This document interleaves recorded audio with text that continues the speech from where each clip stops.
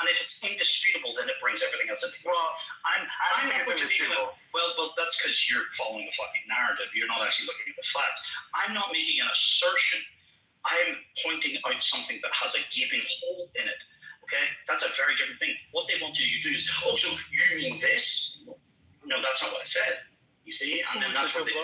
Who is the cabal? Exactly, but you don't have to. You can follow the money later.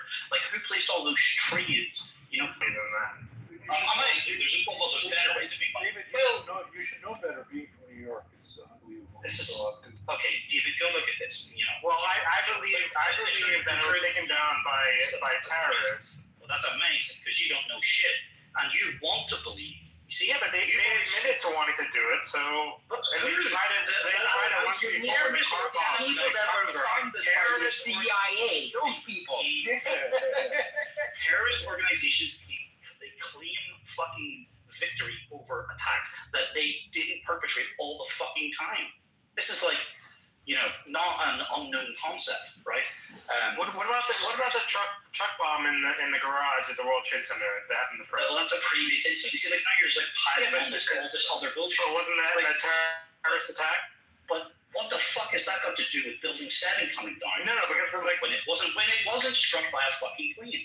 You see, this is where David, you must be trolling right now. Yeah. Well, it would be smart if he was trolling. I'm not giving him that much credit. At the end of the day, coming back to but I think the obsession with Building 7 is. But you see, that's what the Jews want you to say. Oh, what do you You're the plane care? What do you care about a couple immigrants? Don't you worry about that. You see, they always want you to not worry about the thing that you should worry about the fucking most. I don't know. All these 9/11 conspiracy theories always talk about Building 7. David, did a plane hit Building 7? A lot of debris hit Building 7. But some debri's gonna knock it down when they control Building 7. I mean, I was at the World Trade Center. Building 7 is right up against it. It's like, oh my god. These buildings were fucking designed to other time in history has falling debris caused an entire steel structure to fall into it. Never. And there's a fucking it's very rare for buildings to go down. That's not a correct. It's not very rare. It's a never would be the case. Yeah, but it's not a fair thing because it never happened. Even what the fuck do you know? You know nothing. There's a professor. I think there were professors in a university. I think it's in Alaska, Fairbanks, maybe something like that off the top of my head. And they got the designs of Building 7 modeled by floor by floor, and they 3D modeled it. That technology wasn't easily available in 2001, I'm guessing. But today it's called FEA, finite element analysis. And by the way the videos show, and there's many different video angles of Building 7 collapses in on itself. Very key point. The only way that they can model, and these things are very accurate. Today's the finite element analysis. The only way that they can get Building 7 to collapse in the way that it did in real life, as it's documented on video, is to remove over half of the internal columns within it, which would only be possible. That's ridiculous. It's not ridiculous. Shut the fuck up, David. David, I'm gonna fucking kick you. Because this is just ridiculous. You're a fucking retard. I mean, again, let's put it like this. Do you think at the time, right? Do you think like that's the easiest way to do this? Like even if, right? How about forget Building 7? How about this? From Haaretz, the Jews themselves, written by a Jewish author, state, and this is like the fucking ones, where Odigo, which is a fucking Israeli-owned messaging app, they acknowledge in their own words, reported in Haaretz. This is the Jews talking about Jews, by the way, not a conspiracy theory. That Odigo, that there was a message sent out in advance of the attack by a number of hours, I believe, in Hebrew. Interesting, in Hebrew, that warning them of an attack. So let's just remove everything else, whether it's Israeli or whatever or not. How that means someone had prior knowledge, nigger. Prior knowledge. I mean, there's a lot of circumstantial. Like the guy who owned the buildings. Oh yeah, 4.85 billion. Massive. Lucky Larry. He didn't need that insurance payment. So he was already No, wealthy. he didn't need The it. building was already profitable. It was like 90% rented already. David, he had to leave by That's his a terrible own argument. admission. By his own But admission, again, he had to leave on the news. David, it's one of many arguments. You have Lucky Larry.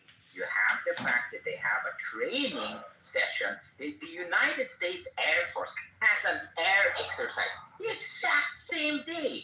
Where they're like, oh, you know, we were training for a terrorist attack, and we're Yes. doing it on this day. And the air Very bad crews, timing. literally had to ask, is this real world or not? When the Well, that building was already And targeted by terrorists. 2 days prior, It's a Donald fucking Trump's operator. He's mentally confused. the $4 million policing, they get hit by this massive. How many? And the perhaps most surveilled business, astronomical. surveilled business or building in the fucking US. So Because they only have one camera. They only have one camera of the quote unquote plane hitting it, which looks suspicious. how like a fucking many astronomically fucking And in See that? A plane did it. A plane took off from Newark and it hit the Pentagon. election fraud stuff. Judicial Watch back in the day had to fucking sue the government to release the goddamn footage. There was literally no footage of this mysterious plane hitting the fucking Pentagon. And there were That's no because the wreckage. plane was There traveling so fast. David, shut the fuck up. You have no idea The whatsoever. plane was at like no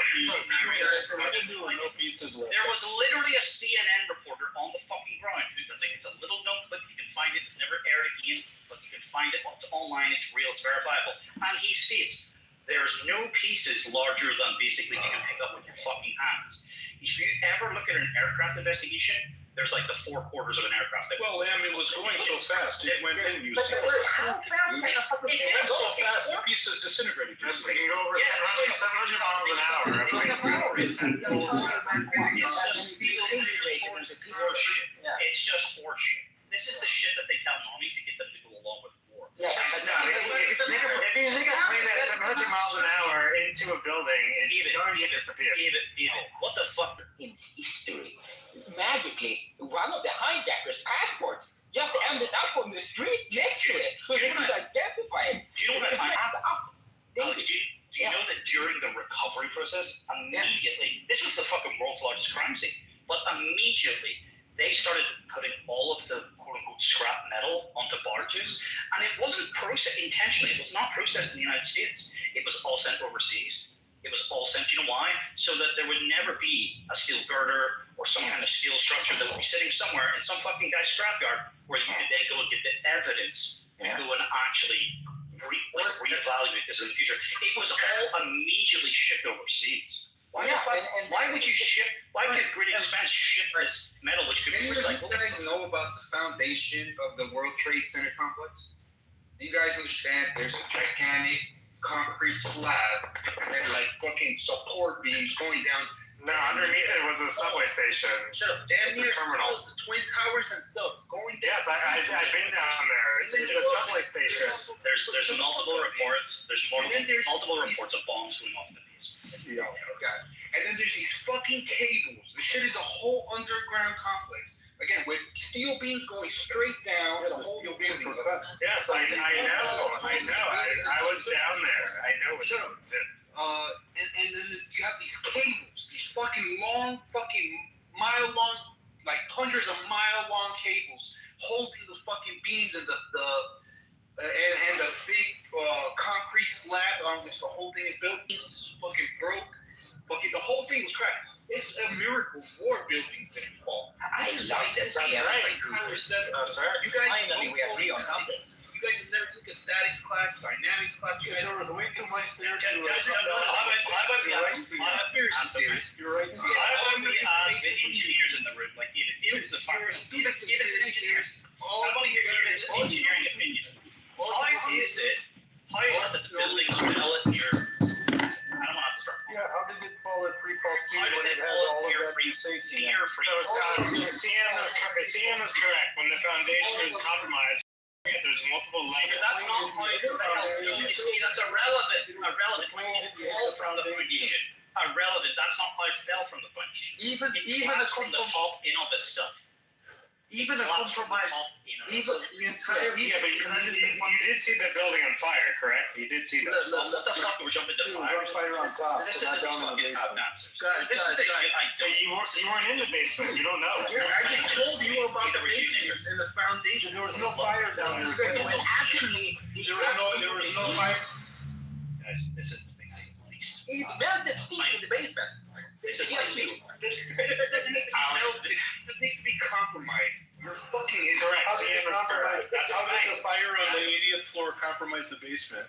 No, but the subway station underground also goes through building 7. It goes through the entire World Trade Center area.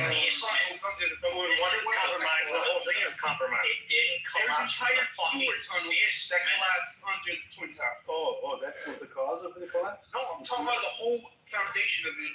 Yeah, how did the foundation collapse when the... This Yeah, guy- why? 700 miles an hour. You're a physicist, man. You should do better than this. It also Stupid, dude.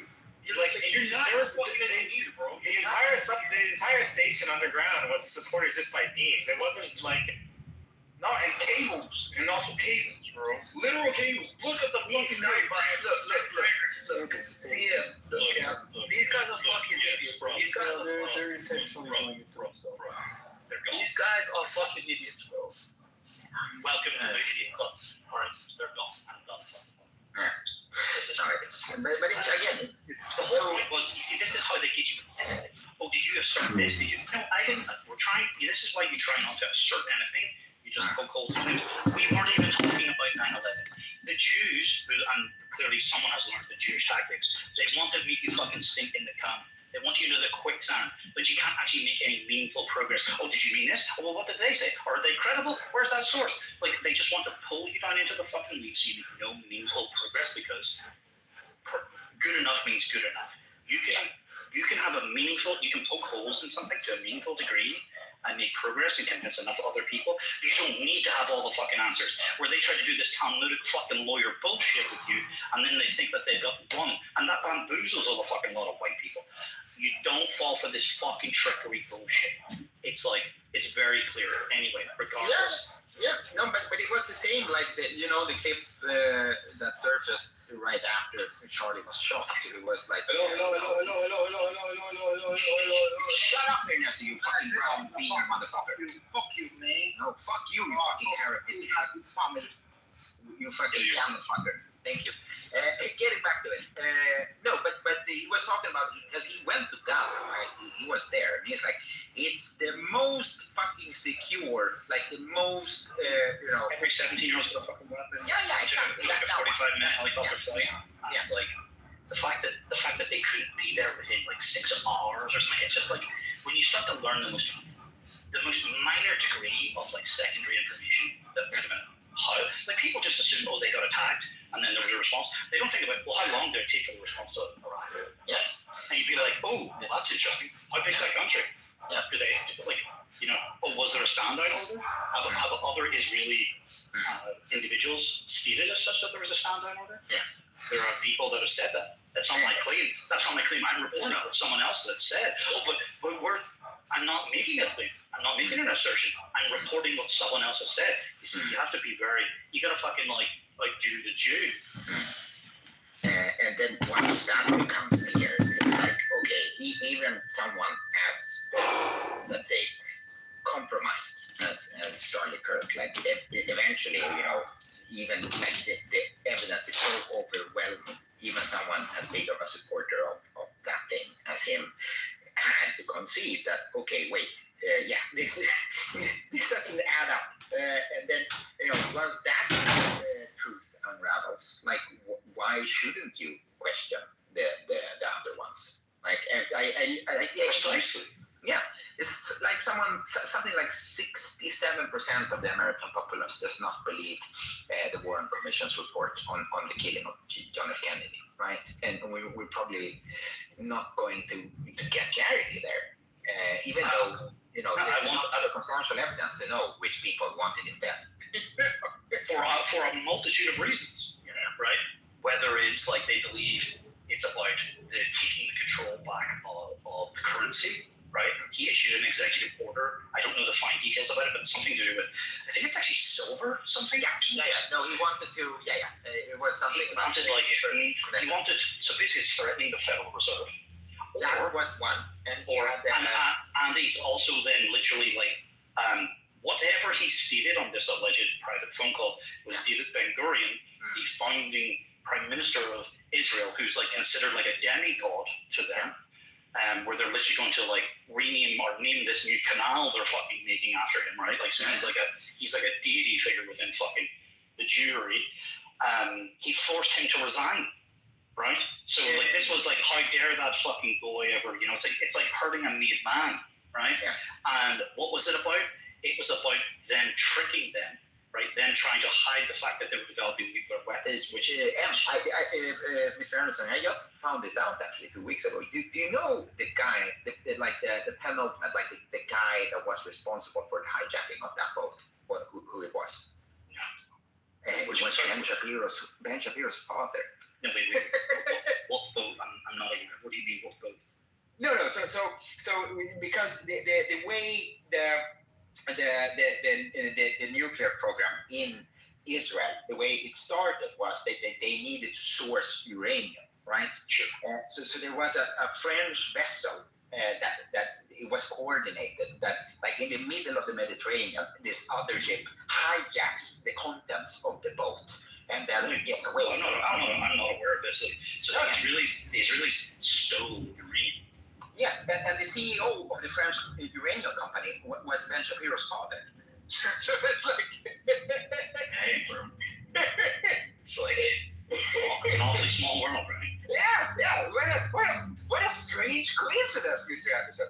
But no, so it was operation. So essentially, like they had already coordinated beforehand, but they needed possible deniability, right? So it was like, someone, a pirate, just fucking stole all our shit, and it's unfortunate. That's what happens when you just travel in an unmarked boat in the Mediterranean. So that's how they started their nuclear weapons program that they still to this day deny. Of course, but which of course is amazing because even if Iran denies that they've got nuclear weapons, we'll go and bomb the shit out of them. Yeah. So why don't we place the same scrutiny over the Jews? No, because they're our greatest ally, of course. Really? Which conflict is it that they've ever fought alongside the US? Yeah, it's a good question, Mr. Anderson. Joe blows my mind. I learned in the past year or two that even Australia, who had no dog in the fight, Australia fought in the Vietnam conflict, not Afghanistan, right? Which a lot of like allied forces, right? So like you had you literally had by the end of it, because Afghanistan was going on so long, you literally had I think it must have been even Sweden. They were like, can we use some of our jets to make them basically war proven then, like they're deployed in the operational theater, right? Mm-hmm. But so they were like, that just became like an exercise for the military industrial complex, and even what did Sam say? It was just a rinsing the tax bases of the developed Western world into the hands of the technocratic security state. But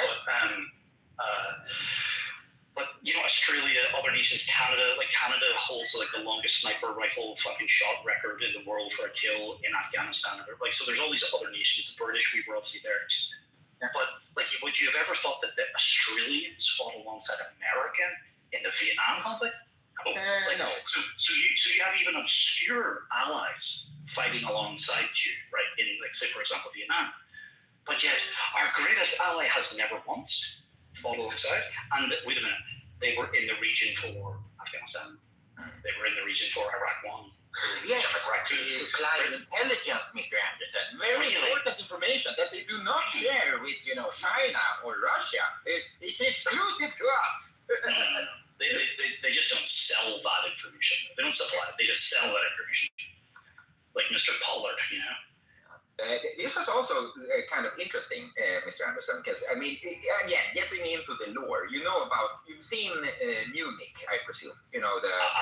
Joe's funny. Yes. Yeah.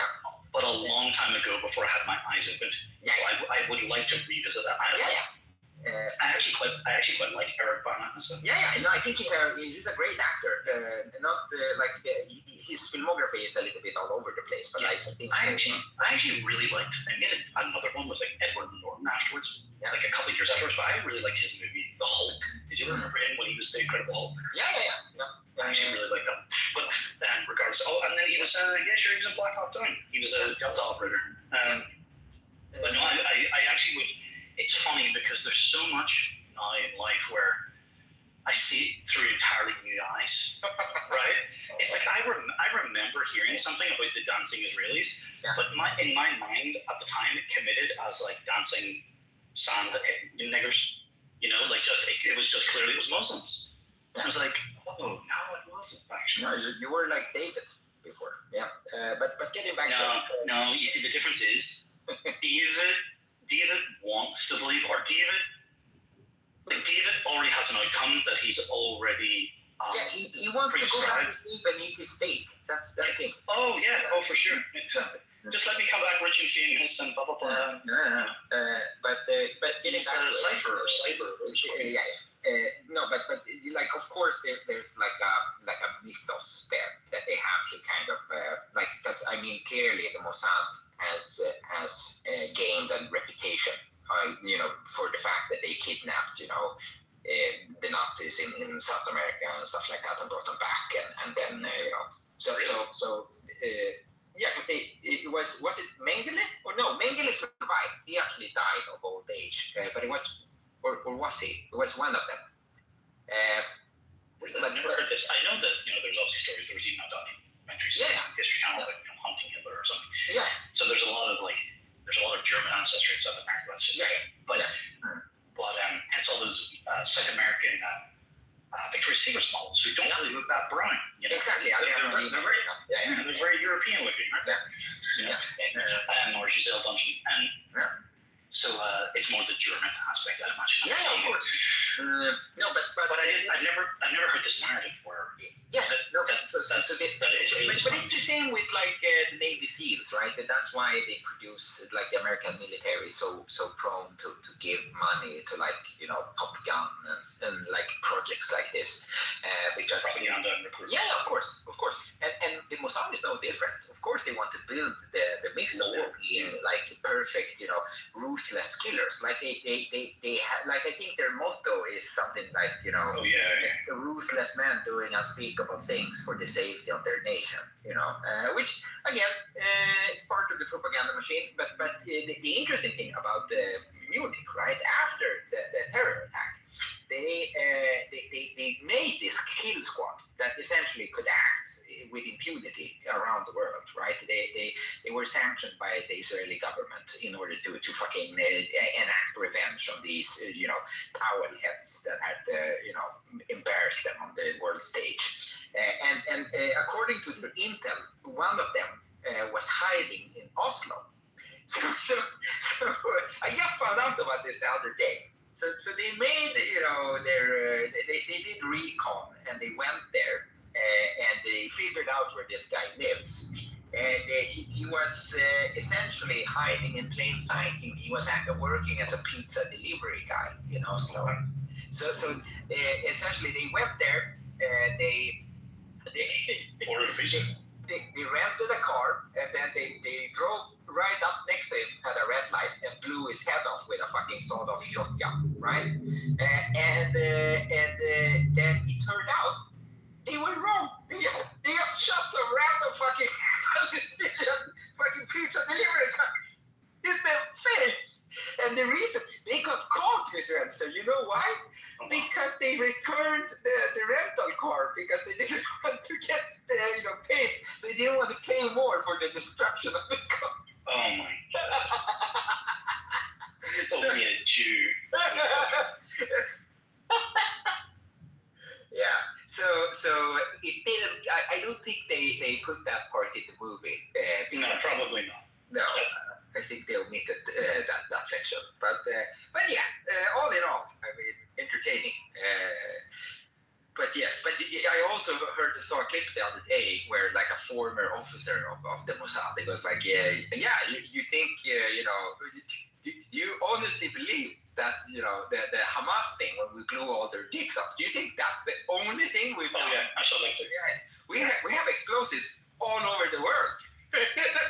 So he said he was responsible for initiating that policy or whatever, that strategy. And that's the thing, like, it's not like, even if you want to, you know, be as graceful as you possibly can and take, you know, the most lenient position and be like, okay, you know what, we understand they're in a difficult situation, essentially all their neighbors want to kill them, they have to think outside the box in order to do this. But it's like, it's not like he said, allied nations are safe. He didn't say that. He said all of them are possible targets. And to be able to say that and boasting about it, it's like that should not sit well with you, regardless of where you are in the world. That is a problem, you know. And when you actually hear what other intelligence agencies think of them, like from either like retired officers or whatever themselves, it paints a very different picture. Like there's this guy who went to prison, who does those sort of rounds because he's had to write a book because he's like basically unemployable otherwise. John Kirkcow or something. It's like a Greek surname. I don't know what it is. Oh yeah. He used to be an intelligence officer for the And like he recently enough got on the Rogan for the first time, but he's been on a few other podcasts. Yeah. And he's talked at length about how the fucking Mossad, every time they came to the fucking Langley headquarters, they tried to bring gifts and they're all bugged, and it was like every single time, like without feeling, even though they were told not to fucking bring them or whatever, they try to bug Langley every time they fucking go, so they have to meet them off site, and that it's almost like universal that no one fucking trusts them, and like no one theoretically, unless they're a fucking Jew, like probably therefore like the rank and file, like the lower ends don't like dealing with them. And even seems like the guy who allegedly killed the Navy SEAL who allegedly killed Osama bin Laden, what's his name, Rob something? He it was during like at the end of the Afghanistan fucking withdrawal fuck up or something. They were talking at something. I think so. I think it was around that time. And he tweeted something about, isn't it funny how like every time we train with the IDF we always have to lock up our gear? Because why? Because like one of the things about the US and British Special Forces is that, which is like, look at the F-35 for example program. There are tier 1 partners, and then there are other, you know, like Israel gets its own little version with like watered down avionics, right? Yeah. Oh, we've got special needs. They'll fucking tell you. It's like, no, you don't. Anyway, but we don't trust you with the full source code for you know, the full suite, because you'll sell it off, you know, and give it to the fucking enemies. That's why. But one of the things about the US and British Special Forces is we quote unquote own the night because of our night vision capabilities that other people don't have. And like what will happen after the withdrawal of Afghanistan is like you see all these fucking Afghanis today running around in fucking Humvees and Blackhawks. Well, those night vision goggles would have fallen into the hands of to Russia and China to be reverse engineered. But this is why Rob O'Neill, that's his name. I was talking about having to lock up their gear because they couldn't trust the fucking Israelis, right? The IDF from not stealing their fucking gear because it wasn't shared with them. Not everything was shared, but it's the greatest ally. No, but it is interesting. Like, you say what you want about the inefficiencies of sovereign America, but it's like the Venezuela thing was actually quite something to behold. Supposedly, I don't know how big was the fighting force? It was like 20 guys. I don't know, but there was like 150 aircraft in the air. And they like. Especially like essentially like ground force. Well, how many? 26 tier 1 operators against like 300 fat fucking communists getting fucking mocked. Straight up, just fucking massive. Yeah, but they did have the full suite of support. Sure, absolutely. The 18 Growlers, F-35s, ground strike capability, and F-22s in the fucking air just in case any other jets came up in the air, they would swap them down. I mean, Maduro. And there would be a whole suite of just drones right, who've been loitering for months, just continuously monitoring the situation. But apparently they had an in, like a mole. Maybe that's the guy who wanted the $50 million, right? It was a bounty, I think. Yeah. But apparently they had intelligence, because they started training for this back in August. Yeah. So like they had his pattern basically locked down. So like the worst case scenario would have been basically another, Mogadishu, another blackout. Yeah. So But super impressive. it's going to be interesting to see also what happens ultimately with like Greenland, right? Not that it's going to be a fight whatsoever, but it is going to place Europe in a very awkward situation where I don't know. They're going to accept it, of course. They've got no choice. But I think it's a bunch of bullshit. I think we're basically, what Trump is doing is forcing the world to, this is actually just narrative, right? Yeah. I believe you can tell me I'm wrong, right? But the world is this way, right? We literally have been talking about these past couple of generations about the rules-based order and the blah, blah, blah. It's like, no, it's always has been and forever will be might is right. Yeah. And if the US just wants to come and say, we're taking over your country, you might be able to put up a fight, but you're not going to win. And also, it's such a big fight, the deterrent says you probably won't lift a finger. Like, if the US wants to take Greenland from Denmark, sure, they could argue it's the end of the deal. It won't be the end of the deal. That's just like, whatever. In one administration, it will self-heal itself and it'll be back to normal or whatever. But they can't stop them.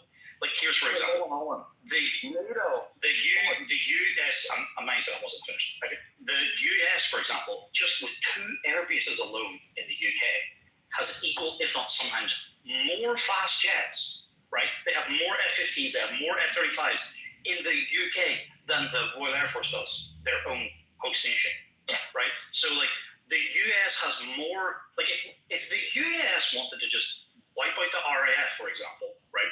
And I'd imagine they'd be really smart of them to have, like, a really secret back door that even the other, tier 1 partner, the Air Force doesn't have. And they could disable the F-35s on the fucking ground. And they could take over the air domes to the they could just seize the UK. We don't have a nuclear deterrent. Our nuclear deterrent is meant to be a continuous at-sea deterrent with the submarines. Our submarines aren't even at sea 24/7 because we're down to so few of them, and one of them's in deep fit, refit, and then one's always in training or whatever. It's like, we're a joke of a fucking country. And most countries in Europe and their militaries are fucking... Nigger, shut the fuck up. Most countries... You're acting like a nigger. Yeah, you're acting like one. You're spiritual.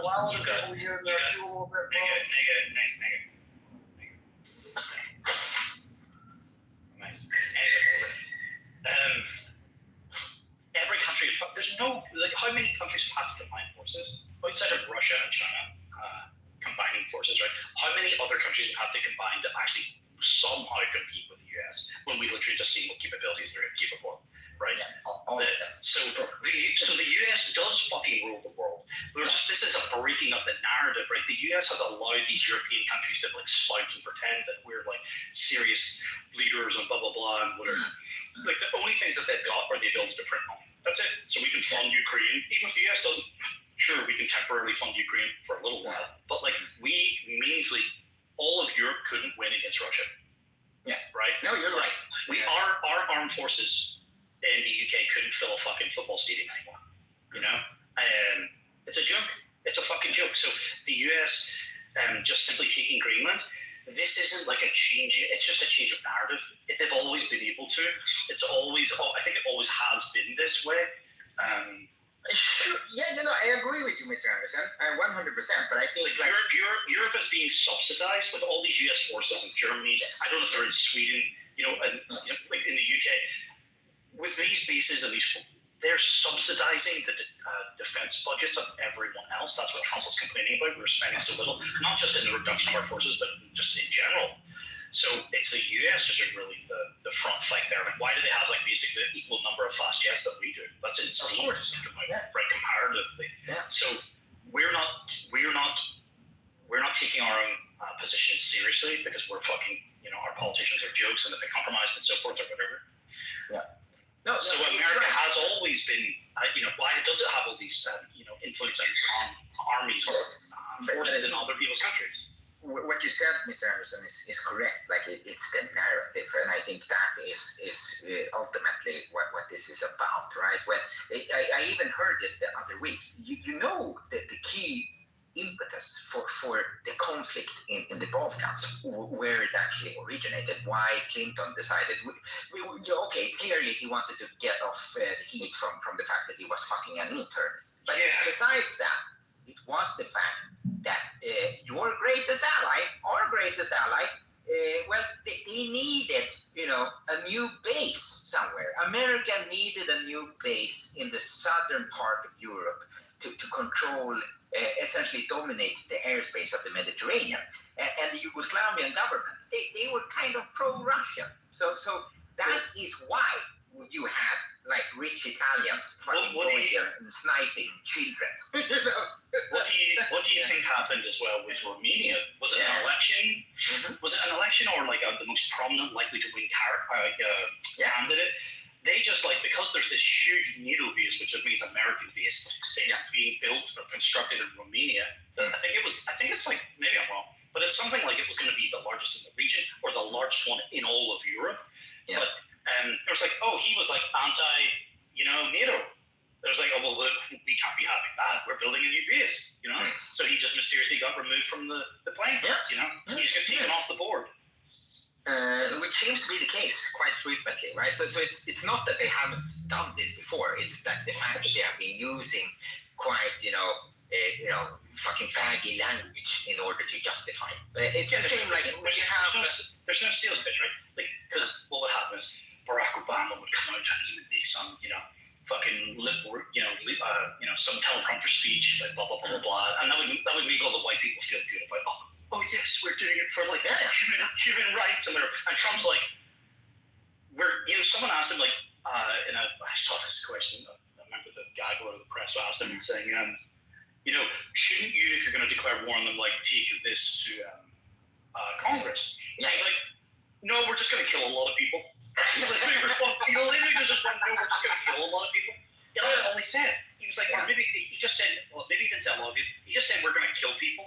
And I was like, what? And it's like, the problem is it's also with, no, we're just, they took our oil manufacturing capabilities, because apparently it was all US funded historically, I don't know, in the 70s or I don't know when it was, but apparently there was all this huge American investment in the oil industry there. Yeah. And when either Maduro or whoever it was previously, but they just nationalized it and they just seized it. Yeah. And Trump's like, no, we're taking it back. We're going for the oil. Not about the Jews, because Maduro's anti-Semitic and whatever. Hey, maybe, I don't know. Maduro is actually a Jew, but he's an anti-Zionist Jew. But he is a Jew.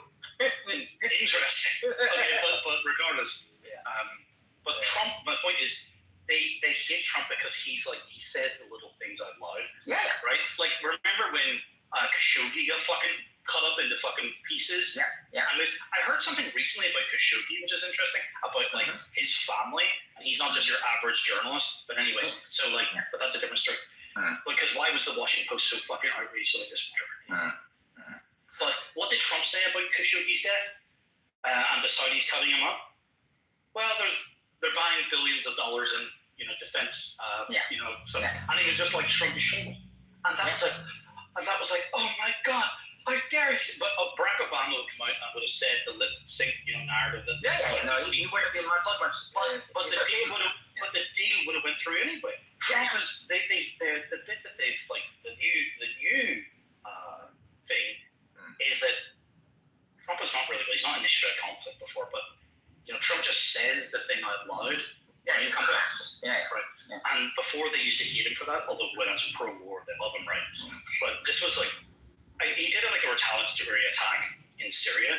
They dropped 30 Tomahawk missiles on an empty fucking airbase because of something, some gas attacks or something. But it was all meant to be bullshit afterwards. But because he seems to prefer surgical strikes, one and done, or a big show of force with a threat to hit again, and then they back down and they don't do anything. He doesn't want to do on the ground conflicts, land invasion, fucking occupying force, and a forever war, which the military industrial complex wants. So I was actually kind of surprised that he given his like restraint on other conflicts, that they did this and they did it so well. Like one aircraft got hit, but everyone made it home. It was, all things considered, kind of almost a perfect operation, which is kind of insane to say. Yeah. No, but they probably learned a lot from like the fucking like the Iron Claw thing, like what went wrong the other times they have tried to do this, right? But getting back to it, it's kind of interesting seeing, you know, like the new, like the way the administration handles this, and then you see like the old kind of guard, like the old foxes, so to speak, when they are trying to, like, because there's this funny clip, right, where you have a joint there's a joint press conference where Donald Trump and Lindsey Graham, he really sounds like a closeted faggot, right? But he's like, well, you know, we got these narco terrorists, we've got this narco terrorist president, and we are going to save literally tens of thousands of lives in America thanks to this. You know, this is a narco terrorist state, and we are very happy that we got it. And then, you know, literally not even 2 seconds after he says that, in order to shift the narrative away from the fact that they are doing this for oil, Donald Trump goes, well, we also got the oil. We just you know, it's like, bro, you can't catch a break. He's trying to sell this for you. but he's so like it's almost the same reason why I respect the Daily Mail, even though apparently the Daily Mail can't be cited as a source of fucking Wikipedia anymore. Because not only, well, it's a little bit different, but I don't know why this came to mind. But the Daily Mail, not only will they post complete, absolute bullshit and lies, but because they're so shameless for clicks, they'll even post the truth when no one else will, right?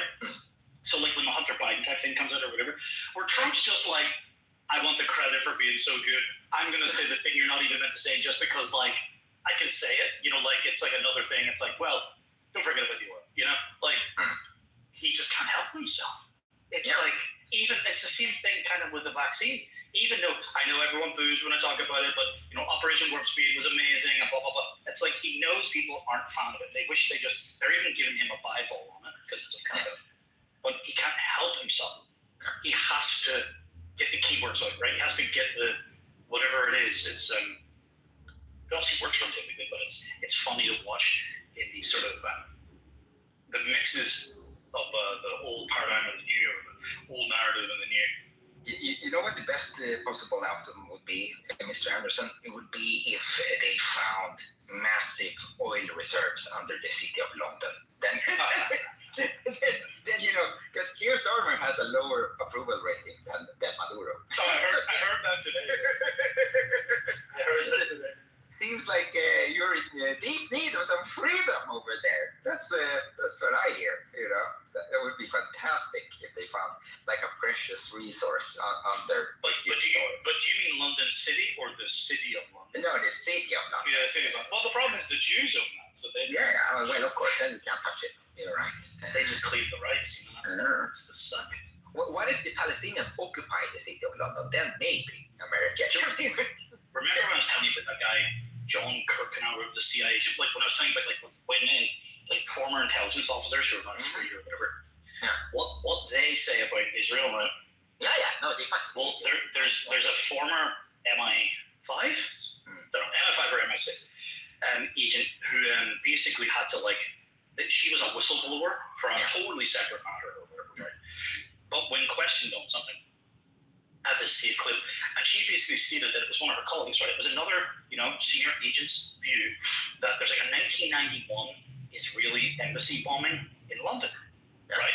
Because the Israelis were asking for like additional fucking security. Like they were demanding additional concessions, additional you have to provide us, armed police outside. You have to protect our diplomats. You have to whatever, right? We're so fucking special. And it ended up becoming the position of MI5 that internally, it was not in the public report, that it was their position that, it was their position internally that they actually bombed their own embassy because although they pinned it on two, sort of fucking Palestinians who actually went to prison, it was primarily down to the fact that no one actually got killed. But the sophistication of the device was at the degree which even the IRA, who were prolific at building bombs at that time, couldn't even build, right? Because it's a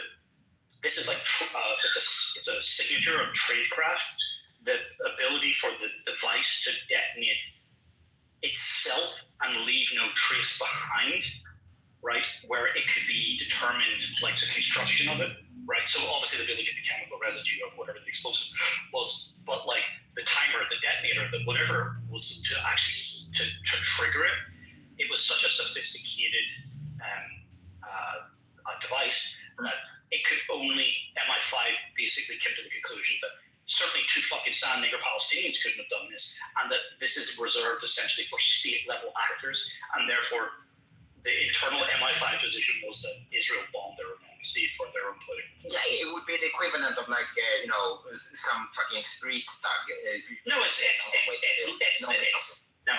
equivalent of the fucking kites going outside and spraying a swastika on their own fucking synagogue and going, "Oy vey!" Right? Like, help me, the Nazis are coming. It's like, why do you get spray paint on your fingers, nigga? But so they're very adept and very willing to do things as egregious as literally bomb their own fucking embassy to gain, whatever the influence, that they want. That's. I mean, again, it's part of the modus operandi. But coming back to sort of like way sidetracked with fucking 9/11 and all sorts, what do you make of the Charlie Kirk thing? Because like, there's no way that the rifle that they've seeded, we're just using them, holding them to their own standards. It's what has been seeded by the government. This 30-06 thing, right? Which is not a small caliber rifle, right? There's no place on earth, like maybe like a smaller round up close, where like I remember when I was doing my training in the Air Force, like instructors, from basically our army within the Air Force, the RAF Regiment, Royal Air Force Regiment. So they would be like the equivalent of the Navy has the Marines. Well, the Air Force, we have the RAF Regiment. So they'd be like paratroopers, basically. And I remember one of our instructors telling me about like basically bullets do crazy things. It's when we were doing our first training, first knee training. And like, let's say someone gets shot in the hip, like a big bone. If that bullet hit the bone, it bounces. Right, so a 5.56 will not. It's they don't have it's not a 50 cal round, right? It's not going to just destroy everything in its path, and so you're not going to get a clean entry wound and exit wound in like a straight line. That's kind of what you're like. You got to look everywhere because bullets do crazy things. It could literally hit their hip. It could then hit their shoulder. Yeah, it can bounce inside. Yeah. Right, but they also said about there's one time he was talking about personal casualty that he came across where like they couldn't find an entry wound. There was only an exit wound. Because whatever it was, like the velocity or the fucking suction, or there was basically, it sealed itself. I don't know what, but he's basically said there was no sign of an entry wound, but there was very much an exit wound, right? Where's the blood? Where's the exit wound? Where is it? Or even, and that's like a miracle. That's an exception when there's like this fucking vacuum-like ability where it almost seals itself right from it being hit. Where's the blood? He's wearing a fucking white shirt. There's no blood on any of the fucking security detail when they're fucking taking him away. Where's the blood? But there's a lot of different narratives being presented, right? You have the one where they say but that's just a simple question that cuts through narratives. It's like, where's the blood? I'm not saying he's not dead. That's not what I'm saying. I'm just like, where's the blood? It doesn't make sense with the fucking rifle that they're talking about from the distance they took it about.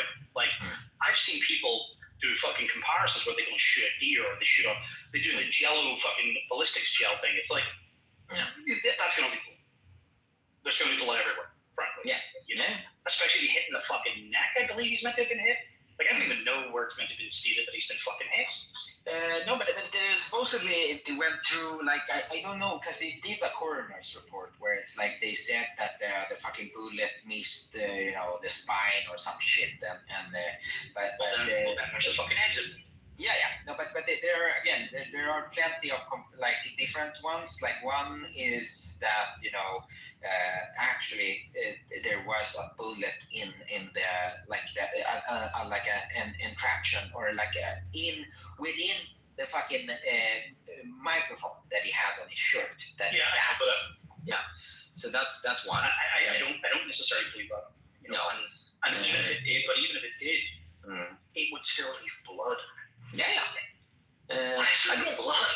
Yeah, but it could be also, Mr. Anderson, if we like again, I've not been privy to many people being publicly assassinated or shot through the neck, but the amount of pressure and force that exists within the body, especially if you're like a healthy man, right? You can essentially empty your entire fucking supply in less than a minute, right? So I'm not saying that could be the way the average man carries about 5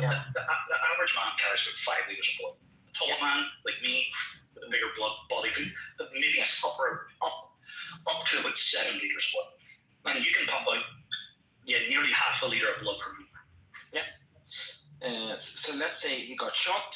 The fucking thing, because you saw something flying out of him, right? Like it's not like he kind of jerked. But I've heard that and maybe it makes sense because it's a low quality video or whatever. It could be his necklace moving with just the motion.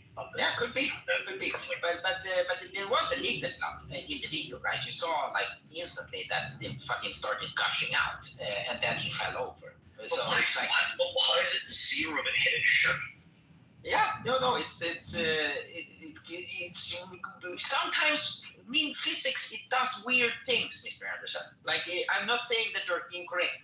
Like, there was another theory that, just before he was shot, one of the security staff was, talking to someone with a big beard, and supposedly the guy with the big beard, it looks exactly like one of the biggest special effects guys in Hollywood. So that's another angle, right? That it's like some fucking, special effects thing where it's like just sprays everywhere except his fucking shirt, and then they carry him away. But again, like when it's such a public thing, the weird part about this is not necessarily but why special effects? That would imply that he's in like witness protection. He's in Israel. No, the weird thing to me, at least, regardless of all the things we're discussing right now in the fucking thing, is the fact that they the same way they did 9/11, they started cleaning that shit. They started, Oh, just like what was the name for him? Retardy fucking Oswald. The fucking kid that shot Trump. You've got FBI agents. Since when did FBI do fucking cleanup? There's little whole companies after people have been murdered or in house or whatever. But they cemented the entire floor under it, right? No. But when they shot Trump, there's a fucking FBI agent on the roof hosing the roof down. Yeah.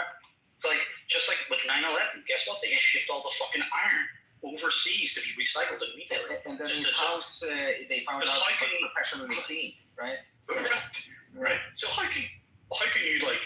Let's say you get a new team in, an uncompromised team, right? A different coroner, a different medical examiner, or a different whatever. You get a different, structural engineer, whatever it may be, a different whatever scene that's necessary. And you can't get a second opinion because it's gone. The evidence is gone. Yeah, that to me is the most. That's the biggest telltale sign of fuckery.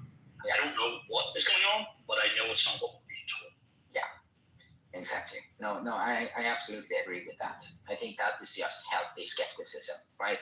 And then, okay, you could talk about culprits, you could talk about motives, but just the fact that, the proper investigation is needed, and not even 24 hours after the incident happened, they started fucking cementing the entire floor. It's like, that is very suspicious. Very suspicious. Like, at least close it off for like a month. So they can do proper investigation, that's the thing. It's like when a local small town sheriff or cop or whatever, some local crime, you typically or even like with Lou passed away. Yeah. We're gonna get something from the medical examiner. Yeah. which is going to give us a toxicology report. It's going to say that, like, because Evtol, I think, said that someone, because he had a recent big motorcycle accident on his leg. Yeah. And they said, look, the most likely, if I look at because I think he's a physician or something, I don't know. Yeah. But Yeah. the most likely outcome or whatever is someone who's, if I looked at a young man, 34 years old, who just, recently had a fucking motorcycle accident and a serious leg injury, blah, blah, blah, who died alone in his apartment or whatever, one of the first primary things you may look for is a blood clot. Yeah. Right, from the leg that either got released and then or whatever. And I was like, wow, that's very interesting. Now, but the difference is, I think we have now been told a little bit more than that, but I'll not digress for too much. But what ends up happening is the more that you find out about these typical, like, normal world things, normal crimes, events, situations, is that as time goes on, your questions reveal answers. Your questions don't reveal more questions. Right?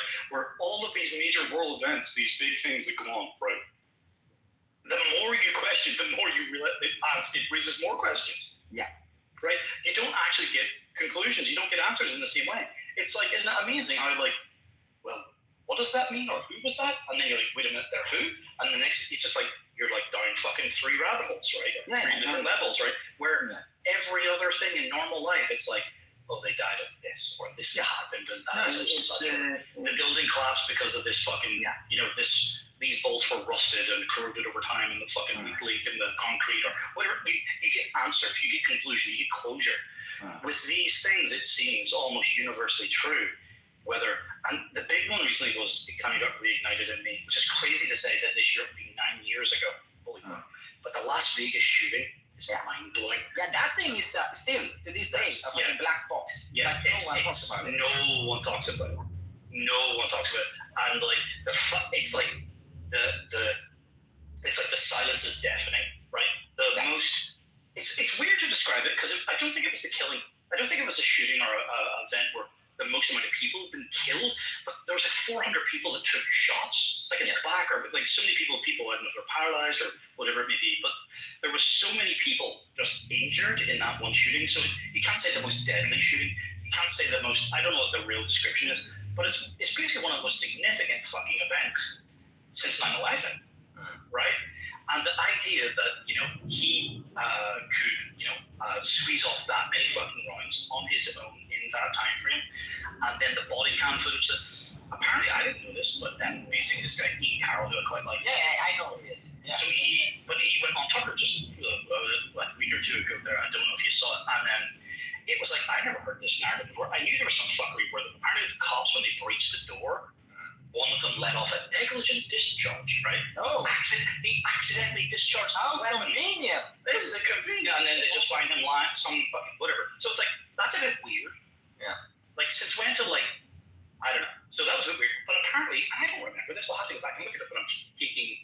If Tucker published this online, right, but like without, any, opposition to it or whatever, I'm assuming that it's true.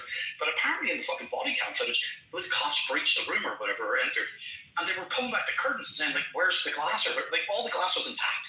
I'm like, wait a minute, what? Yeah, so there's a lot of things in like the circumstantial evidence, like the fact that the amount of rounds that were released, the fact that there were choppers there, right? That they were, and then where did all the choppers come from? Yeah, the choppers without transponders. Yes, right. But I learned a lot of things. Like, I thought I knew some things because there's all these other shootings later on in the night, reports by other casinos about, like, oh, there's a fucking, there's a, 2 suspects or 2 people fucking having a shootout in some fucking other casino because someone has done a full Google Maps of drop pins of I've seen that matter. Yeah, right. And it continues like 2 hours after the actual event, right? Yeah. And but no, the thing which I really learned from that more recent podcast, which I'd never heard before, and I thought I paid attention to this stuff before, like obviously it was 9 years ago, but. Do you know that do you know about the quote unquote Saudi connection to this? Yes, I was just about to mention that. But do you know that the week or month before, I think it's the month before, right? And these things do take time to build up. Yeah. That the Saudi Air Force had like an expedition, or they had a operation that they ran outside of Las Vegas, So there was a whole buildup of Saudi Air Force in the region. Vaguely. Right. And then not only had there just recently been large groups of Saudi military in the area, right, officials and so forth, but they have just acquired this small, almost like the Little Bird. What the Little Bird is? It's a small helicopter which they would have used. The one they used in fucking Venezuela. Right? Yeah, precisely. Still using it, right? Yeah. So but there's like some new version of basically the Little Bird, but that's like an MD-500 or MD-5 or whatever they're called now. But that's a military variant. But there's some new version of like Boeing where like this thing can be like, it's so small that it can be literally folded up and put in a shipping container and trucked away. Yeah.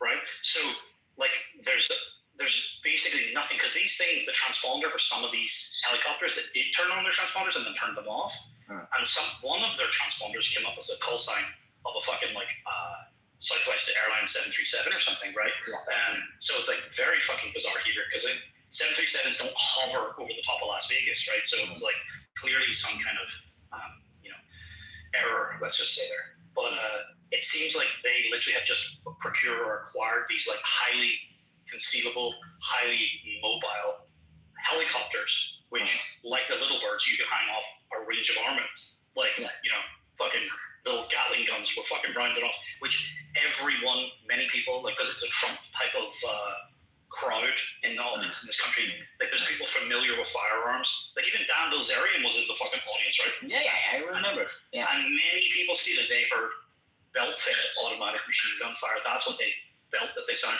But the seated narrative, it's all bump stock ARs, right? Yeah. It's amazing. But yet they found loaded AK magazines in his room, but there were no AKs, right? So that would lead you to believe that a bunch of Saudis, if they were there, they might pick up the weapons they're familiar with, not bump stock ARs. They would pick up the AKs, and maybe they just take all the ammunition with them, right? Why do we have all this loaded ammunition for AK rounds, which is 7.62, right? It doesn't fit an AR, which is 5.56, right?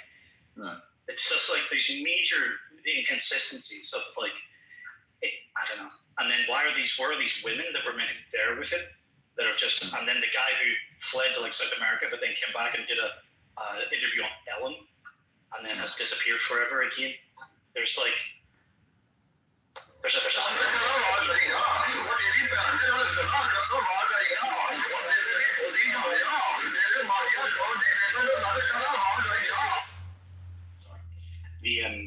again, the more that you learn, the more it reveals more questions, and it's just mind-blowing. How the silence of it, and how also why didn't the Democrats use it to beat everyone to death with an anti-gun narrative? Every time there's a fucking shooting, this is the largest one, right? And yet there's no anti-gun narrative. Yeah, it's interesting. No, but the entire thing smells to high heaven. Like it's something is very, very fishy there. But again, as you say, I don't know who benefits though. That's really what's unclear. But if it was such a thing to the degree that it possibly could be, like for example within the Saudis, that means Trump was involved. Could be. Yeah. Like that couldn't go on without his knowledge. Yeah. Like even if he's just been quietly told in a skiff, right? He has had a can of shut the fuck up and never talked about that. Yeah, of course. No, but it's the same with like the appointment of J.D. Vance, right? It's like essentially like they told him.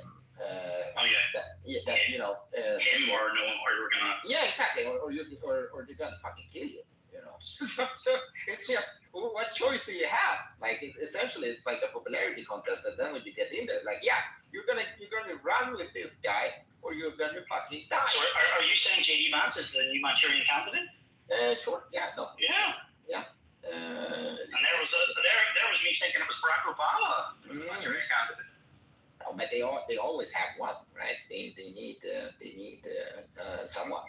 Like a firewall that ensures that they get what they want. It's crazy to me that one of his teammates is called Vivek, and they like both him and his wife. I was like, You're such a cunt, bro. You cunt the fuck. No, but I'm thinking, I'm seeing this. If we're looking at it from like a narrative perspective, him fucking deporting his wife and children and then marrying Erica Kirk is like peak, W. Except, she's basically a Jew. What is this clip? She said some shit like, and she's always crying. Yeah. And she's always like, she's literally always, I don't know, she's always dressed, I guess, I don't know. She's completely covered in jewelry. Yeah. It's like, what is this about? Is this like this is like in Casino, where she, like, Sharon Stone is like leaving Robert De Niro, just wearing all the fucking jewelry. She's like, this is how like estranged women or like, newly parted women are meant to wear all their jewelry or something. I don't know. But she's always wearing all this jewelry, and she's like always just crying, right? But she's only crying interviews, Mr. Anderson. She's smiling like from ear to ear when they're collecting money. all the way to the bank. That's right. Yeah. But she said this fucking thing. It was like, Yeah, I know what you're going to say. Shabbat Shalom, Daddy's home, fucking, nigger, what? What the fuck did you just say? Yeah, It's like, yeah, but she's Jewish. Her entire family is like half of it is at least. well, but her dad is meant to be like some fucking executive for Raytheon Israel or something. No, they just surfaced. Like he was briefing some part of the Department of Defense or CIA or some shit about fucking nuclear weapons or something. Like this came out like yesterday. Like she's in a documentary about some shit. So she's clearly a handler. That's what it looks like, right? That she was a handler. But you see, the narrative is that he pursued her. Yeah, you're right. No, but I have watched something where it was like some lovemaking thing, like something like, and he was talking about how like she could have been. They could have had 5 different, potential honeypots in front of them, right? And he thinks he made a choice, but it was really, any one of them could have been a handler, right? But he basically was like, it's like I think she applied or something like this, and he basically did an interview, and he was like, he basically like manipulated the situation because he had to like go to Hawaii next or something like that, and he was like, yeah, you're coming with me, and it was like, and then it was meant to be like a job interview, but then it was actually like, no, how do you want to be my girlfriend? And I don't know. So maybe he thinks it was a sincere story. Maybe that's the best way. Maybe that was a really good job. Maybe she's a really good actress, right? And maybe she made him believe. But there's no. I don't know. Maybe I want to say I was going to say that there's no way that someone would act in the way that they're doing. But then again, who the fuck knows? They've been doing so many big shows and conferences. She thinks that she's fulfilling a role. It's like most people are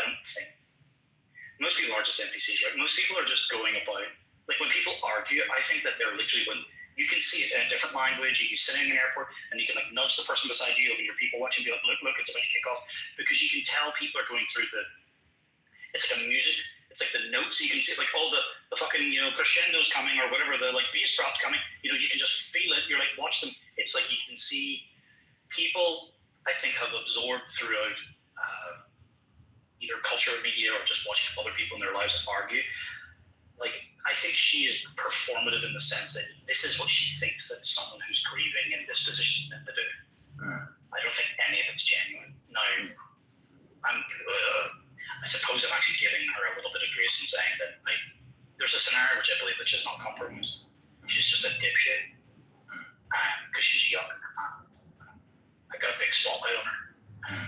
But I also would not be surprised whatsoever if they fully are compromised. Because you kind of can't get to the presidency, which I'd imagine Charlie Kirk had more than thought about, unless you have sold off all your children to Israel, right? Even all of Trump's kids, for example, all of Biden's kids were all married. At least, I think even Hunter Biden at one point married a Jew, right? All the Bushes, I think, right? Only Obama, but then again, Jews don't marry niggers, right? So, I think Obama's the only modern president where all the president's offspring didn't marry Jews. So, is this the dirty deal that he had to do? They're like, we're going to put you in the presidency, son. You got to marry this Jewish girl. Shabbat Shalom, Daddy's home. Yeah, we'll see. we'll see what happens. But yeah, no, it's just fucking bread and circuses. That's what it is, Mr. Anderson. The more I think about it, you know. So yeah, part of me does agree. Part of me, but I also I always want to talk about this. Let me rephrase it. I don't want to talk about the things they want us to talk about. So you see, whatever the current thing is, right? My phrase throughout COVID, the current thing.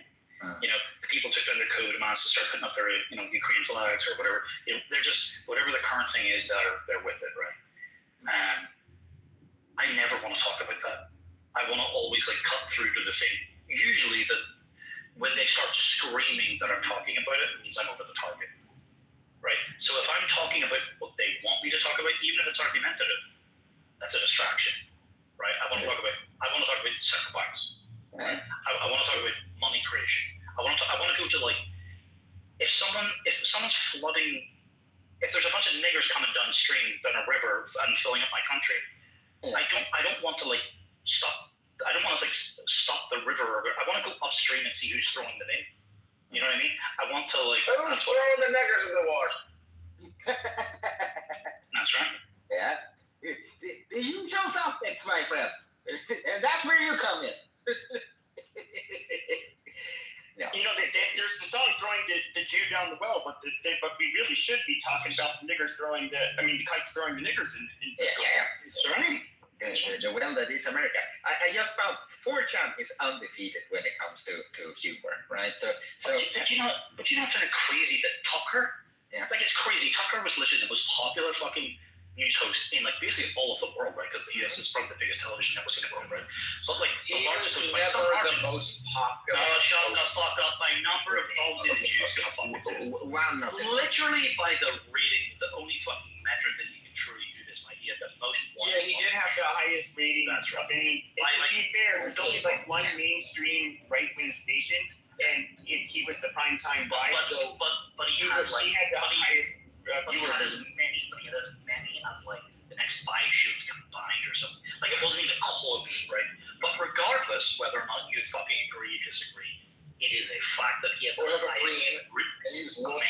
Amazing. You're just begging to be kicked, aren't you? Amazing. No! Free speech! Well, come on! So, this is it. They want to see, well, what, is that credible? Where's your source? This is just a Jew move. You can't even have a real conversation. I like to have a real conversation. Fuck up. No one was talking to you. What's amazing, Alex, is that just a couple of years ago, right, Tucker was fucking mainstream as it comes. So fucking TV show. He is now going warp speed, jumping through 20 years of 4chan memes, talking about everything from chemtrails to fucking Building 7, dude, it's SSRIs and fucking puberty blockers or what, anything and everything. It's amazing because Tucker is the guy, and it's the perfect guy for this, right? He can't do for example, what I think I do when I did things, right? For example, torture people in this fucking app, which is I'm happy to be the battering ram. I'm happy to be the lightning rod. I'm happy to be the guy at the edge of the fucking Overton window that makes people scream when I start talking about topics that they don't want to talk about. Is that how you see yourself? Shut the fuck up, faggot. So that people can fall in behind afterwards, because now we can literally say remigration, and that's openly being discussed in the UK, and that's not something you're going to hear accountability for. But not that many years ago, that was that couldn't even. They just wanted to restrict immigration. Now we're talking about sending people back. It's we're going from inflation to deflation. We're talking about deflation. That's the equivalent. So it's but it's only possible because people as mainstream and as palatable as Tucker. But he's doing a speed run through fucking 20 years of 4chan. It's the real Operation Warp Speed. But Mr. Anderson, let me ask you, because I really want to hear your take on this, right? Because I asked myself this question the other day. Because now you have Slavoj Žižek discussing the Kurdish Jordan, right? So that's where we are in culture. I've not seen this yet, but no. He's talked about the Kurdish Jordan. He's talked about Nick Fuentes as well. And I was thinking, due to the exposure that Nick has gotten in the last, couple of months, especially after the fucking After having Piers Morgan, and me mom, but I have a lot of mixed feelings with this, Yeah. but I love his like Curry. Go fuck your I love that. Man. I fucking love it. So but getting to the core of it, then I was thinking, because during the Charlottesville thing, right? Richard Spencer became kind of like a household name for a couple of weeks. It's not amazing how Hollywood is. He gets on CNN. Yeah. And the thing was that It's like he's controlled opposition.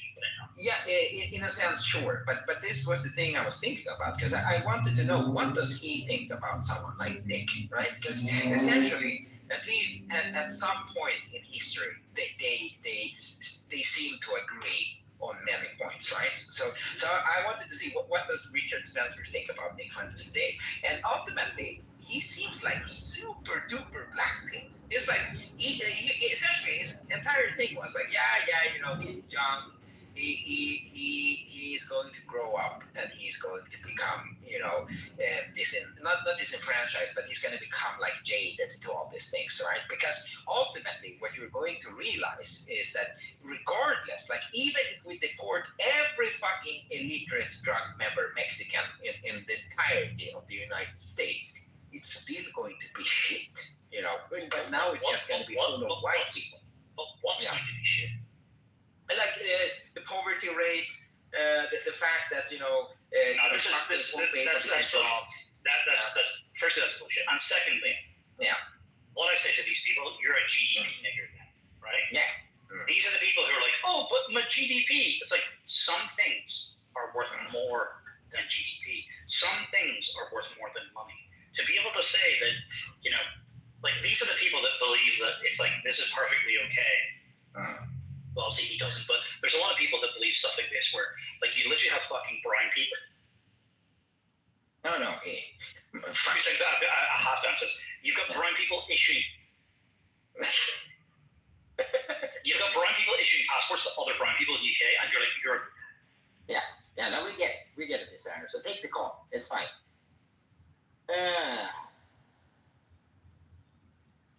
What about you, Pepe? What's your take on this? Do you think it's going to be like instantly better if we just kick all of the fucking pallet hearts out and the fucking all of them? Just if we kicked out all of the like in Europe in particular, dude, kick out all of the Middle Easterners and the blacks, dude. Yeah. Even though they're like fucking stupid, lazy, they live disproportionately on welfare. They're also gonna compete with you guys for power. They just don't like you fucking people. Like people think that they can live in peace with us. Sorry, they can't. They fucking hate us, and we'll never get along. So just fuck them. Fuck their crocodile tears, and just live in your nice white countries as God intended you to. Don't fuck it up. Yeah. Get you. sorry. No worries, Mr. Anderson. No, we were But you get literally get to the point where we've got like fucking non-ethnics or or foreign ethnics, right? Fucking issuing fucking passports. Like you think this. Do you know what I love? I always like. So which of the four countries of the kingdom are you from? Because they'll never admit to being Scottish. I'm not Scottish. I'm not English. I'm not Welsh. I'm not Northern Irish. It's like, oh, they like to pretend they're British, but what the fuck is British? It's one of those four things. Yeah. Right? It's amazing. It's they're just purebreds, and they're just guests, and that means they're going on. Yeah. No, but there is something to be said about this, right? Let's put it like this, Mr. Anderson. You know where I stand in regards to the kind of watering down of Europe. Like we can all agree there, but if I can take. Oh, you mean that Sweden's average IQ is going down? Yeah, that too. Well, I wonder why. I wonder why. It's all the new Swedes, isn't it? Right? But let me. But they're just as bright. They're just as bright. But that's the fucked up part is that Sweden. They think a lot of Jews have declared that Sweden is just like one of their main enemies, but. You get get this one fucking rabbi that goes to Iceland of all places and places so nice. You can like a month later. You can leave your babies like outside, of the store, and nobody touches them. This is so high trust. And this fucking kite is sitting here saying, Iceland needs more diversity. And it's like, seriously? Can you go anywhere without fucking the place up? Like, seriously, we should go to fucking. It's like I almost like just because of how like. You guys are super Almost like, well, you know what? Fuck, you guys probably don't deserve a land of your own then, because you just. But Pepe, that's not you just love Iceland. fucking up everybody else's place. It's not just Iceland as if they're like an island nation. Like that's the norm in Norway. I was blown away. My sister, my brother married a Norwegian girl, and they leave their kids in the strollers, what we call prams. Yeah, outside. When like literally in the fucking cold, in the snow as well, which is so bizarre to me. They leave them outside when they go like into some small stores or maybe It's like good for your health. I know, but they leave them basically unattended, right? As in like You know why? they're They don't have any niggers in Norway. that's right. No, you don't have any. Let's be fair, okay? Like I'm even somebody like me who's more Southern European. Like Northern Europeans are just I don't think us Southern Europeans can live like that. They're just like a little different. Yeah. That's why they should not allow Jews, they should not allow people of color, and they should only sparingly let in non-Scandinavians into places like Iceland. But Pepe and Mr. Anderson, let me play the GDP nigger devil's advocate here, okay? Just to iron this out. No. But what I'm saying is like we can all agree that if the way they have handled this, right, in the past, 30 years has clearly the outcome has not been desirable, right? So we could make the argument, that tomorrow by decree the European Union decides. Edict of expulsion. Yeah, okay, we do that, and then instantly overnight, because Denmark, they released a study like a month ago. It was in late November. They had, because they love collecting data. Yeah. Not to say that they might be collecting secret data as well, but that's beside the point right now.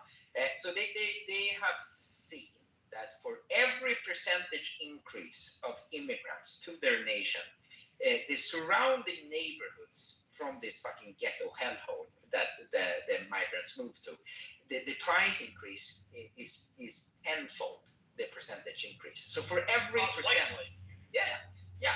So what do you think is going to happen to all these fucking poor, hard-working Danish people that have amassed massive amounts of debt in order to not live amongst the niggers? Their property value is going to go under the floor. But this is the problem, right? Yeah. And this is where the boomers have gotten over their skis, right? Because so much of this, it's a Jewish fucking trick. Of course it is. No, they have, right? So they tricked everyone into believing that their home is the fucking investment, right? Yeah. And therefore it must go up. Because the GDP, it must always go up, right? Yeah. And because the price must go up, no one's going to want to voluntarily eat that shit sandwich and be in negative equity and so forth, right? So turkeys don't vote for Christmas. No. Okay? But the problem is the boomers are dying off. Yes. And the young, this is the problem. There's a fucking boomer. He's actually not a boomer, he's technically Gen X. But there's this fucking borderline Gen X boomer. Former British fucking military class jet following fucking, he's trying to become a bit of a personality or commentator. He is, but it's small UK. And I was like, you fucking idiot. It was funny, I didn't know if I comment, I said, you fucking dummy. And then it wouldn't, of course I couldn't even, community standards wouldn't allow me to post my fucking comment. Of course not. But it's this is you have no idea what's fucking coming because you're going to have to pick a side. He was like, well, you've got Dick Fuentes on one side and you've got these other people on the other side and I want less fucking immigration and blah, blah, blah. Me mom. So he was he was like Civ-Nats versus nationalist socialists or whatever, right? And all these, he was trying to make up a new category, this reasonable middle. Well, I'm a cultural nationalist. I was in the army and there was a black. It's fucking gay, dude. It's super gay. It's like it's like nigger. That's not an option. But who's that fucking dude? There's like another one, like J.D. Vance and Marco Rubio went to it. It's called National Conservatism. And of course, they disavow any like ethnic nationalism, and it's literally a fucking few from Israel that founded this shit. It's not like, oh well, you can kind of collectivize, but not like that, you know? Like it's the universal thing. Oh, that is reserved for the people, the tribe of Jacob only, guys. That's right. That is not for you. But you see, if you collectivize, you're a white nationalist. But if you because you did the Holocaust. That's why you did it. So you were not allowed to anymore. Alex, don't get me started on that. 1 second. But like, if you collectivize, you're a white nationalist. But if you notice them collectivizing, you're an anti-Semite. So like, they're allowed to collectivize. Everyone's allowed to collectivize, but you. Isn't that amazing? But you know what I love telling people that they're like, you know, Trump's the next Hitler or whatever it is, or it's just like, well, why Hitler? And you're like, huh? Why Hitler? It's like, well, he didn't kill the most amount of people. Stalin killed more. And they're like, oh, but whatever. Do you know what I love? Because that's the usual answer people got. If they have half a brain, they'll go, oh, well, Stalin killed more, right? But this is something I learned in the past 6 months or so, right? Which I find fucking astounding. It's beautiful, in fact, right? Do you know how many Indians the British killed during the rule in India? Probably millions. 50 plus million. The floor of the estimate is 50 million through famine. That's why Indians joined the SS. They joined the SS just to be able to get their lick back in the Brits. Maybe, but listen. No, the Indians did. They did. They had SS. Maybe. They had SS brigade with Tajiks smelling like shit. Amazing. Are you kidding me? No, they put What them kind of peace-here Nazis are we you? had to demolish them through the shores.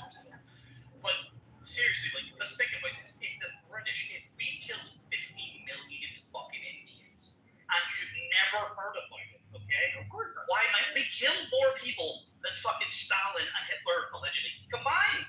Right? We killed them like more combined. So why is it that you've never fucking heard this? No, but you're suffering the consequences now, Mr. Anderson. Your country is really turning into Pakistan. Well, we're suffering it because we've got too many fucking Jews, or 1% of the world's population, overrepresented in our fucking halls of government, and, fucking civil service and so forth.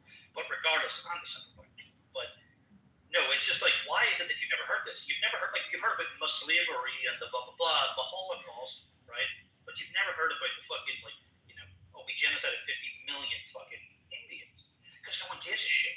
Why does no one give a shit? Because it doesn't suit their fucking narrative. Where's all the Indian fucking, you know, genocide museums all over the fucking UK?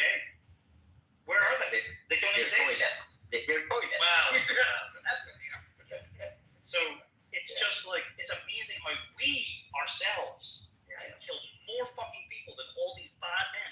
And that's not that long ago. Like, my grandfather served in India, right? My grandfather was in the Air Force. Like, this was like within living fucking memory that like people. Mr. Anderson, did you hear what Benjamin Netanyahu said about the impact? Oh, Benjamin Milikowski? Yeah. What he said about the impact of the attacks of October 7th. Because how many people died in the attacks? Do you remember? It's like 1,600 or 1,200 or something. Yeah, something like that. And he said it would be the equivalent of 40,000 Americans being killed. That's what he said. Wow. Right. Wow. Wow. They just come out and say it just goes to show, you know, one Jew is 1,000 boys. That's what it is. That's amazing. They come out right and they just say so much for the greatest ally. Yeah.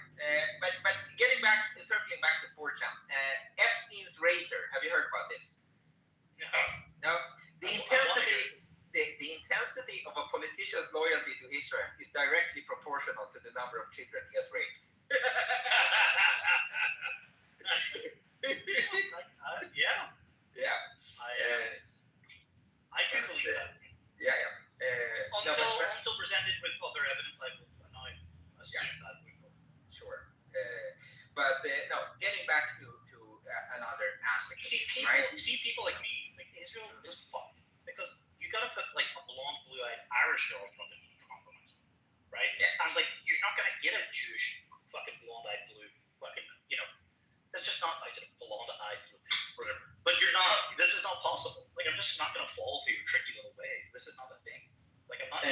fucking some Sami would get, some Palestinian or whoever they're gonna be able to get. No, well, actually, some Russian.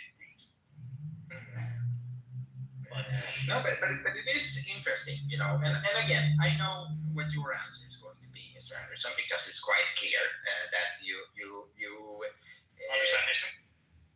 sure, one could make that argument, absolutely. But again, I would say that you know, it is also to a fault that people, many people's weakness is that they tend to their own self-needs before the needs of their nation or their country. Well, this is the interesting thing about Nick Fuentes, and I have to admit, I used to really shit on him about this whole like, oh, dating girls is so gay, blah blah blah blah, whatever. But there's almost like, and forgive me if this is a little bit of a, maybe it doesn't make immediate sense, but like, why is it that, for example, like James Bond, like the Casino Royale movie, they're talking about in the scene with the train, they're talking about like with Eva Green's character, where they're like orphans, and then they said about like, that's the thing that you go to most, or that's the thing that you went through. So I'm going to think about that about you as well. The story of James Bond is that he's an orphan. And why does that make him such a good agent? Because he has no family, so he doesn't feel loyalty to anyone else but the state, right? Well, no, but his look, yeah. So no, but I think yes, but I think another narrative that you could look upon that on, it would be that there's no one that he fears that he could lose. Yeah. He has nothing to lose, but yet he has his loyalty to the state, the nation, right?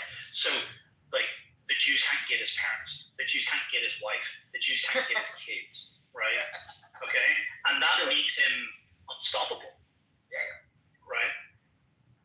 Hitler didn't have any kids, you know, right? He wasn't married, right? And in the same breath, Nick Fuentes is very open about like being single. Yeah. Now you can make arguments about whether this tranny porn thing, but allegedly, Sure. whether is that a psyop? I don't fucking actually know. To be truthful, I don't fucking. But let me tell you, you see, the longer he remains single, the better it will be for the cause. That's what I think. Because the second he has something, he has something to really. lose. Yeah. Because you can better believe that if he gets like some fucking sweet little, you know, beautiful thing. Let's say she's like working wherever, some corporate job, she works in some talent agency, where they're gonna be like start putting a squeeze on her. They're gonna start making it uncomfortable for her in like small little ways and then big and obvious ways. He's getting Ben Shapiro's sister's massive knockers or bust. That's the end goal here, Mr. Bro. No. Bro, I equate that to bestiality. Because that's what Jews do. I love Jews equate by the book. They equate that to bestiality, right? But it's not funny. It's not funny that when they all make a few shekels and they all want to move to the West or whatever, you know what they all do? They'll go marry themselves a white girl. Isn't that funny? Harvey Weinstein wasn't married to no Jew. Although, Joe, it's really funny. Ben Shapiro's married not to an American Jew, to an Israeli. Oh wow. To an Israeli. Oh yeah, truly. It's also funny because his what do you call it? His little hat. It's grown bigger. It keeps getting bigger, yeah. But it's not astounding because like he came to this prominent rise of like. To be fair, it's like a prize fighter. You know, he's a Harvard graduate. You know, not a dum-dum, and Jews have a wicked tongue and a fucking high speech rate. I can do that too. But getting into the ring with like children, like fucking like high school students, it's actually not that impressive. No one was doing it. It was like a marketing glitch. You know, they find it, they exploit it, then everyone does it, and then it's like no longer valuable, right? Yeah. But he did it. He rose to prominence. Blah blah blah. Although I love like he wrote this article in like townhall.com or something about like population transition is not a dirty word, and it basically like he was basically stating out loud that we should just move all the Palestinians out because it belongs to us. See if I said let's just move all the niggers out of fucking England, you know, because they don't belong here. It belongs to us. I'd be in prison anyway. Yeah. But isn't that amazing? Someone who had such a not necessarily quick rise, but like the daily, like I even used to course. like the Trump election years and stuff. Who else? No, obviously Jordan Peterson is dealing wire, but like it's like amazing to watch such a high fall. Not just a fall from grace, such a high fall so quickly. Like Yeah, but I think it's mostly because both him and Jordan, in a sense, right? They have built their entire brand on being like feelings that doesn't care about facts, right? no, it's all been those that built on his cards. So that Yeah, yeah. tells me like how quickly Yeah. it's just fallen apart, you know. And this is where this is what people should be hopeful for, because they're like, oh, the Jews are in control. Yes, but this is how quickly it can fucking collapse. Yeah. Like it literally just needs the light. Light is the greatest disinfectant.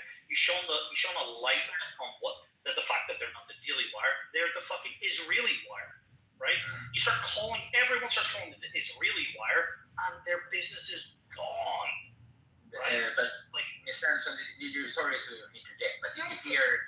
I heard another quote from Mr. President, the real one in Israel, not the one in the Oval Office. But he said that they've come into their own right now. So they are saying that they are Right. going to implement a they're plan right. where like they can stand on their own 2 feet. They don't need America anymore. So they have a 10-year plan where they intend to stop receiving money from the American taxpayer. And someone commented right under saying like, oh, it's a parasite leaving his dying host. Yes, that's right. I thought it was quite funny. I'm thinking of myself, they must have found a way to let counterfeit US dollar notes. Yeah, probably. They maybe asked Kim Jong-un, supposedly North Korea or Yeah, the super. Apparently, it's not Venezuela. Is it Venezuela? There's something like. No, is it Chile? There's some country where basically the currency was so weak. The special paper the currency was written on was more valuable than it was actually monetarily valuable. So that they were like bleaching it and then reprinting it with US dollars. And that like it was passing all detection methods because it was this special scene. Because it's actually on cotton. It's not necessarily, it's a mix of cotton and paper or something. I watched some YouTube video and I was like, I've seen this North Korean super note thing before. I think it's what you're talking about, right? But because they got state level access from the same companies that make the printers.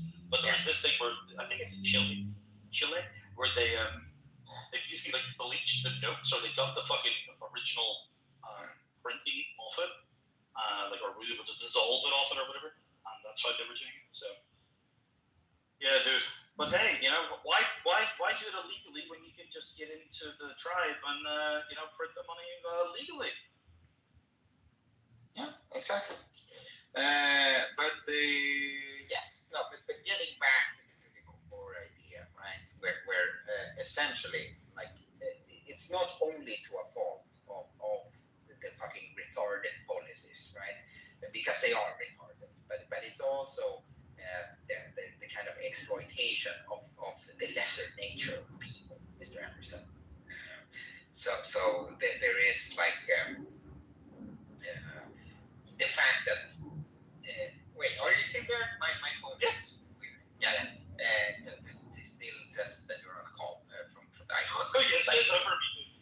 Yeah, but no. So essentially, in 1978, a postman working for the post service, just doing his bike rides every day, he could afford for a year's salary, he could afford to buy like a pre-built home, like what we call exactly, we call them like a duplex. Is that the American way of saying it? Like it's a street and you have a maybe 2 or 3 bedroom house right next to another neighbor, and then the street just goes on for forever. What do you call that type of house? It's like a duplex is a different thing. I think a duplex is like occupancy, so it's like. But you get it. It's like it's like it exists in England as well, right? In the small. It's like all the Detroit fucking automobile workers who could like afford it. Sure. Yeah. Cars, vacation, all on one salary. Yeah, exactly. But the interesting thing is, right? It's not that postal worker has produced more output for society. right? It's the fact that inflation has gone up, and also the housing market has been kind of wonky because of a lot of factors, right? So one that they cite quite often is the fact that the European Union are very strict in where they allow people to build new housing, right? Because it's criminal. Yeah. It's criminal. Environmental. I look at America. No, it's not even so much environmental. There is stuff like there's definitely stuff like a bat survey and a fucking this and a blah blah blah and whatever, right? But no, it's very simple. More so, there's literally green fields beside me. I live right on the edge of town. One side of my house is I live on a very outskirt of the city. Yeah. So one side of my garden is all green fields, and the other side is like the housing development I live in. Yeah. So it's like, but you see those fields beside me. I can't build a house there if I want that field. Yeah. But you see, before I die, there will be houses built in that field. Right. Exactly. So there is some town planner, right? There's some central planner who's determined that right now that can't be built upon. It's not that so therefore house prices are just artificially high. Yes. Because that's the other thing which I'm like, it's in no one's incentive.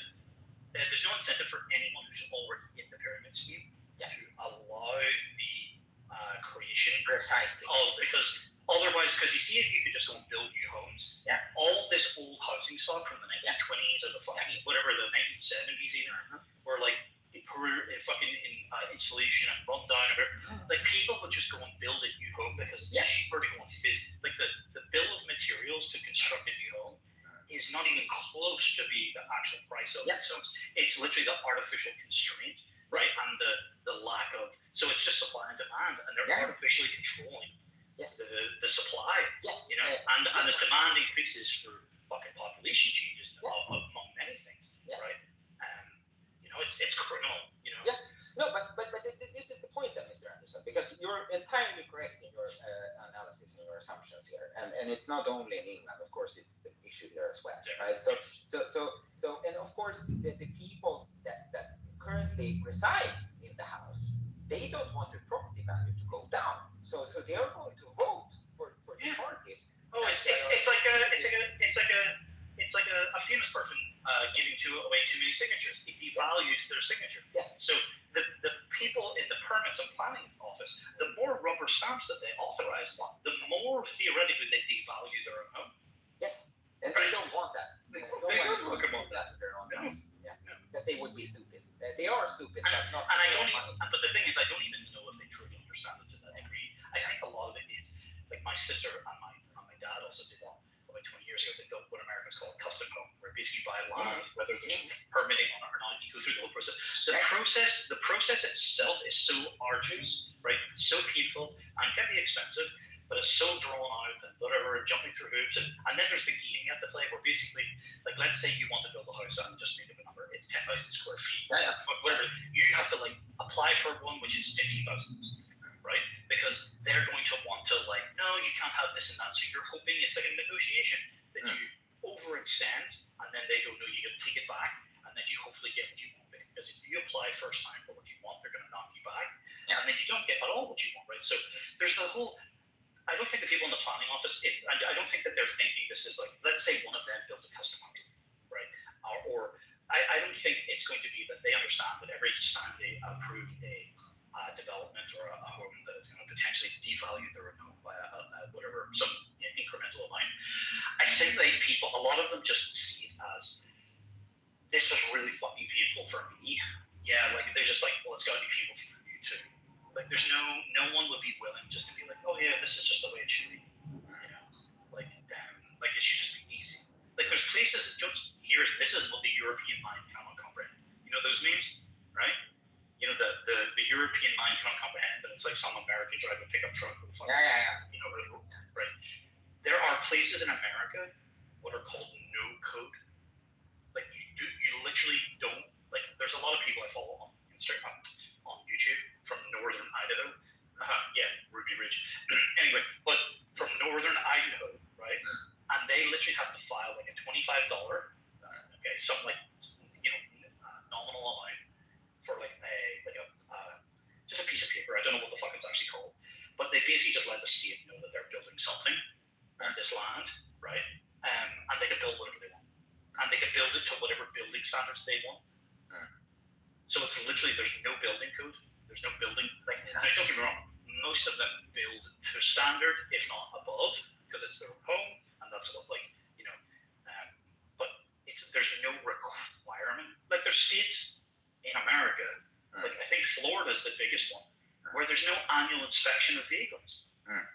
You can just drive your fucking vehicle on the fucking road with the shock absorbers blown out and the fucking disc brakes fucked and whatever. Like, have you ever had to put your car through annual inspection? Yeah. You're in fucking Europe, right? Every fucking year, try having 5 fucking cars, right? It's like, it's a pain in the ass, right? Although I don't keep all of my cars on the road all the time. But there's amazing, like, the European mind cannot comprehend that it's possible to live in the developed world where you don't have the state breathing down your fucking neck all the time. Yeah, but they're also being so heavily indoctrinized, so they think that is. But it's right? Yeah. well, exactly right. It's like they literally it's the Neo fucking Matrix with Morpheus. It's like it's the red dress scene, right? And it's like, you know, are you listening? No, it's what's the one with the red dress. And before that, he goes, these people are not ready to be woken up. They will literally very people will fight to defend the system that like oppresses them. Right? You try to tell them that, oh no, here's your firearm so you can defend yourself. I don't fucking want that. What the fuck? I don't want that in my house. That's what people will be like in here. People will be like, here's a fully automatic weapon. You know, you can defend yourself and your family with. The like average, the majority of fucking people, right? Like great people, actually. You know, like I thought about this with Lou passing because he has a cat, right? And I was like, who's gonna take the cat? You know, there's a lot of people in society who like someone volunteered to take the cat, although I think it's an aunt that's gonna take it. And like not everyone can be a fucking trailblazer and, you know, the cutting edge and the tip of the fucking spear and like pushing boundaries.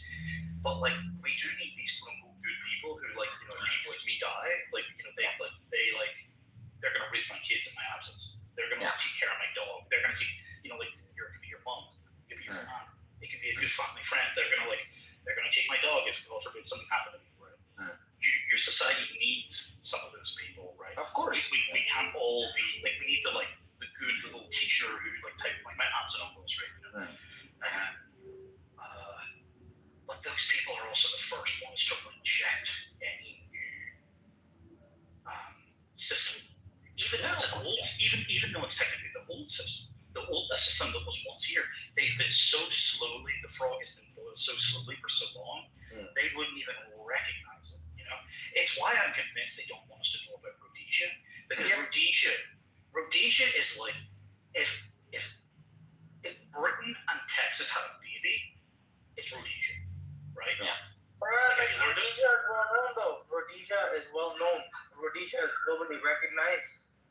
Yeah, but no. And you know what? But people I'm telling you, people in the UK don't know about Rhodesia. And see if you even like, I have a Rhodesian. Yeah, because these young UK guys are niggers. These young UK guys are niggers. That's right. He gets it. He gets it. But seriously, even if you Google, which of course you're Googling it, right? Let's not forget that. But if you Google Rhodesian Ridgeback, like the dog, it literally says in the like blurb for it. It's from Zimbabwe, right? No. It says it's a South African dog. Ah, okay. It's a South African dog. No, it's like very convenient. You see, they don't even want to tell you that Rhodesia was a country.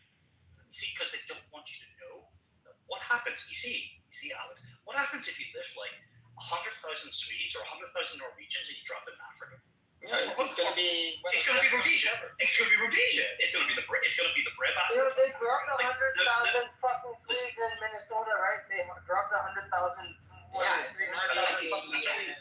But literally, you know what? Minnesota became the hub of the Somali immigrants. That's right. All the Somali. But this is literally, if you drop 100,000 British people in a fucking country in Africa, right? It not only becomes a breadbasket fucking Africa where it can feed the whole continent, right? Okay? But literally to this day, the residue, right? Still to this day, Zimbabwe nowadays, of course, the residue of the British having been there is still so strong that Zimbabwe, I'm like, I couldn't believe this, but Zimbabwe has the highest literacy rates in all of Africa. Right? So like, it's like unprecedented, you know, what the people, because you see, everyone's like, oh, what is a country? What is a nation? Or whatever, you know. It's a country may be a fucking landmass, but a nation, it's its people. You can lift that nation up and fucking transport it to a different fucking planet. Sure. It's just Norway number 2 or. Yeah. But there is a caveat to this, Mr. Anderson. We all know it. So what is the caveat? The caveat, you control the Democrats, you control the Republicans, and you control the Federal Reserve. Sure. What is the caveat? Listen, I do believe in blood and soil, but primarily it is blood though. Soil is the Soil is secondary. because the Europeans can go to America and have new soil, right? And it's not magic dirt. We made it. We civilized. We domesticated the frontier. These wild open places. Like this is not the same as Somalians fucking moving into Minnesota, right? And just like fucking assuming office and just taking over. It's like when Americans fucking went west, like there was nothing. There wasn't a country. You're correct, Mr. Anderson, but I'm saying that the ambitions of the nation can only be as strong as the quality of its stock, right? That's my observation. So That's why you're looting the stock. Yeah, but if you have a bunch of fucking retards that you live with, regardless of if they're your blood or not, you can do your best to try to educate these people. But if they are retarded, they should not reproduce, right? And that's what we did here in this part of the world where I live. If you were dependent on the government, guess what? We fucking tied your tubes. That's what we did. Oh, really? Yeah, we did. That's Up until all. 1978. We tied the tubes. That's people. Yeah, incredibly based, and it's also interesting because you could see the effects. This is highly sensitive to discuss, of course, because it ties deeply into eugenics, even within the fucking mighty white North, But I love how everybody appreciates, like for example, a great dog, an award-winning, show-winning degree. Yeah. Okay? What dog breeding is literally eugenics. No, it is. So on one hand we celebrate it, but then if you go, but niggers, right? No, it's like people lose their minds. You're not allowed to practice it in humans. No, but it's interesting because once they abolished the program, right, where people of slow-wittedness and people dependent on the government and people that were institutionalized, once that ended, right, because they considered it inhumane because of this fucking class traitor that became. It was he wasn't a Jew, but he was influenced by it. Clearly, Was he a communist? He was. His name was Olof Palme. They shot him. That isn't that funny, right? So this is it. Anybody who falls for a Jewish idea to me is a Jew. Like it's like it's essentially, but it's like looks like a duck, walks like a duck, walks like a duck, they're a duck. It's like I don't care if it's actually a duck. Maybe it's a goose. Maybe it's a gander. Maybe it's a fucking swan. It's close enough. It's like if you talk like a Jew, if you do Jewish things, if you side with the Jews, you're a Jew. So when people say, but no, you gotta say Zionist, you're like, no, just say Jew. Just say Jew. It's good enough. Yes. Thankfully they shot him. Anyway, but isn't it funny how those people are almost even guys have not talked about this? They're almost like the first ones against the wall. That's always the case. But getting back to it, so yes, they ended the program, and in the early 90s, of course, we still have some amount of migration, right? Initially, of course, it's also dependent on the capacity of the country you're in. Clearly, it's preferable to live among your own. We don't disagree there, Mr. Anderson. But when the Greeks and the Italians, when they came up north to get jobs after the Second World War, they could work in the factories. And it didn't really matter that their Swedish was kind of shitty, because Swedish is a difficult language. I understand totally that it's quite tricky to learn a new language when you're older.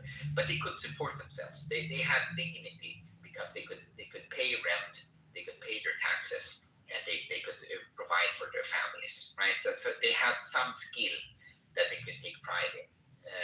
Because that's what we needed at the time, because we were producing, like we had production in this part of the world, and you had it in England as well. Now everything is fucking offset to China and the Philippines, right? There's no more Sheffield Steel. There's no more Savages, whatever. Yeah, yeah. It's all up Yeah. from China. Yeah.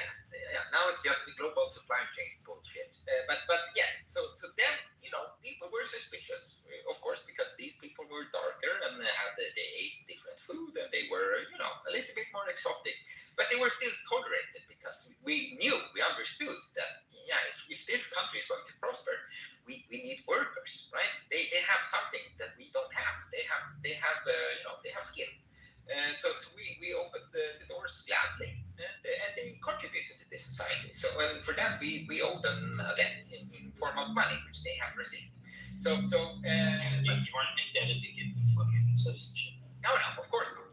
That is of course that is the crux of it, right? They don't need The thanks that they give us the money. And they Yeah, exactly. But now, that's inconceivable to people. If you don't get your dick sucked every day by your boss, you're being me too emotionally, correct? That's the level of a fucking girl boss that we have now in society. But getting back to but it's not like in the likes of Dubai. No. But it's a very transitory place. Like there's no path to citizenship if you go out there. No, of course not. Because they don't want to fundamentally change the nature of the society. I saw something today that they're actually like supplying less funding or something for anyone who wants to go. Yeah, you want to go to the UK because of radicalization. But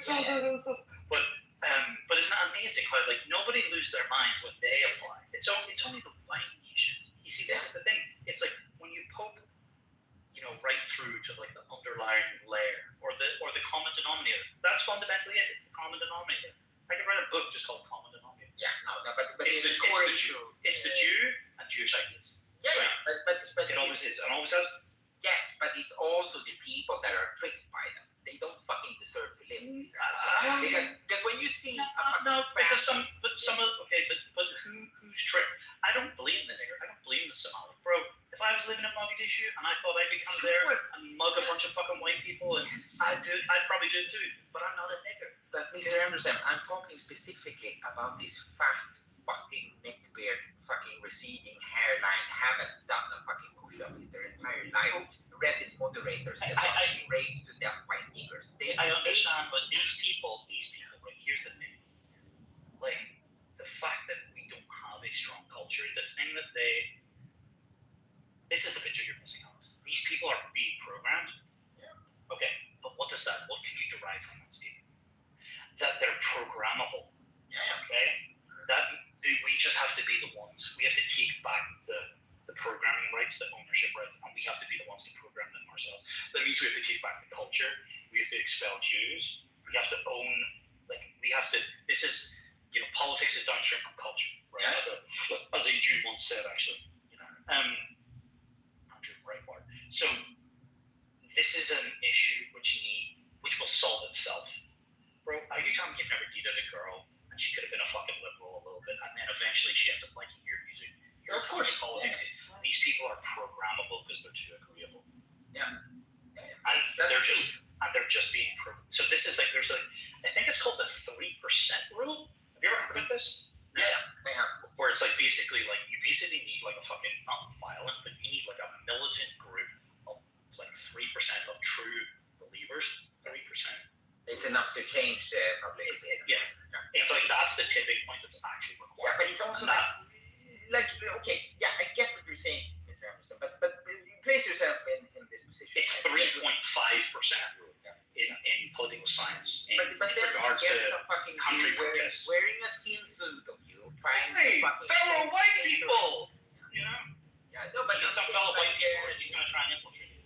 Fucking Tommy Robinson, for example, great example. Right. Yeah, that's right. What the fuck do you do about Tommy Robinson? Do you know what's one of the you drawing him on the Tower of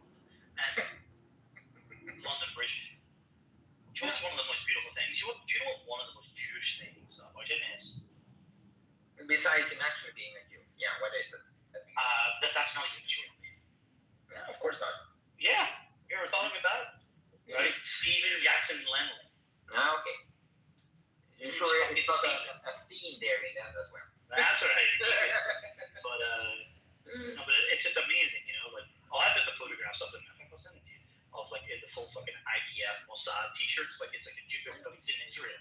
You know, wearing. No, but that is also it's so funny to me. Like again, like we differ here, Mr. Anderson, because I do understand that the nature of Jewry is one of the most corrosive things that can happen to any society. I don't disagree there, but like on a personal level, you know, we talk to my friend, we talk to a lot of guys here, and they're like you can kind of, if you squint really hard. I understand, but you realize that you have to look at this from like a systems level.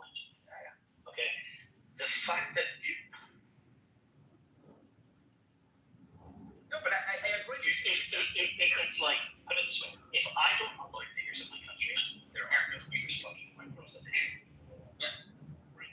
If I, or if I'm a little bit compassionate, well, guess what? That's the chink in the armor. That's why is a phalanx? Do you know what a phalanx is? Yeah.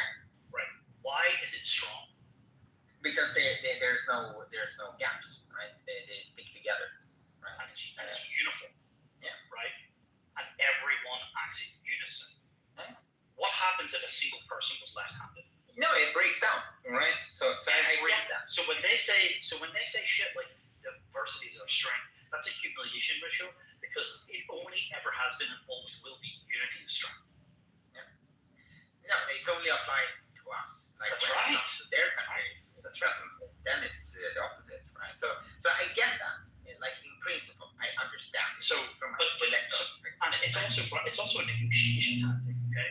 Because you see, if I want a pay raise, and I go in and I say I want 100,000 euros for my pay, and I go in and let's say I sit, and this won't happen, also you're no one's paying these things, right? But like let's say you went in, you'd be like, okay, I want 110 or 120 or whatever, and they go, fuck man, blah blah blah, and you're earning like 70, right? And that would be a good wage, right? And then they would go, blah blah blah, maybe if you ask for 100, you're never gonna get it. Okay? Now you can't ask for 120% of the population. Well, that would mean us going back to Africa and killing 20% extra just for good shits and giggles, right? So, well, maybe we should, as a deterrent. Don't ever come back, right? Send them all back and then go over there and kill an extra 20%. Maybe that's the answer. We'll see. So, but it's like you have to argue. It's like angry. So when I argue. Most of the time, I'm arguing the point 10 out of 10, right on the edge, right? Maybe I believe 7 out of 10. Yeah, sure. Like, do you remember Prashant? Yeah. Yeah. Well, guess what? I have to argue this point, but Prashant's going home. Prashant's going home. He's Indian. Now, I've spent many hours with Prashant. Yeah. So, but if you told me that, I could live in a fucking mixed meat special world full of fucking different, sloth of brown people in my country, or I could with a slightly higher GDP, or a country which was closer to being what it was and has been for thousands of years, right? Without them, I'm sorry, buddy. I'm gonna choose my own kind every single time. No, of course. Like, you see, I don't believe in this, like, whether I like it or not. Like, I understand the point, but I believe these people are programmable. I would rather live amongst white liberals than black conservatives. Yeah. Okay? I would rather live amongst fucking liberal, crazy, whatever, because, like, the political opinions can change, genetics cannot, right? Sure. I get that, Mr. Anderson. But you're also like, yes, of course, that would be preferable because even though like there is a lot of issues there, at least you have some modicum of like.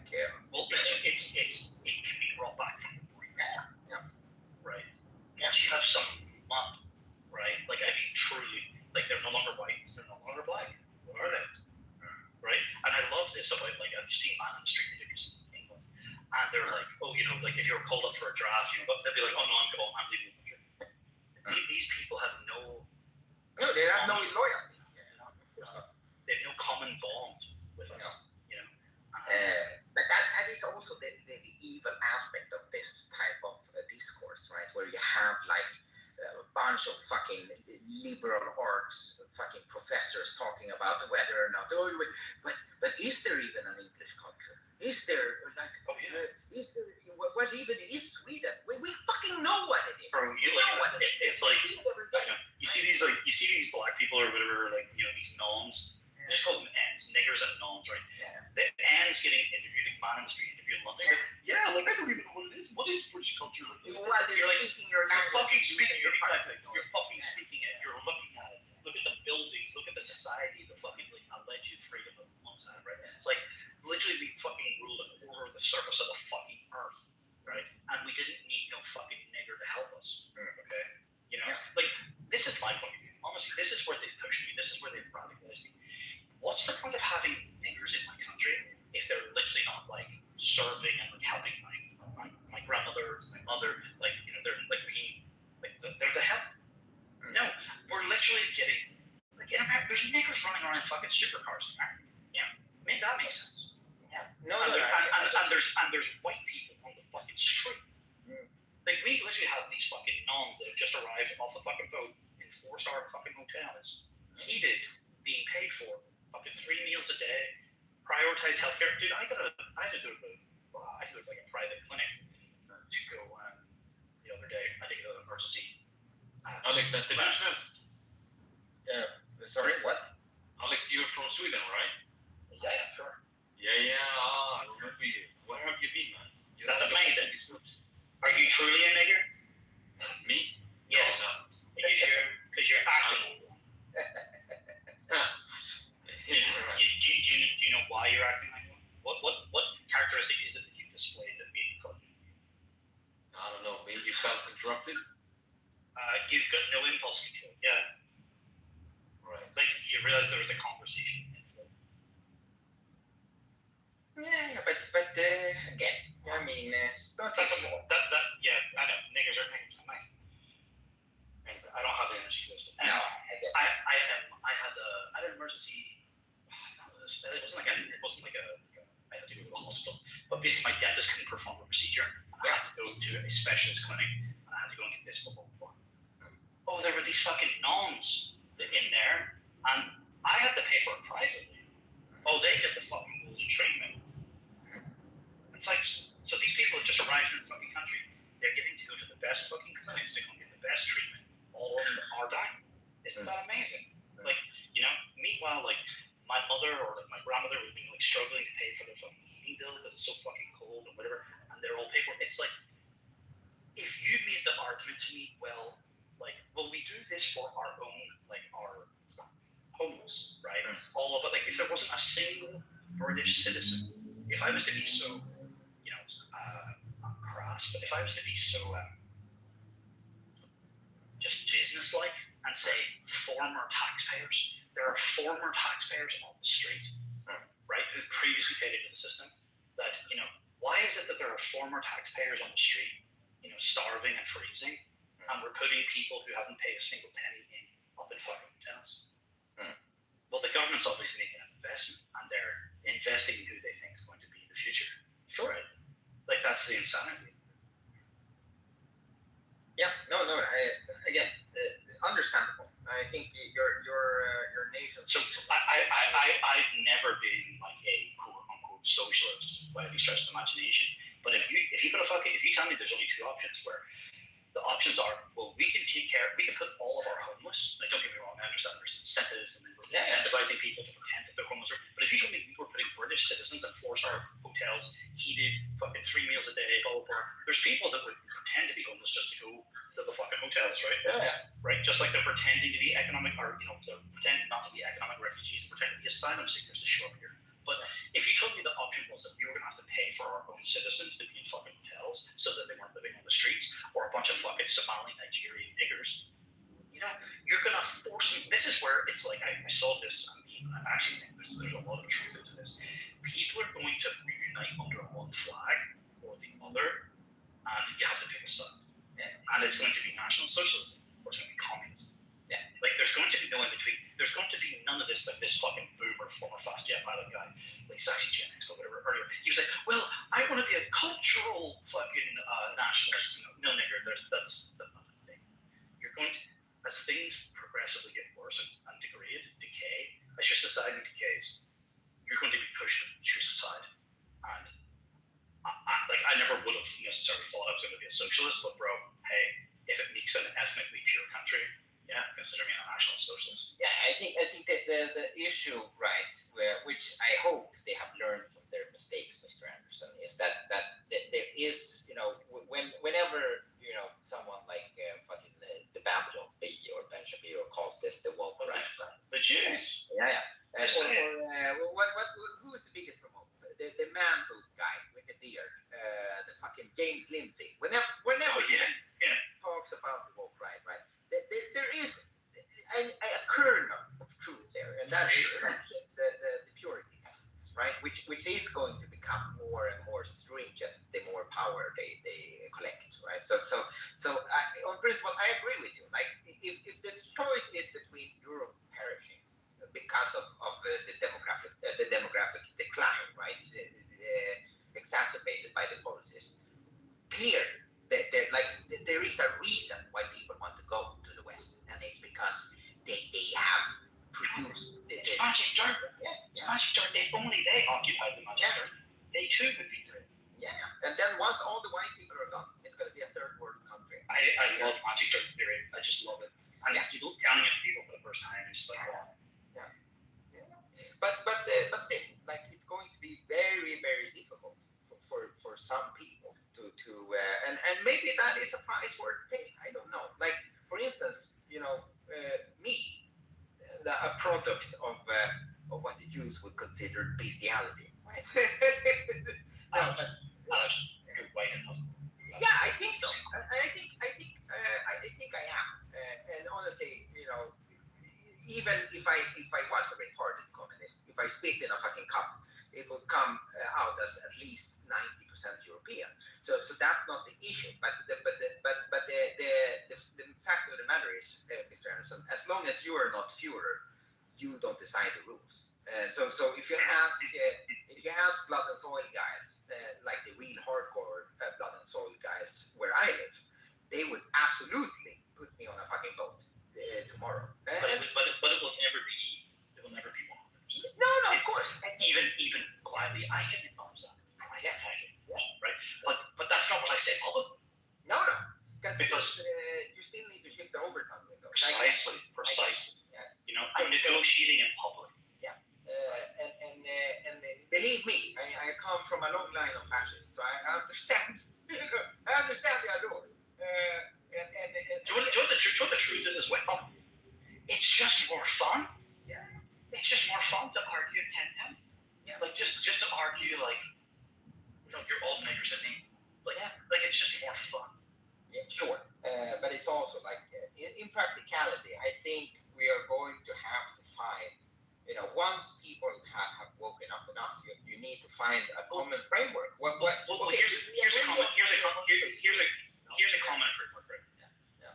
If I go and marry, if a Northern Irish person went and married someone from Nigeria, and you can assume what type of race that person from Nigeria, would their kids be Northern Irish? That would be very difficult to argue. Okay. Now, if my brother, true story, married a Norwegian, okay?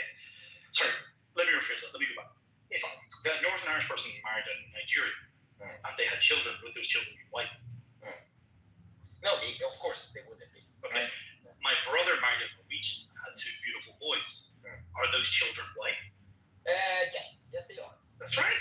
Yeah. That's right. Okay. And no reasonable person could dispute that. No, of course not. But then if we look at the old timey classifications, right? A Slav, we would still say, what, it's a Slav, but it's white, so it's close enough. But in the 40s they had the luxury to be like, no, that's like a 2 tier, like a 3rd tier white. It's not a proper one. We aren't even enough of us to do that. Even within the same country, like northern fucking Italians look down upon the fucking peasants in the south. Right? It's the same in Portugal. All the money's in the north, in the developed cities, and in the Algarve in the south, right? So they look down upon the peasants. It's all contextual. It's all text. But Because how where I can we live- keep from making that same mistake again? Because there is strength in numbers, Mr. Anderson. I know, well, this is why, right? So, firstly, they did these things because there was actually merit to what they were saying. That's something to take into your point. Because Sure. it's those, those nasty little Protestants up in the north who were way more productive, than the lazy Catholics in the south, right? That's typically what it usually seems to be, right? Yeah. All the, like, Milan and, like, the Lamborghini and the Ferrari, all these things, I believe that's in the north of Italy, right? Yeah. It's more like the German side of Italy, right? Mhm. So you get this more productive side of society versus like the lazy fucking Southerners, Yeah. Sicilians or whoever, right? Yeah. And they have a totally different work ethic, right? But here's the crutch, right? Like, so where I live in Northern Ireland, we've had like 50 years of conflict here, right? Mhm. Now it's been hundreds of years basically, but really there's been like an ongoing, a serious dispute for the past 50 years since the 70s, and 69 or something. Anyway, here's the thing. You literally had protests here where we, like, rioting is a national pastime here, right? And we would end up not just rioting with each other on each perceived side of the divide, we would riot with the police, right? So universally both sides would riot with the police, although strangely enough, maybe this makes sense or not, the Protestant side, who are perceived to be the main population, we would riot with the police more than the Catholics would, right? Who were considered to be minority, right? So we were like pushing back against the state, who was then inflicting things upon us that we didn't vote for, right? And then also we would have conflicts with the Catholics, right, on the perceived other side. Do you know what's happening now? They're banding together. They're banding together. They're literally Speak out, protesting. Exactly, because we realize it's contextual. That we have more unites us than separates us, and that we have to unite against the fucking Negro, right? The fucking Somali migrant, right? Like that's the now don't get me wrong. Fast forward a decade or two, once we get rid of all them, Then you can start killing each other. we'll start killing each other again. Okay? But it's funny, like you like the Italian Italy will unite even though like there's obviously some riots from Europe. But like it's like this is where the one world government shit is, where they want to do. Was it Project Bluebeam? They want their like theory is they're like going to project into the sky. Yeah, they. Like, Yeah. why? So that we unite, right? This is like, why do they have it in North Korea? Like, Batman, USA, blah, blah. They have a common enemy that unites the country, right? So that they, otherwise they would, not believe this common narrative and belief system and go along. Because people, you can only keep the iron fist on such a 3.5%. If more than 3.5% of the population rises up, fucked, right? You don't have enough prison cells for them, or whatever. That's the whole point. And you can't control that much of the population. And so as long as enough of us unite, they can't stop it. And then it has this like self-fulfilling prophecy where just like enough people convince other people that convince more people, and then just like it's positively spirals out of control for them into our benefit. And that's why they have to, for example, this fucking Rwandan nigger who got asylum in 2 summers ago, I think it was, who stabbed and killed like a bunch of young girls, like 5 and 6 and 7 years old, at a Taylor Swift themed birthday party.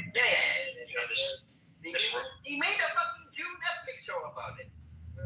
Where Of course, what?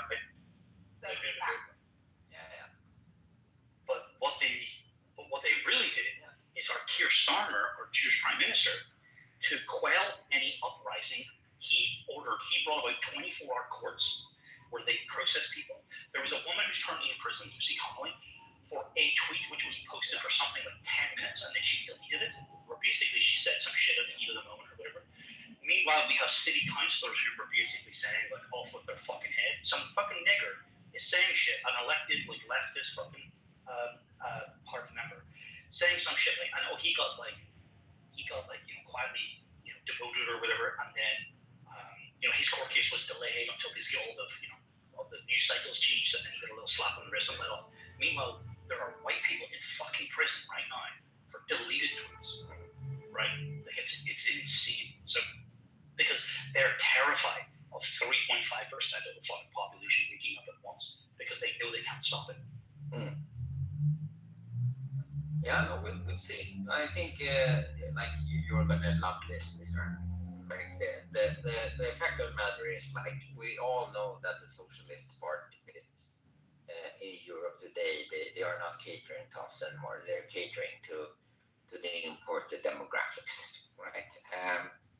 And like you could make the argument that this might have worked maybe 40 years ago or 30 years ago when migration was still, at a reasonable level, right?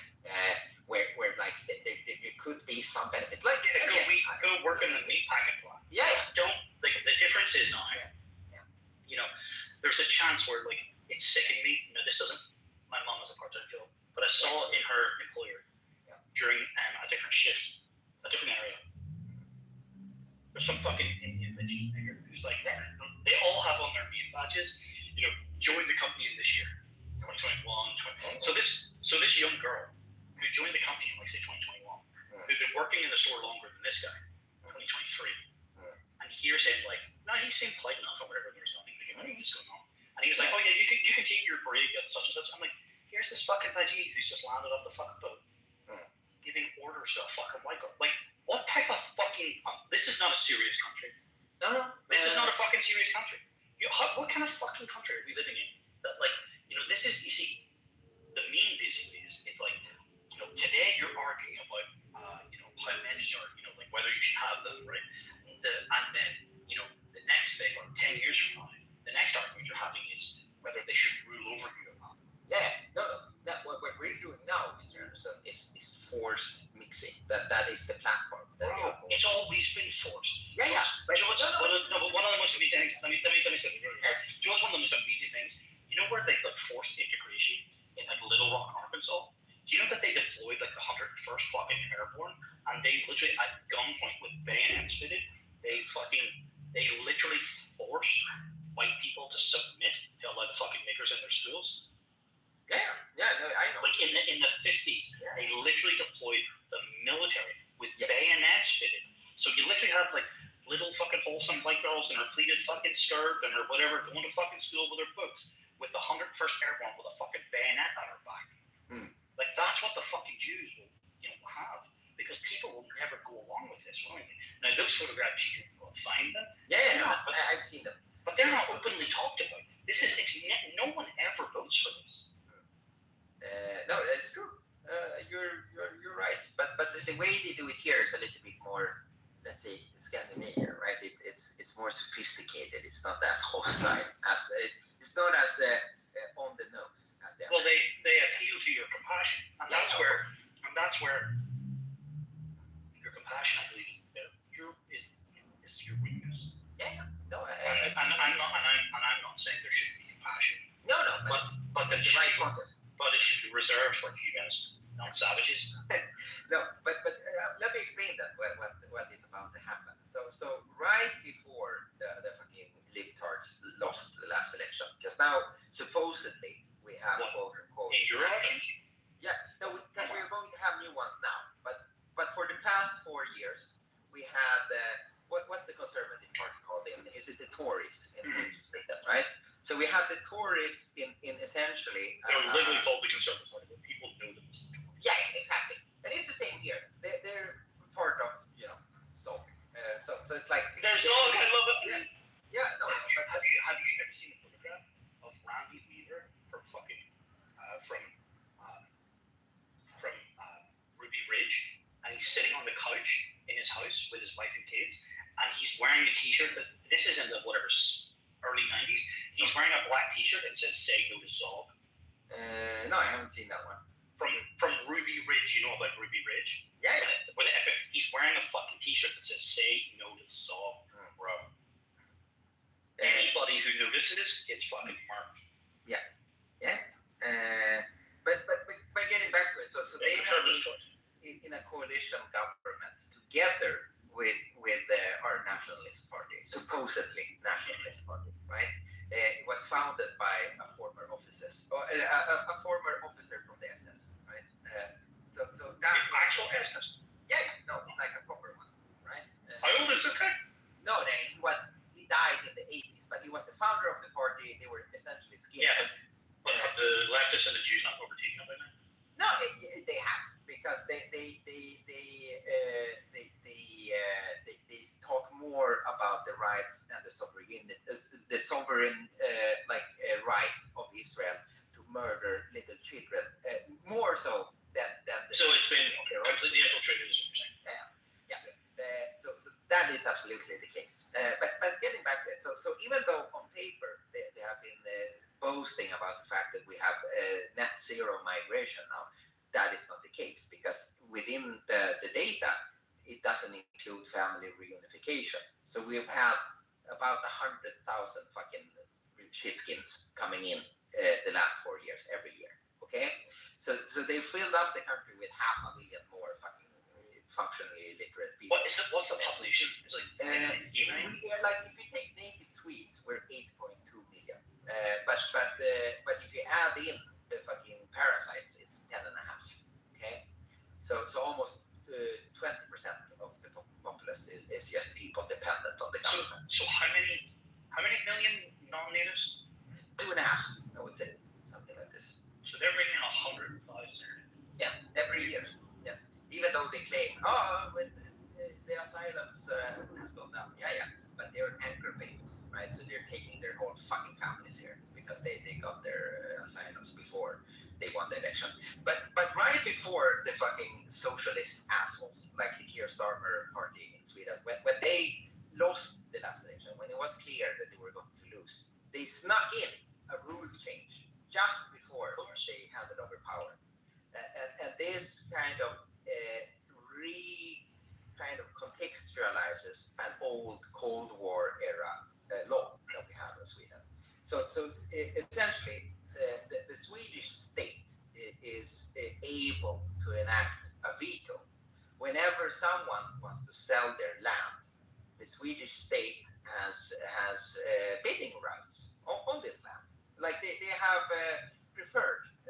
Like they can say, you know what, this land that you're going to sell is of interest for the Swedish state for national security. So you can't sell it to like. So there's an eminent domain or something. Yeah. But they have kind of recontextualized this law to include, whatever. It's not only matters of national security now, and they can enact it on a municipal level. Before it was like, we have to go through the proper instances, we have to, provide the proper legal justification in order to buy this land or this property, right? But they enacted a clause, they snuck in a clause where they're like, no, we can actually do this, whenever we want, and we don't have to supply any justification or yeah. So essentially, what is about to happen if these motherfuckers win the next election is that they have essentially said that the migrant crisis has resulted in widespread criminal acts and generally a heightened sense of insecurity in the country. So we are no longer going to let these poor fucking Somalis live close to each other. They're not going to live. They're not going to be fenced off in the ghettos. No. So whenever they're going to try and force them to live next to you. No. So what's going to happen is whenever a boomer decides it's time to cash out, right? When they die and their Gen X kids they get to take over their property, they're going to want to sell it. And guess what? The Swedish state has dibs on the selling of that property, and they have actually up to 6 months to consider whether they want to buy the property or not. So you're going to be, jonesing for the fucking money for 6 months. And so are you restricted from selling it? Yes, because the Swedish state wants to evaluate whether they want the property or not. So if you inherit a property, for example, you cannot sell it for 6 months. You can as of today, but because of this rule change, right? They can act their own their own will. They can whether they want to or not. They can effectively say that we are interested in this property and we're not going to be able to sell it for 6 months. And if we decide to buy it, we are going to buy it for market value. You're not going to be able to have a bidding war for your property. we're going to pay market value for this. And then what you're going to do with your property is that, well, effectively speaking, because it's so expensive, right, to build like a single family home, you're going to build a fucking rental property on, like they're going to demolish your house and build a fucking concrete block in this fucking area where people have paid millions in order to not live close to the fucking Somalis, right? So what's going to happen to the property value of all the other houses neighboring this property? It's going to fucking go down to the floor, right? So they're also going to want to have the properties. But this is what they're doing in California. It's buyers. Yeah. They are now not allowing people to build without getting proper permitting. Yeah. So you now have to get new permits to even rebuild the existing structure. Yeah. And there's something where they're basically going to try and force in like multi-zone, like apartments, for fucking niggers, basically. And those, Which never were there before. but don't get me wrong, Mr. Emerson. I think in a way it's some kind of divine justice, because many of these fucking boomers that they made their money already. They struck the lottery by buying this house in the 70s and The snake's beginning to even sell. Yes. So they're going to get the fruits of their fucking retarded labor. The parties they have voted for, everyone that wanted fucking neoliberal open borders, they're going to get what they voted for now. Finally, it's not only the poor whites that have to fucking stand the plague of these people. Now it's actually the people that are rich that have to deal with these fucking Somalis when they go shopping, when they go. I know, but I understand, but this is like the problem is they're still in the fucking country. Yeah, sure, but I hope this is an acceleration in this thing, Mr. Emerson. I think once they actually see the fucking demon in the face, they're not going to like it, And I pray it's not too late that they haven't grown like that. We haven't deported so many that we become fucking Lebanon. I think that if the politicians start, like, their kids are getting like molested in the schools that they go to, then finally they might fucking wake up. That's the only hope I have left for this country. Because if they don't, man, it's over. It's over. I'm gonna fucking apply for asylum to Norway or some shit, But why is Norway better than Sweden? Because they are fucking. First of all, they have a little more restraint, and it's the thing with Denmark. They like Denmark. I laughed when you said about the study, because I've read other like Danish studies where they've been collecting this data about so Denmark seems to be they are the most reasonable Nordic country. Norway is in second place, divided with Finland, and Sweden is the fucking retarded cousin of the bunch, because they for some reason they really drank the Kool-Aid when it comes to what is called? What was Sweden's position during World War II? Neutral, but not really, right? And that was the thing. So what was the not really bit? So the not really bit was effectively It's not only that. You also No. Yeah. They decided to work with the Germans. What they did was they were pragmatic. So ultimately, the idea of eugenics comes from Sweden. We started this Well, that's why you have to be destroyed. The group was quickly. Yeah, of course. That's what I'm trying to ask. Why is it used targeted? There's many reasons, but the first one was that the concept of the Aryan race, or like the pure, like we have a word for it in Swedish called folkhälsa, which translates roughly to public health, or like folk is like people's health. So essentially, racial hygiene. The entire concept is Swedish, right? And Hitler essentially was like, yeah, great, we're going to take that from them. But if we go back to that, and then in the beginning of the war, clearly there is a big exchange of ideas between Swedish scientists and Germans, right? So there's no issue there whatsoever. Ideologically speaking, fucking Hermann Göring lived here, right? He had an apartment in my fucking town. So whenever he was on a drive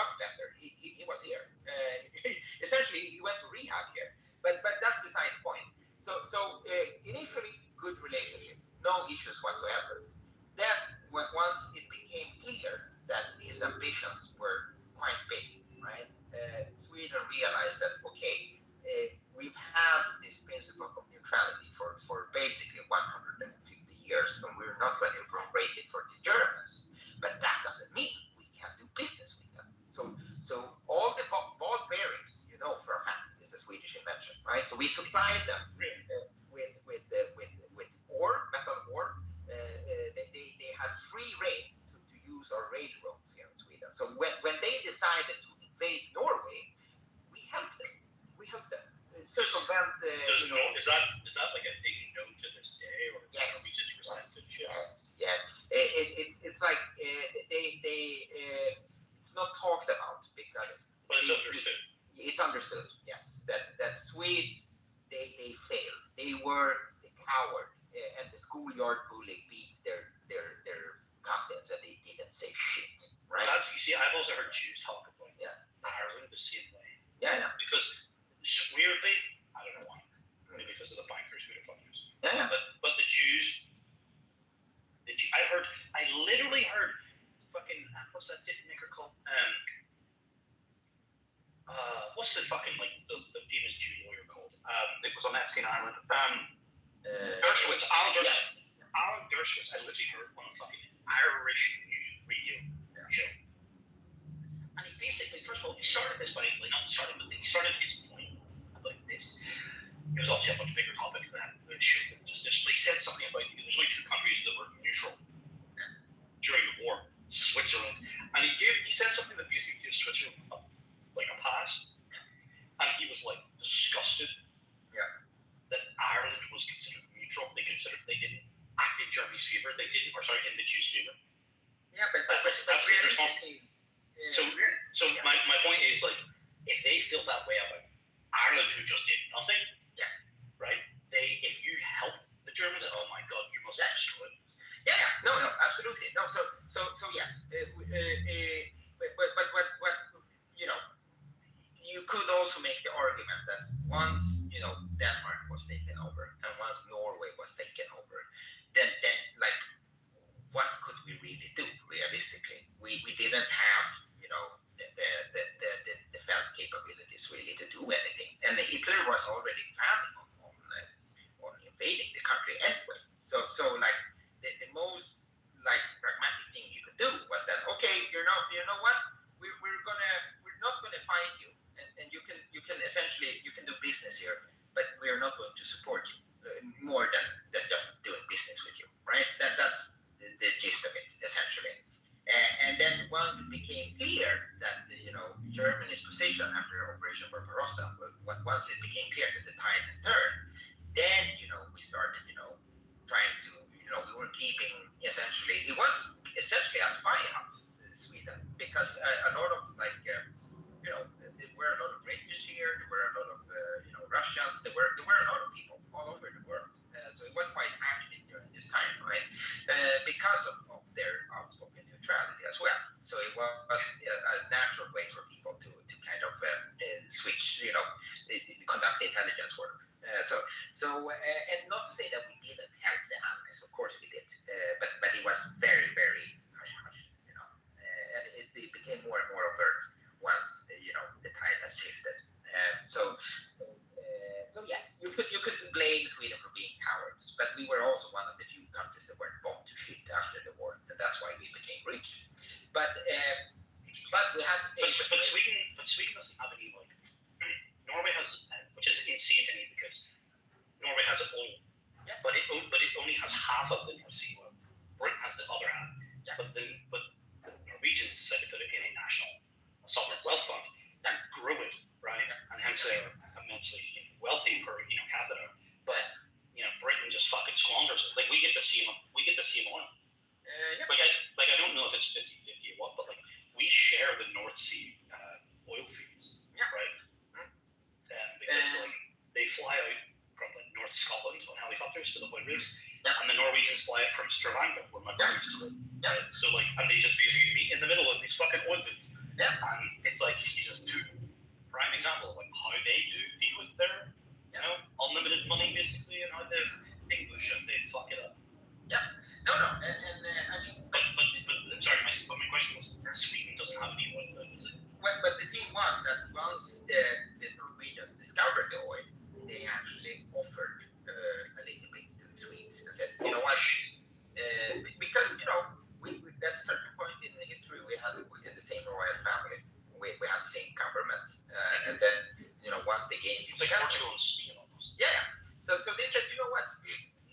don't want you to feel left out. So if you want a little bit of the oil, you You are see, more. that's some white people shit. Specifically Scandinavia, but yes, and when you know what we did because of our pride, we said, you know what, we're good, you keep it, which we regret up until this day. You know, just imagine how many Somalis we could feed with that oil. Oh, I know. I love these memes where it's like a photograph in like Manhattan, right on the water's edge, and it's like some stainless steel plaque which says, "Don't feed the seagulls, it creates dependent populations." Yeah. Right, and then it's like, you know, the tagline underneath is like, I wonder where I've seen this before or whatever. You know, it's like the whole. Every time you were growing up, you watch a television advert. It was always like these starving kids in Africa with flies all over their face. Yeah. And I'll come back to that in a second about the flies, but it's amazing to me how like the narrative is so shifted where people are like, no, don't feed the niggers, don't do Mr. Beast. Like all you're doing is create dependent populations. Like just like it's like antithesis of this. Like in one generation, people have flipped. Like the young people, and I really mean young. Like here's a really quick example. I was going over to my friends to work on my car, and you know how these things go. It takes longer fucking than you plan, blah, blah, blah. I was starving. So I stopped at Burger King before I went there because I didn't want to have to stop in the middle of it or the job taking forever. And then, like, if you're starving, I'd rather just eat. I'd like rather wait an extra 20 minutes, arrive 20 minutes late, but have eaten, and then we can work for like a couple hours on it.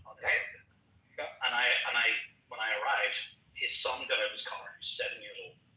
Sorry, 11 years old. And he said to me, "Did you get a crime?" And I was like, "Huh? Get that fucking nigger bitch out of here."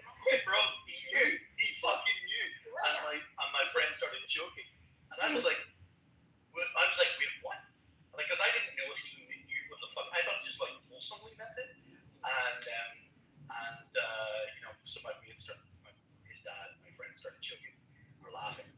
And I asked him, I was like, "Where the fuck did you learn that?" He goes, "Instagram." They're called Generation Cyclone for sister. But here's the thing. It's like I want to come back to the flies and the these things. Well, I'll tell you that very quickly. We'll hold the Generation Cyclone on Instagram in a second. But see the flies thing, bro. I lived in a street west 10 houses, and a black family moved in because it was being rented by an agency, and they got kicked out of the house after just about a year because the house was infested with cockroaches, and the house was, and it got completely ripped apart. The guy who now lives in it just moved in before Christmas. No one's been living in the house for over a year because it was up for sale for a very long time because it was in such bad repair and whatever. But like he literally gutted the place. Like they were behind the wallpaper. They were in the fitted wardrobes, the closets. They were everywhere. And these black people just thought it was like normal to live amongst cockroaches. But best of all, Alex, do you know what job they were doing when they were in here, this country? They were carers. They were going out into the community.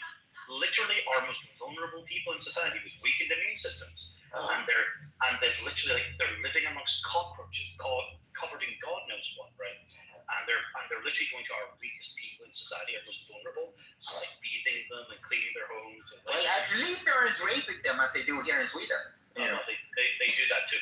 But in regards to Instagram, right, and the generation, it's like, don't forget who owns these platforms.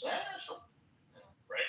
So it's like, it's insane to me. I know that it's kind of like when, is it Twitter? I don't know whoever unblocked Alex Jones first, and then they all had to unblock him type thing. Although I don't know if he's actually back on Facebook or whatever. But you know, once they blocked it, they all blocked him. Right? So they can act in unison. Right? Jews unite against the Goyim. Not that I don't believe that Alex Jones doesn't, you know, he doesn't criticize. But then again, maybe he's afraid. Who the fuck knows? But he doesn't say Jews very often. Not anymore, no. It's always the globalists, right? But I wonder why they're allowing all of this content to come out, because they used to stop this stuff. No, I think maybe, you know, it can also be an acceleration and it's like incentive, right? So if this becomes wild enough, they could make the case that, you know what, history. We said never again, and now it's happening again. So we are going to enact like Palantir is going to fucking I Yeah, can't fight maybe all of maybe us. it's exactly maybe it's a trap. Maybe we're all being put on a list right now. Yeah. You know, like because this is I'm sending you the 4chan meme now, right? But it's like it's in the coming months, the system will start backing down on a few woke issues due to the concern with the lack of participation of white men in the You need to go to the war. You have to die, Mr. Anderson. For Israel. They know their diversity nuts are disloyal cowards and are incapable of winning the war. Yeah. They must first use the good guys like Joe Rogan and Musk to lay down the groundwork for certain ideas to be allowed to be pushed back upon. They know white men are checked out of participation in society and conflict, and they know they've whipped them. They know they've whipped white men too hard recently with a lot of woke nonsense. So they will roll back just enough woke nonsense in times in hope of remoralizing the patriot white man to go to fight in the global conflict. Important. They still want to genocide Western white men. Don't be fooled by certain concessions in the system will try to make. They still very much hate you, but need you to fight their war. You're a descendant of Esau. You need to die in the war of go get my book. That's it. You were promised it. Your deaths were promised to be 500. So I mean, it's just go to the range and prepare. You're shipping out soon. No worries.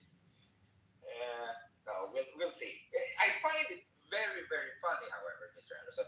You know what? If for some unexplainable reason I happen to become, the great leader of the country of Chile, right? Chile. I would grant you, honorary Chileanship. Because I will tell you why. We talked about this before, but supposedly the rockets that Israel has in the Samsung option, they don't reach Chile. So that's where we will go once this shit goes off. Maybe I go to New Zealand. That's where all the Jews are. That's where all the Jewish billionaires are buying. And they wouldn't shit in their own backyard. So yeah. Isn't it funny that like New Zealand from Europe is pretty much, do you ever remember playing this stupid idea of like if you drill the hole through the center of the It's on the exact opposite end. It's literally like New Zealand is pretty much the only place on the planet from Europe where if you keep going you start coming back, right? It's that far away. Like in the UK, if you drill a hole through the opposite side of the earth, you end up in some part of the ocean beside New Zealand. Well, listen, Mr. Anderson, it's been lovely to talk to you again. I wish under better circumstances, but of course. And here's hoping, we survive another year and don't get fed to the meat grinder. Always good to hear from you. I wish you all the best. And I hope the rest of the year is a happy year. Yeah, likewise. And hopefully they don't ban our account so we can talk more here. Or if not, we'll see each other on Telegram. Don't worry. Yeah, we can trust the Russians, not the For now. Yeah. It's good. Okay, talk to you soon. Yeah, take care.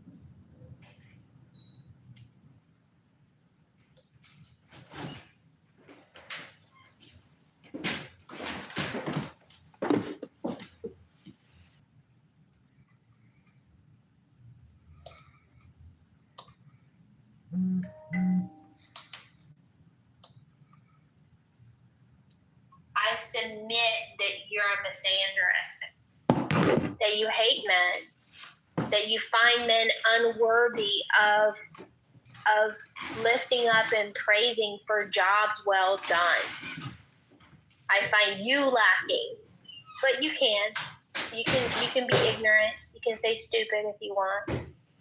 But I find it very interesting that people who are the most critical of other people's great achievement are the ones who are sitting in the nosebleed section on the bleachers and not in the arena. Out of curiosity, Monica, and I'm not coming for you, I'm just curious.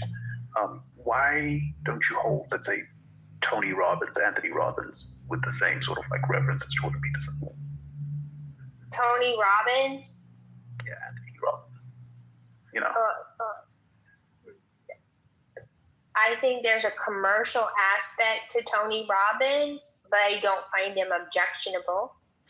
I don't know. Terrible victims of all these, I don't know, things that I guess men are victims of. But Jordan Peterson, over and over, reiterates how much he hates victimhood. I have a list of his quotes here. I won't read them out to you, but he laments the idea of being a victim, of victimizing yourself, of victimhood. But that's what you just did, Monica. So this is why Jordan Peterson's such a fucking idiot. This shit makes no sense. You're not an alpha male if you're crying about being a man all day, right? I just want to say, it's pretty simple to say you're not an alpha male unless you're a fucking wolf, because that's what we're talking. What are you talking about? Like, what? So Peterson never says he's an alpha male or we should all be alpha males. You're thinking of like generic red pill stuff. Peterson just says stuff like, listen, you need like social status. That's an important part of life, which most people agree that you should have some status in life. That like you should have respect of, you know, having respect is an important part of your life. But I want to read you guys something. This is thanks for. You have no enemies, you say? Alas, my friend, the boast is poor. He who has mingled in the fray of duty that the brave endure must have made foes. If you have none, small is the work that you have done. You hit no traitor on the hip. You dash no cup from the perjured lip. You've never turned the wrong to right. You've been a coward in the fight. Bears. Was that a JP quote? No, that's a poem by Charles Mackay. It's Margaret Thatcher's favorite poem. Nice. I'm not gonna. I like being in the rain. I actually thought that Margaret Thatcher was the original, because I've only ever seen like that quote with like Margaret Thatcher. Yeah. Me or whatever. And then here's Teddy Roosevelt. It's not the critic who counts, not the man who points out how strong the strong man stumbles, strives valiantly, who errs, who comes short again and again, because there is no effort without error and shortcoming, but who does actually strive to do the deeds, who knows great enthusiasms, the great devotions, who spends himself in a worthy cause, who at the best knows in the end the triumph of high achievement, and who at the worst, if he fails, at least fails while daring greatly. So that is the place shall never be with those cold and timid souls who neither know victory or defeat. Awesome. Thank you. Thank you. Roundabout way of saying walk the talk, right? Yep. It's saying these sniveling worms who never try to do anything try to feel superior to those that try to do great deeds, and it's worthless. It's a pale shadow. To build a hospital, to build a bridge, that takes daring. To write an angry opinion piece about why we shouldn't do those things, that is pathetic. I mean, you do need some people criticizing people. That's an important role in society. It's just, we also should valorize the doing of deeds, daring, courage. It's a fair sentiment. And it's especially relevant today where now we platform the entire populace. And the majority of the population is never the actual doers. Yeah. Any population, yeah. And look how giving everyone a platform, that's been a nightmare. They shouldn't have a platform. Who? Not just the populace, the riffraff. You think so? I think that the whole next week at noon Eastern time. Though to say that we shouldn't have they shouldn't be platformed, that's an interesting point. I'm not literally saying that we shouldn't give voices to the hoi polloi. What I am saying is, it was nice when you only heard the opinion of New York Times editorialists and newspaper writer and stuff like that, and not just the incoherent ejaculations of right. Well, he was right about that. So we got to give credit where credit's due. It's a good way to measure the state of the population, though. And then we know what work needs to be done. I generally believe that the way here's this idea I came up with. I don't know if it's crazy, but I kind of like it. It's okay. Here's what you do when you vote. You get your vote, then you get to give someone else 2 votes. Okay, you get to choose one person, give them 2 votes, and then you get to veto a third person's votes. Okay? And here's why I think this is better than the normal voting system, because I think people's judgments about who of their friends is smart is better than their judgments about how to handle current events. So we'll just systematically give more weight to people who are respected in their community because they'll be given extra votes by people. Anyway. That's an interesting point. It might already, I think it's already baked in. Sorry, Mom. Sam, who would you pick to get double votes, and who would you pick to veto the On the app, I'm giving Mark double votes, and I'm vetoing. I would veto Jarl, and get double votes. Serendipity. I think we'll end up having more of the same, where the masses are swayed by the eloquent few. Well, there's sincere power in the eloquent, isn't there? Being able to control your ideas. It's not great when other people are off me that makes it hard. Sophists are brilliant. Dangerous, but brilliant.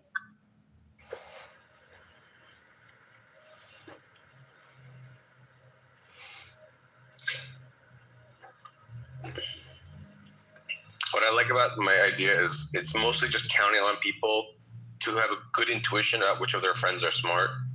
Now, I don't think that like people have amazing intuitions about this. I think that's like reasonable that you just like, yeah, like my brother knows stuff about politics. I'll give him my votes. Like, you know, it's pretty reasonable. I don't know. Jarl needs me to hate Jordan Peterson. It's so strange. Jarl, the nihilism that I see in so many clubhousers, it's so fashionable to be jaded and snide and condescending and act as if nothing you do matters. It's also super convenient because if nothing you do matters, then you actually get a free pass to do nothing. There's no respect in that. There's no dignity. There's no achievement or meritocracy. It's much harder to act as if everything matters, and I think everything does. And that's a heard. So the best is that he uses lots of truths to tell one big lie, and that the one big lie is what I'll just call the just world fallacy, that just our world is just, and people like that, like you know, the status quo is good basically, and our world is just. And I think that he does lean that way. I think I've even heard Peterson say stuff like, I've never seen a person not get exactly what they deserve. Like, fuck off. Yes, you have. You've seen children with cancer. You've seen, like, dictators who die of old age. Like, that's an insane thing to say. I don't think that's what he means by that, though, because he had a daughter who had as a child had that. I think there's something more we need to look at that. I think he meant you get what you deserve with the choices that you make, not what happens to you or beyond your control. But can I steal man the criticism real quick? Because I'll be honest, if I had one critique of Jordan Peterson, that would be it right there. That like he fundamentally believes that like most of the hierarchies we erect in our sociological structures and stuff are rooted in some kind of like competence structure, and that like postmodernists get the whole attribution of hierarchies for the purpose of power thing wrong. And I kind of fundamentally don't see how he can reconcile the idea whilst promoting a meritocratic-based system, which will ultimately reward people who are competent with power, right? So postmodernists are still right in the sense that like power is the thing that matters in these dominance hierarchies, right? His presupposition that like it's really competence that's the core thing. It's like competence is useless if it's not like useful for other people to attain power with it, right? That's just how our society works, right? Like you could be the most competent individual, but if like it doesn't directly benefit me, it's kind of like, well fuck you then, right? I can't put you in my company. I can't do anything with you. I can't attain and gain more power that way. We kind of see that that's kind of how society works to some degree. So the fact that Monica, you're like, oh, I think what he means by this is that's Jordan Peterson in a nutshell. Nobody ever knows what he actually means by anything. He only speaks in like allegories and like he doesn't ever actually say anything concretely. If you've ever heard him try to speak with an atheist, it is a ridiculous back and forth of him never actually answering a single question. Nobody in this room, I bet, knows whether he is a Christian or an atheist, because he refuses to answer questions like an adult. He has to like put in big words, make it philosophical, make it sound really deep, which to people who like, I don't know why everybody falls for this, but to people who just hear Jordan Peterson for the first time, they think he sounds like a genius. But anybody who's listened to Jordan Peterson for like 2-3 years eventually realizes that it's just meaningless gobbledygook, and it's like super basic, stupid talking points like clean your bed and make your room. You know, a type of advice that you would give like a 4-year-old child. Except the 4-year-old children are not being taught that. It's not new. all of his information is old. It's wisdom, and people haven't been taught it. You tell me what's wrong with telling someone to stand up straight with your shoulders back, or tell the truth, or at least don't lie, or don't let kids do anything that makes you not like them. Those are literally everybody tells kids that all the time, Monica. The fact that you think that's like a groundbreaking thing to say to children, which no child is actually listening to Jordan Peterson, is insane. That is, every parent teaches their children not to lie. What the hell? Oh, hi, Ari, you're new here. Now, do you know if he's atheist or if he's a Christian, Monica? Does it matter?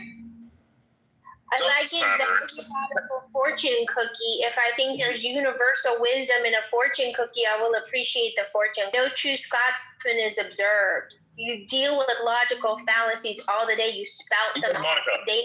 Monica. And it's you don't even no true Scotsman fallacy would be saying he's not a Christian because he doesn't behave like a Christian, or I don't think he's a Jew because he wasn't born a Jew. In this case, I'm saying we don't know what he is because he's incapable of.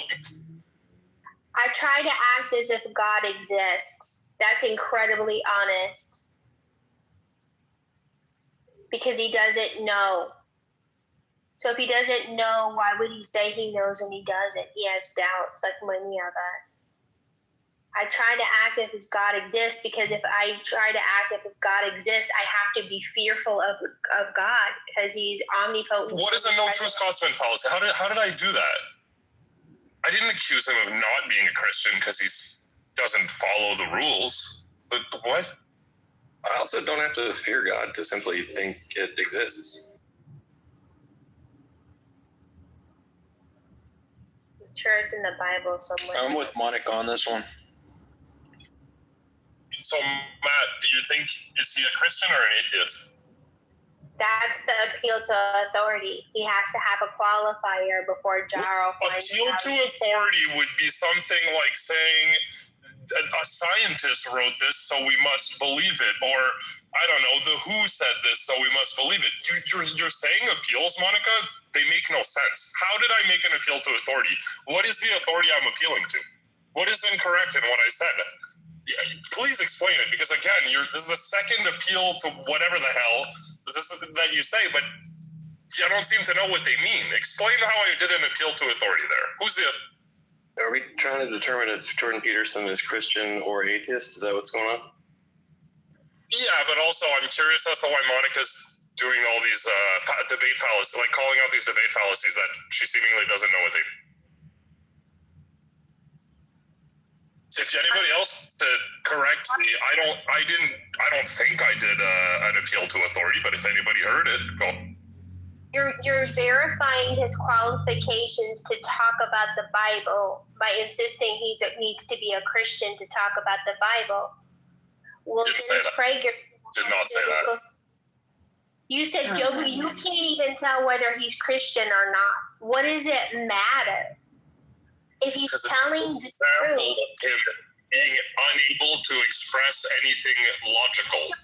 If he's unable to accessibly on that topic, Monica. He has a solid signature. I can say one thing about that. If you go to his Wikipedia page, take a look at that man's signature. Fucking solid. Nice. I'm sorry, Sam. I didn't mean to take over your room. Well, listen, I think Jordan Peterson is a fascinating figure. I think that he's tremendously good in terms of like trying to solve the crisis of meaning in people's lives.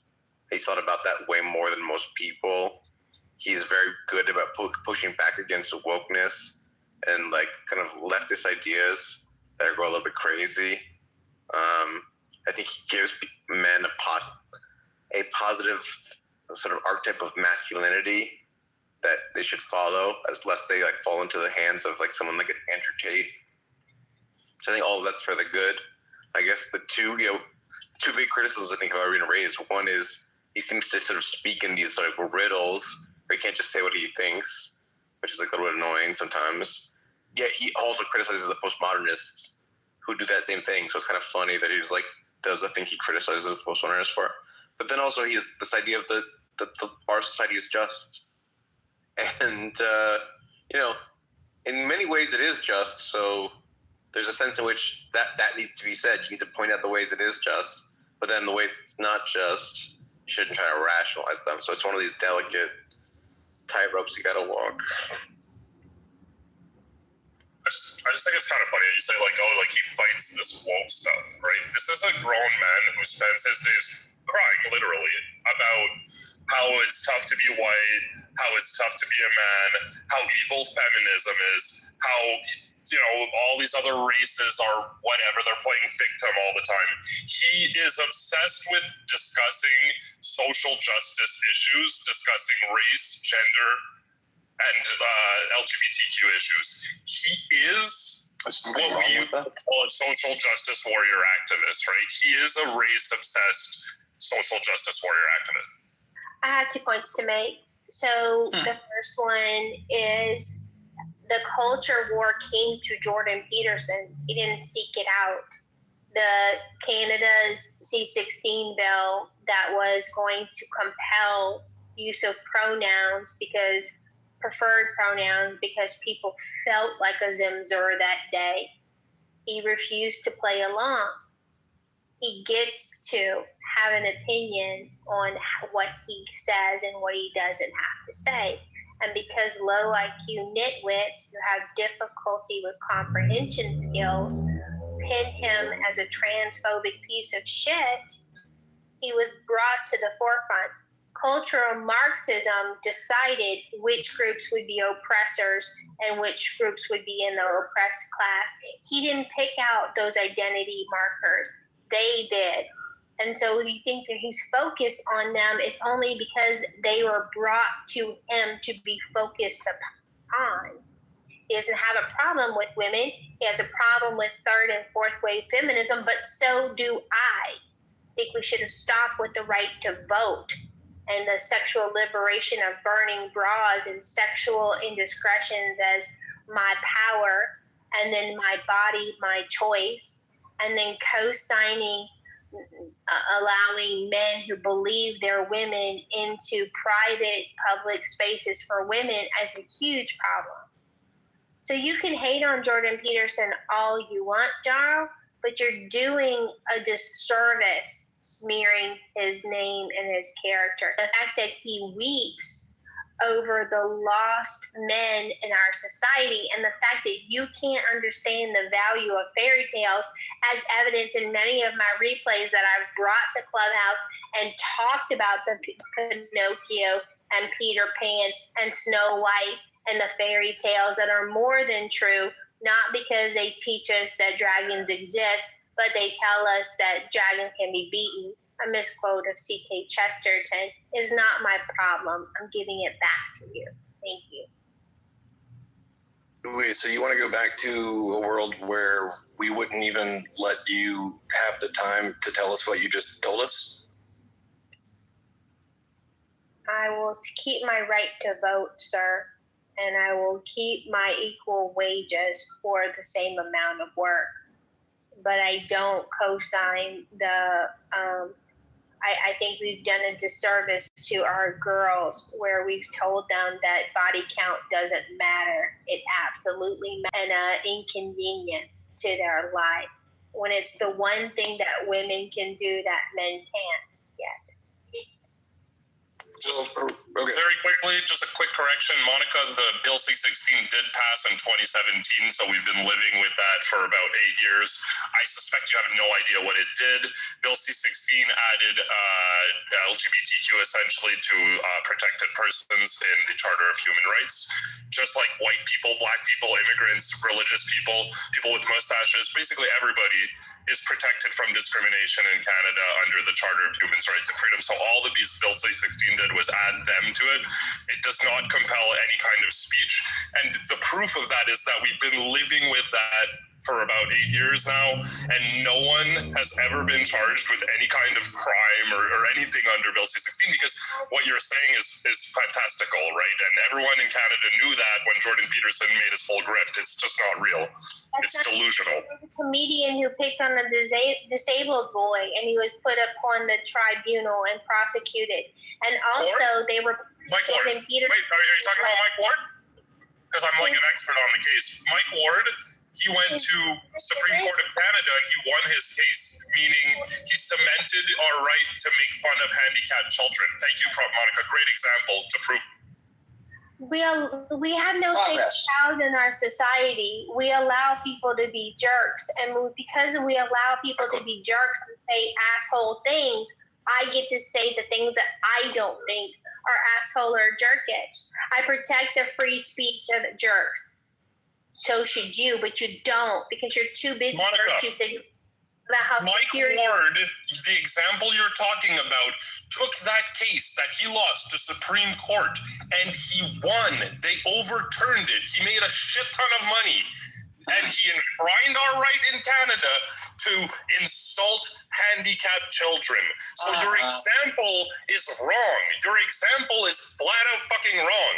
Mike Ward, search it up. I know the case by heart. It's in Quebec. It's in my province. There is a point there.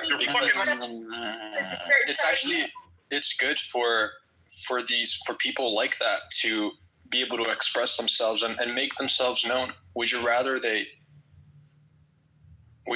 hide? Maybe. I don't know. Nick said, if someone's anti-Semitic... Your premise of someone being anti-Semitic, can't we just knock that shit off? I know. Yeah, I guess that's very specific. Maybe just people who have a problem with... Maybe don't do that shit. Or there will always be people who are operating on an antagonistic side of wherever you are, right? I don't know. Do we have to tolerate the views of people that think that all of humanity should be wiped off of the face of the earth for the betterment of the world or something? That's a dumb view. I don't feel like I have to listen to it that much. I don't. It's not about tolerating it. It's just allow to be spoken so we can refute it. You just asked me what my preference was. I don't want the guy that wants to kill all the people speaking. I don't want the guy to kill all the Jews speaking. I don't want the guy killing all the blacks, the Mexicans, the Chinese, the Asians, the Japanese. I don't want those crazy people talking. I don't want them silenced. But you asked me my preference. Yeah. I think they should shut up and learn. I don't know. How do you know who they are unless you hear what they're thinking? And how do you know what they're thinking unless you allow them to speak? Why do I have to know what anyone's thinking? Can't they just keep their thoughts to themselves? And that goes back to bunker boys planning violent acts because they are not allowed to speak their bad ideas and have them refuted. It's fine if that's what you want to do.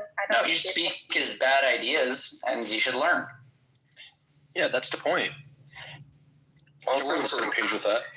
But the primary goal is the learning, not that he be able to speak whatever he wants, right? Oh, when he does say something dumb, everyone is going to recognize that immediately, and there will be a consequence for it. Except for the people that agree with him. We're letting that consequence be organic rather than turning it into. I agree. The Nazis marched in Skokie, Illinois. I was also going to add to the conversation that Jordan Peterson is apparently famously known for not specifically saying one way or the other whether he's Christian or atheist. So the fact that we're discussing this, I think it's hilarious because this is a talking point of his. So really the question is do you want to spend the only thing that we have as human beings, which is our time, talking about Jordan Peterson, or do you want to talk about something else? Do you want to talk about something that could be constructive for your development? Or do not want to talk about Jordan Peterson. I don't either. Right? Not even a little bit. So I'm curious what other topics we can pivot into. I don't personally know, but I'm gonna leave that to the moderator of the room. I want to read you guys something that I wrote. If you guys want to pivot, this is very short. I hear your thoughts on it. Let's have it. There are 3 ways to have better vision. One is to increase the pixel density in your visual field, so you have sharper details with more resolution. Way 2 is you increase the size of your visual field. You get a wider canvas. You can take in more at once. It's like having an eye in the back of your head. Way 3 is increase the number of objects and properties you can identify, where you have more concepts with deeper recognition. Way 3 is the weird one, because you get clearer eyesight even though your eyes haven't changed at all. If you had perfect visual clarity but could only recognize a ball, you'd still be blind to a lot. Compare that to seeing a Spalding basketball at an all-star game that's slightly deflated. It's the same pixels, but you're seeing more of the world. Learning does this to your mind. You don't see a column, you see a Corinthian column. You don't see a flag, you see the flag of Zambia. You don't see a man, you see John Haggerty, regional manager of the local Arby's. The Bader-Meinhof phenomenon makes this even more obvious. You learn for the first time about humpback whales. And suddenly you start noticing humpback whales everywhere, references, images, and conversations. Your visual field doesn't get sharper or wider. Your mind just gained a new category, and now you can see. You used to be blind. Education helps you see more, and seeing isn't just about your eyes. Good point. Hear, hear. Thanks. I like that shift in perspective, flipping the script. We Serendipity and I did a replay on The Great Mental Models, the first book, and the last 20 minutes of the book, Sam, the guy referenced Florence Nightingale, Sun Tzu, the Art of War guy, and a third one, and I'm like, oh my gosh, that's the best ending of a book I've ever heard. In the chat is a link to a 15-minute documentary, 5 Reasons for Hate Speech. Did I ever tell you about that one, Sam? No. It's really good. It's from No Longer Functioning, a comedy YouTube channel called We the Internet TV. But he talks about the value of letting people express their bad ideas and what happened before World War II that played a huge role in the creation of World War II. What, like nationalism? There were hate speech laws, and ugly ideas makes us weaker, not stronger. I mean, I don't think they're not being aired out so much as they are being highlighted and then spotlighted, and then it turns out that the rest of the undereducated seem to flock toward, like the ideology that like it's not your fault, it's society's fault.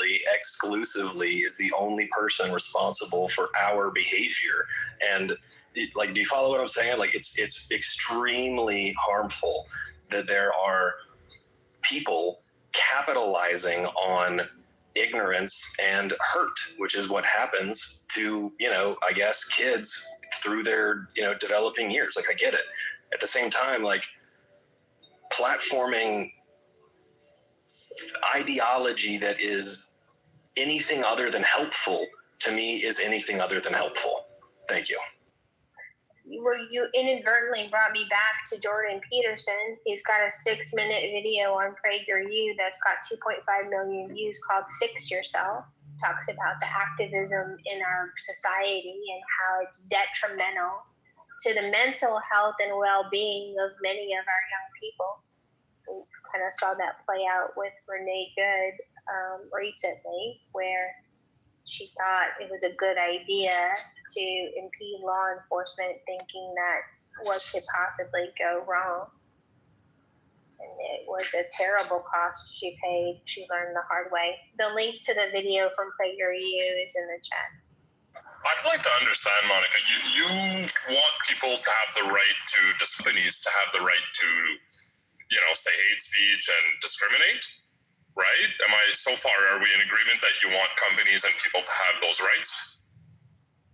It's against the law for businesses and companies to discriminate based on race, religion, sex, or sexual orientation. Right. So are you for or against it? Because it sounds to me like you're for people's right to discriminate, right?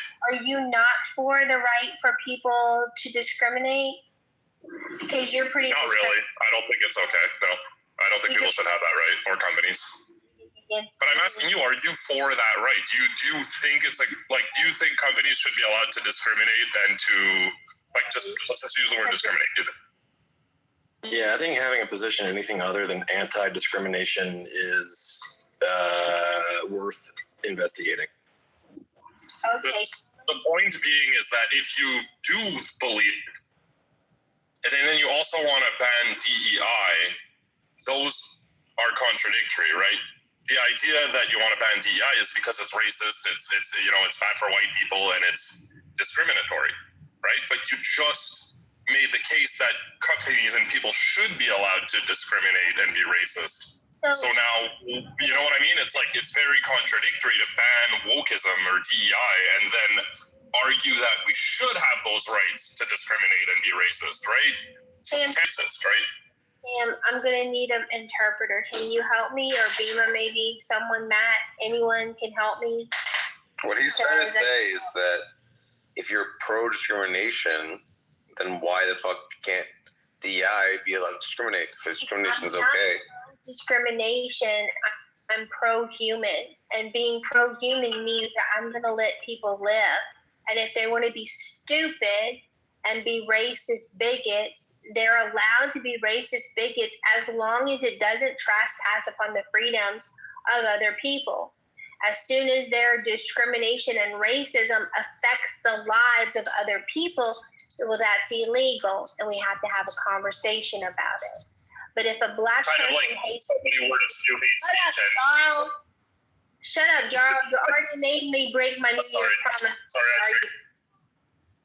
I was totally with you. If a black person hates white people and they don't want to hang around me because I'm white, they get to discriminate against me as long as it doesn't interfere with my life. But Jarl doesn't see it that way. He's only focused on white people being discriminatory and racist. But that's not correct. I think it should be illegal to put up signs in public that are discriminatory to Jews, let's say, or to black people, or to any group, white people too. If I went outside in Montreal and there was a bunch of signs saying white people suck, we should get rid of all white people, I would think that's terrible and that should be illegal. I don't think that should be legal, but you do. Faith Goldie was canceled because she had a sign that it's okay to be white. People counted that as white. We're talking about Canadians. Faith Goldie was canceled because she went on white supremacist, KKK podcast. That's why she was canceled. I don't know what you're talking about. She was canceled by Rebel Media, right? They have KKK white supremacist podcast for them to think it was bad. It's okay to be white, Jarl, and that's not racist to say. Getting fired from the Daily Wire, and then you tell me, they canceled this person who got fired from the Daily Wire. The Daily Wire is the one who's against this shit. The Rebel Media are the ones who are against this shit. If Rebel Media fired Faith Goldie, she got fired by a right-wing fucking news outlet. What are you talking about? No, not the left who canceled her. She worked for the right-wing pro-KKK news outlet. They're not white supremacists.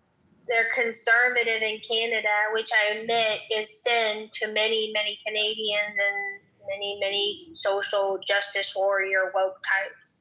But just because you're conservative doesn't mean you're a bigot. People need to recognize that. Hey, the original racists in Canada. The propaganda they spew is insane. And I haven't been on their YouTube channel for a few years, Monica, but they're well known for scamming people and creating fake fundraisers. So I would bet money if you go look at whatever most recent video they uploaded right now, there is a website that they created to raise money, okay, associated to whatever they want you to donate money for. The money is just pocketed, right? A while back, they got caught creating a website before the event that they were raising money for happened, right? So one of their lawyers got arrested, and so they raised a bunch of money for the legal fees of that lawyer, even though Ezra Levant is a lawyer, right? He could do it himself. But he raised money. They created the website to raise money before he got arrested, which really makes it seem like he intentionally got arrested so they could raise money. Rebel Media is extremely dishonest.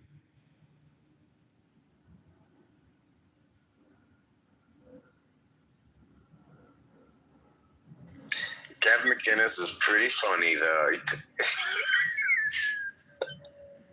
I'm not surprised you like Gavin McInnes because he's irreverent.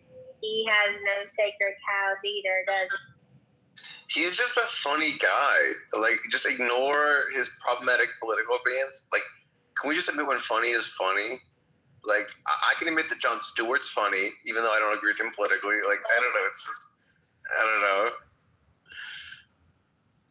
Thank you for the mic time, Sam. We can open. You hogging that shit like you're fucking Kobe Bryant in the finals. You're just fucking doing crossovers, fucking jumpers. Like, can I say one last thing that I'll shut up to because I've been talking too much too. The most recent video posted by Rebel Media's YouTube channel. You can go in the description and find the link. What's the link? It's like, it's freespeechtruck.com. They love making stupid fucking links like that. And if you click on it, it's a fundraiser. You can donate to Rebel Media so they can protect your free speech or whatever. This is what they do. It's like the most grift of all the grifts, Monica. I love that you brought them up. Thank you. It made my day. And I recommend go look at their video in the fundraiser. You'll see what I mean. You can't not see it if you go click on it. All I see is about a cancellation of a speaker at the university. I just put it in the chat. The fundraiser scam. They're raising money for Rebel Media, right? On this bullshit fake website. They're taking and pocketing the money for whatever this is. I promise you, whoever needs that money or whatever the fuck they're raising it for, they will never see a penny of that. Ever. At one point they were fundraising, I swear to God, because A&W was selling like, I don't know, non-Canadian meat or not Canadian enough or something. They were fundraising because a fast food chain was selling non-Canadian beef. It's crazy. Why would Rebel Media need my money? And what the fuck are they going to do with it? Because A&W is selling non-Canadian beef? That's insane. It doesn't even make sense. Every single video they ever make, pretty much, I mean, you can see their most recent one has a fundraiser and a phony baloney website with a fucking call to action on it. It's insane. I couldn't have predicted that their most recent video would have one unless it were actually something they do on every single video, Monica. And look at the fucking stupid website. Go read that call to action. It is brain rot levels of call to action for dumb conservatives that are fucking brain rot.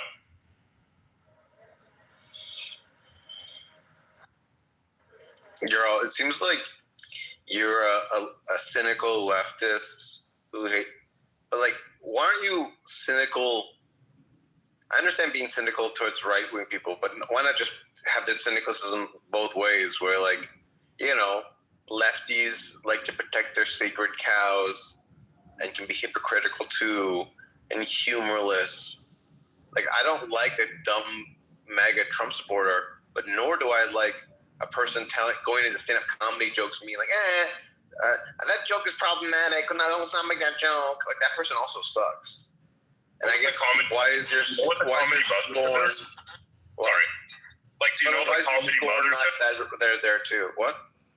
Because you're saying, like, I don't want people policing people's jokes. Do you know what the comedy mothership is? Yeah. So they get, like, cheers and applause all day long for just saying N-word, hard R, or trans people bad. All day long. That's all they do. It's the most popular type of comedy on the internet. Joe Rogan is the biggest comedian in the world.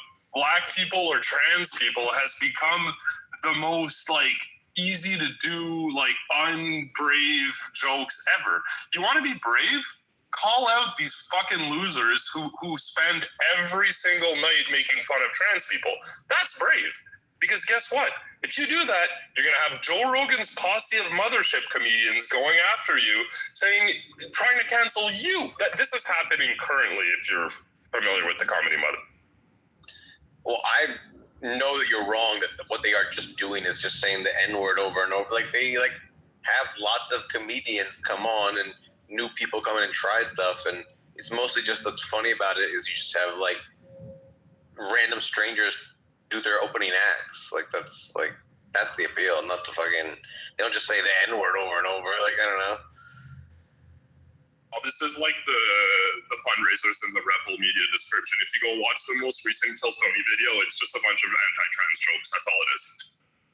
Yeah, well, I mean, yes, there's lots of anti-trans jokes, of course, but a lot of it is because there's something inherently kind of funny.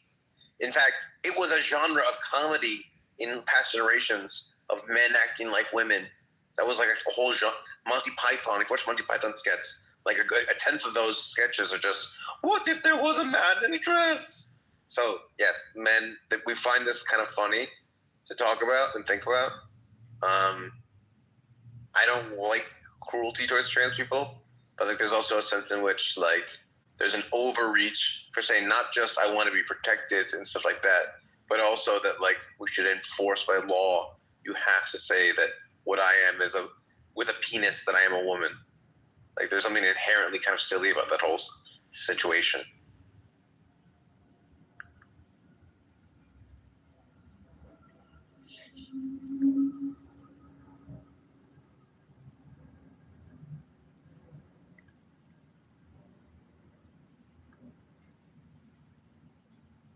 It makes you think really hard. Like, do you think somebody in DC one day was like, legislate this, no, legislate that, no, legislate my dick, and then now we're here. What now?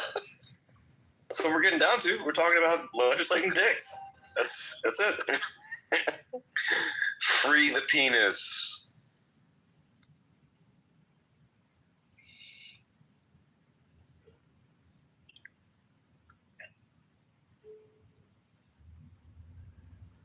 Here's my hot take. Have a little sympathy. Like, yeah, they shouldn't be doing it on the bus, but like, are you really hate on them for doing it just somewhere in public? They have to. Sorry. I also have a pretty fucked up sense of humor, and that, well done.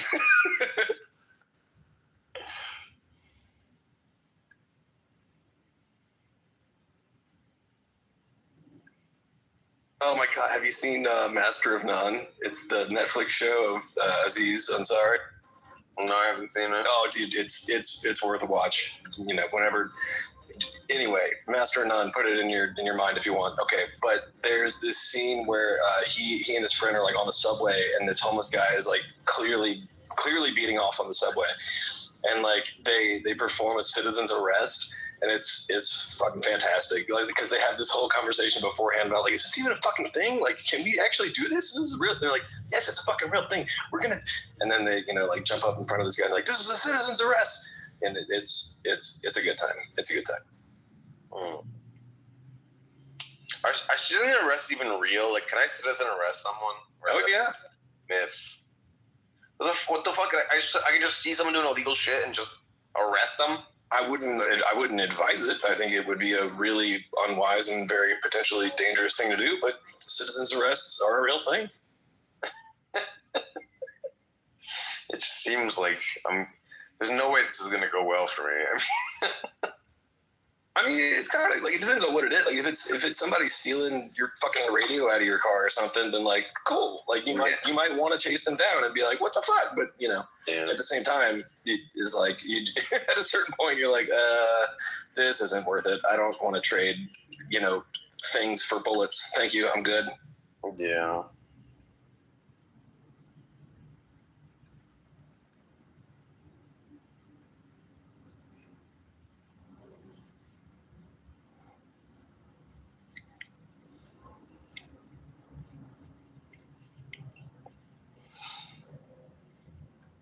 Yo, boys, you alright? Hi, Dr. Ali G. Yeah, I tried to understand the topic from the title, but I couldn't get it. Can I explain more? Booyakasha. Booyakasha. Yeah, that's my boy.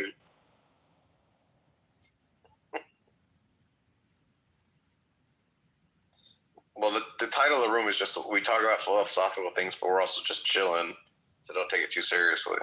Yeah, that's cool. Yeah, I was thinking like, it's so serious thing.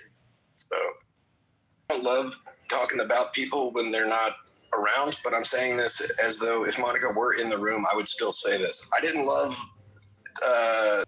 What do you have to say for yourself and your crimes? Your crimes. I mean, I don't know. I'm really into certain people and like certain thought processes and schools of thought, and like I'm into different thinkers and authors and blah blah blah blah blah. But like when somebody's, oh, wonderful, Monica. Okay, I was literally like just speaking about you, and I was saying like I didn't want to speak about you if you weren't here, and I'm glad that you're here because now I'm not speaking about you behind your back because now I can actually say it to you. Okay. When I came in the room, I felt like you kind of came at me, and like I didn't know what to do with it, and like I hope, are we cool? Like I don't know, but yeah. And then Sam was like, it's because I was talking shit about somebody that's really important to you, and I was like, well, that's fair. But then I was saying in response to that, like when people talk shit about people that are important to me, I'm kind of like, okay, cool, like.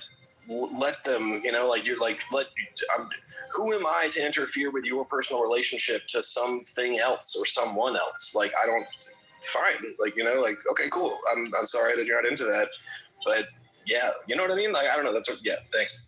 Yeah. So you intimated that I am excited about Jordan Peterson. That's kind of gross. Oh no, I didn't think that. No, I didn't mean to imply that at all. Yeah, he's kind of gross. Yeah. Wait, hold on. Sam, did you imply that? If that's what does it for you, go with God. Like that's like. And then also. That's because in the chat you said You said Caleb is a clown. So then I responded to that. What I'm saying is that I was unaware that I was giving you a hard time at all. Like I appreciate your comment with the lithium theory about Mel Robbins. From what I know of it, it's a good philosophy. And then, do I owe you an apology, Caleb? Was it Caleb? No, I don't think you owe me an apology at all. I think that I was kind of like asking whether or not like this is something I can expect in like future interactions with you, or whether or not this is kind of a one-off thing. Who was calling Jordan Peterson a misogynist who did not know him? Was that you, Caleb, or Caleb? Because it might be a typo, and if it's a typo, I owe Caleb an apology. I don't think that Caleb has been in here. I don't think so. I do think that when Sam and I were talking about Jordan Peterson, I definitely said, I said he's a misogynist or chauvinist or one of the two. I don't recall exactly, but yeah. A misogynist, the replay will show. And then I said, what do you know of him? I know enough. And like, do ya? Do you know enough? Have you read the 12 Rules for Life? I mean, when another though simultaneously, when someone says to me, I know enough about that subject, I believe them, because if they're an adult, then that's it. So it's like, okay. And then if I want to continue talking to them, I'll talk about something else. But that's me.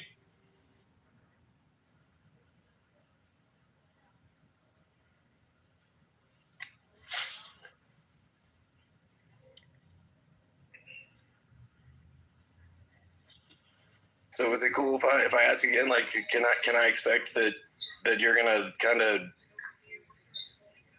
This is the problem that I have with Caleb.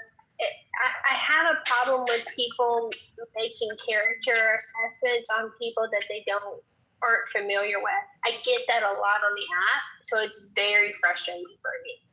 People make assumptions based on a single comment that they don't understand and haven't processed properly, like Jarl. And then I have a reputation. So when someone tells me someone's bad, it automatically makes me want to look at that person and find out if that's true.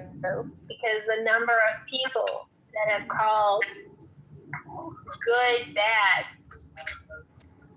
Look, there's still people on the app that believe Trump said Nazis and white supremacists are very fine people.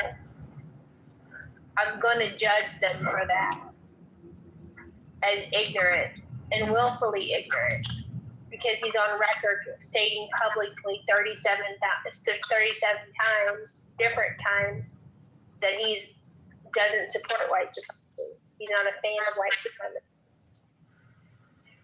So I guess that's a long-winded way of saying you and I are good for now. Fair enough? I love it. Cool. I will steer clear of talking about Jordan Peterson. But yeah, cool. Sounds good. Get an opinion on Jordan Peterson. I'm just hoping that it's more informed than the one you gave us today. I mean, I think if I may, no other entity has the authority to decide whether or not my entity that I pilot has or has not processed information to a specific degree as whether or not it could be determined or categorized as correctly processed or anything other than that.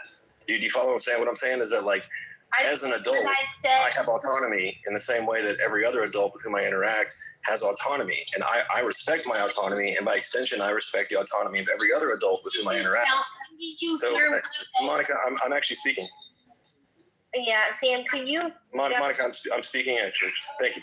So, because I respect my autonomy, I respect the autonomy of every other adult with whom I interact. So, when another adult tells me I've done what I needed to do to say that checkbox is checked for me in my own personal assessment, to which I say, copy that right on. And then I move on with the conversation, right?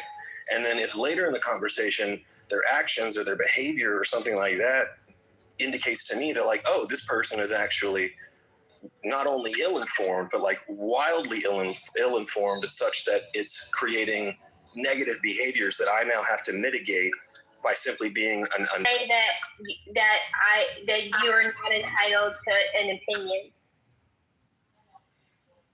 Would you repeat that? When did you hear me say that you're not allowed an opinion on Jordan Peterson? I have yet to say that, and I don't understand. You just said that you're comfortable with your level of opinion on Jordan Peterson. You don't plan to learn more. That you're comfortable where you are. And all I expressed before you said that was that I hope your opinion is more informed. But everybody gets an opinion. It could be a crappy opinion. Be a wrong opinion, it could be an ill-informed opinion, it can be a vastly educated and informed opinion. I get to decide if I think your opinion's valuable. I get to put a judgment on your opinion. And you get to put a judgment on mine. That's it. Yeah, you think you are so valuable. Sorry, everyone thinks like you are an amazing person and you judge people. Come on, you need to talk about these people, why they're wrong. You need to justify why you think that. It's not like that. Come on, like you need to convince us. It's not about like other people. Jordan Peterson is an amazing person. Other people, they're amazing. If you're not like following them, okay. Let's talk and convince us why you think Jordan Peterson is a racist, anti-Semitic, homophobic, anti-LGBTQ bullshit all day. Can you give us evidence? I'm a scientist. Sorry, I can't leave like people in talk, right? Can you just talk with evidence, etc.? Then we discuss like one by one. Don't worry about it. Like, let's discuss one by one. I'm scientist, right? Simple. Okay. Which would you like? Which claim would you like evidence for? The one where he cries all the time, or the one where he got high on his own supply? Cries all the time. I've never seen Jordan Peterson cries. Want to see it? I'll share the video. It's hilarious. Actually, there's a whole bunch of them. Yes, please send the video. Yeah, they're great.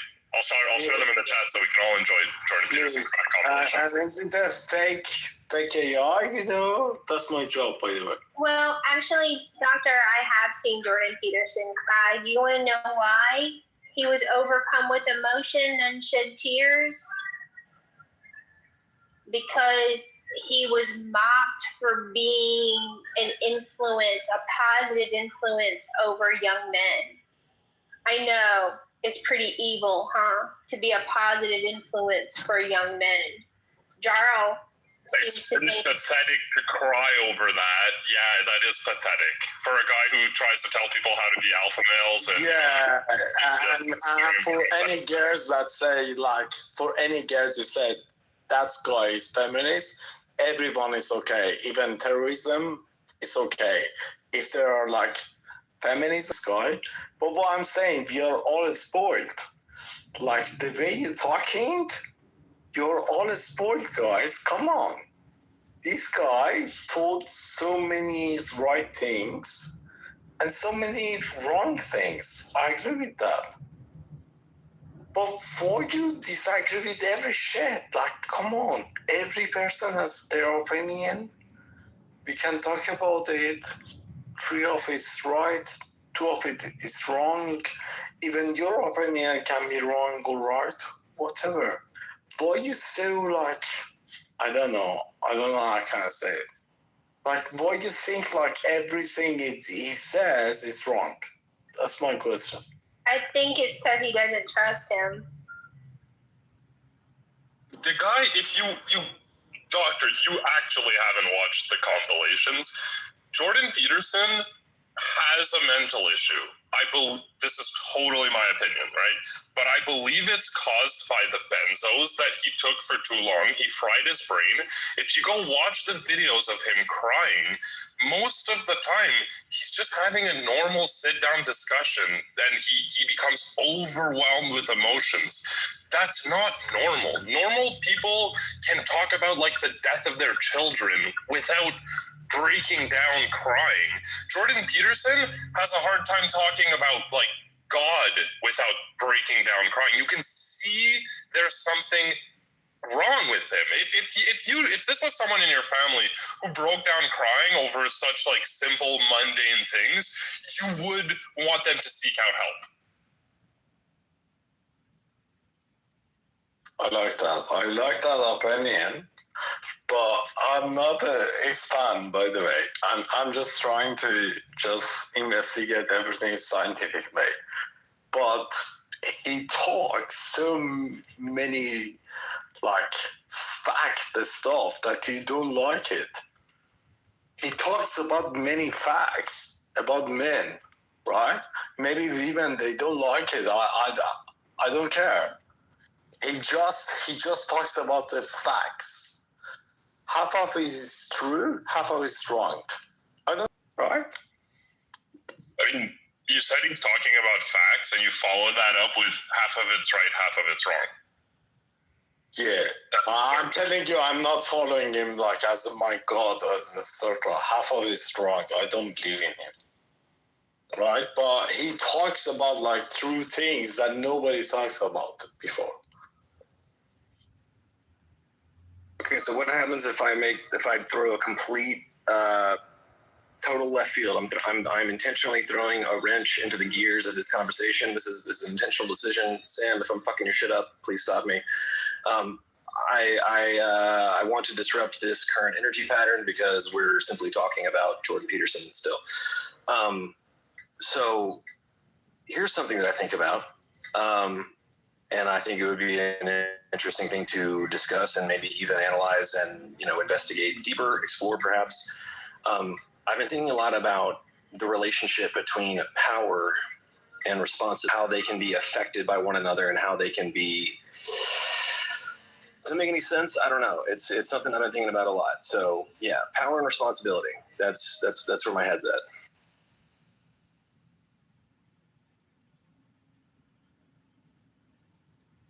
Is this the time for me to throw in the Spider-Man quote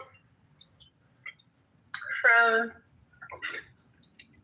one who has great privilege comes great responsibility? No? It's power. Okay. Not privilege, but... Thank you. Hey, Monica. No, thank you, Jarl, for the correction. I stand a correction when I'm wrong. I rarely get corrected by Jarl. Are you willing to admit now that you were wrong about Mike Ward's case, that he was actually found not guilty and he was not punished? I'm saying he probably shouldn't have been tried at all. I still have concerns about compelled speech.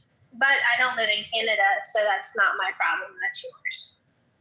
A man in the United States was I know you know this. A man was arrested in the United States for posting a picture of Trump with a direct verbatim quote that Trump said. The quote was, "We need to get over it."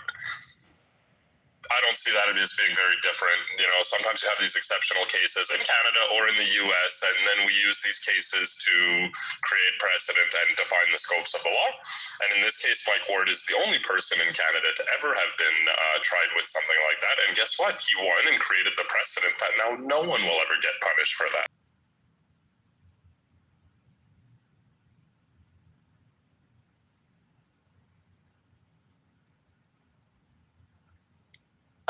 Just a different topic, guys. What do you think about like Tommy Robinson? Do you know him or etc.? I want to understand. Even in the board, they know him. I tried Tommy Robinson. I think he's a hero, but I know I'm going to get disagreed with. I think he sacrificed greatly to expose the grooming gangs and horrors that happen when migration without a simulation leads to these problems, this culture clash. All right. So, how do you know Tommy Robinson? You're not in UK, I guess. You're in a different country. How do you know him?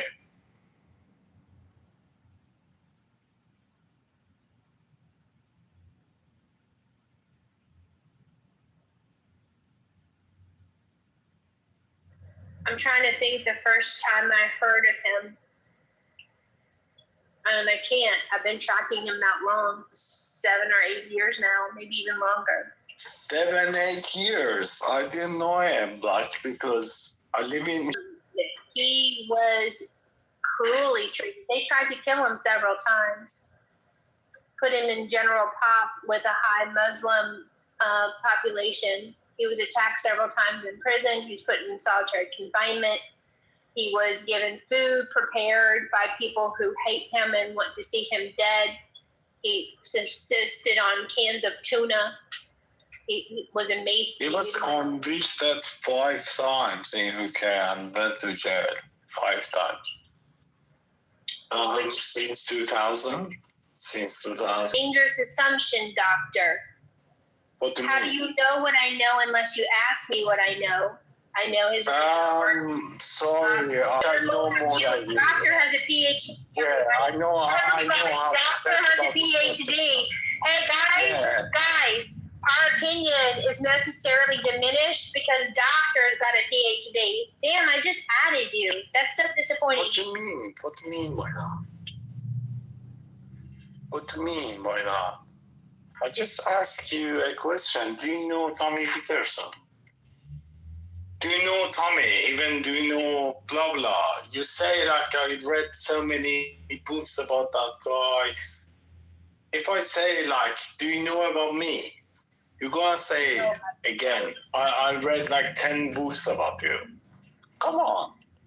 You just told me that you don't think that I know anything about Tommy Robinson.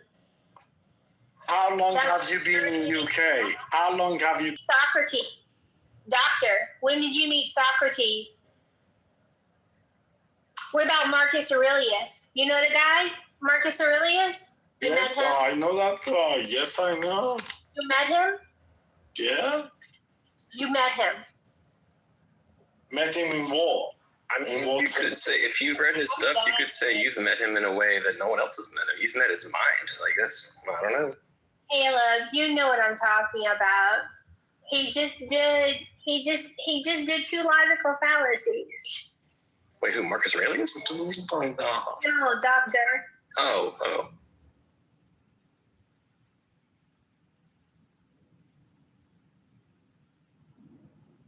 Sam, I'm going to wish you good night. I feel like I've not helped you in this replay room, even though I met you. Good night, Monica. It was nice having you. Wasn't nice, Sam, but I appreciate the patience. I really, really do. Yeah, I just want you to know Jordan Peterson sucks. Fuck Jordan Peterson. Good night. Good night.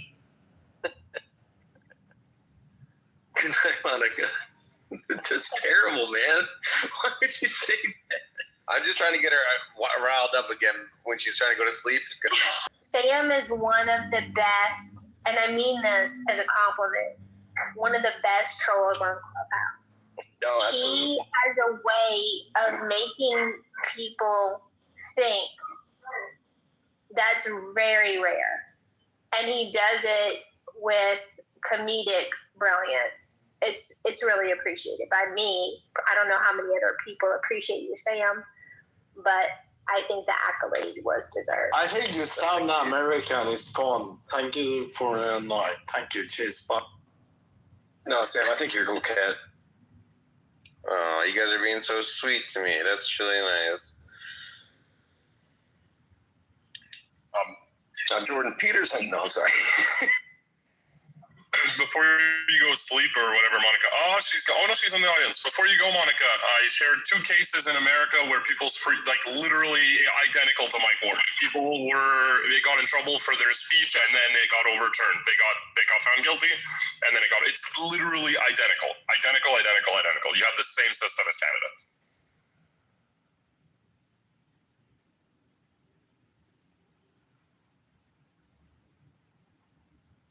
The amount of times I hear Americans just make shit up about Canada, and then if you do 2 seconds of Google searches, you find that it's either the same in America or they're just wrong.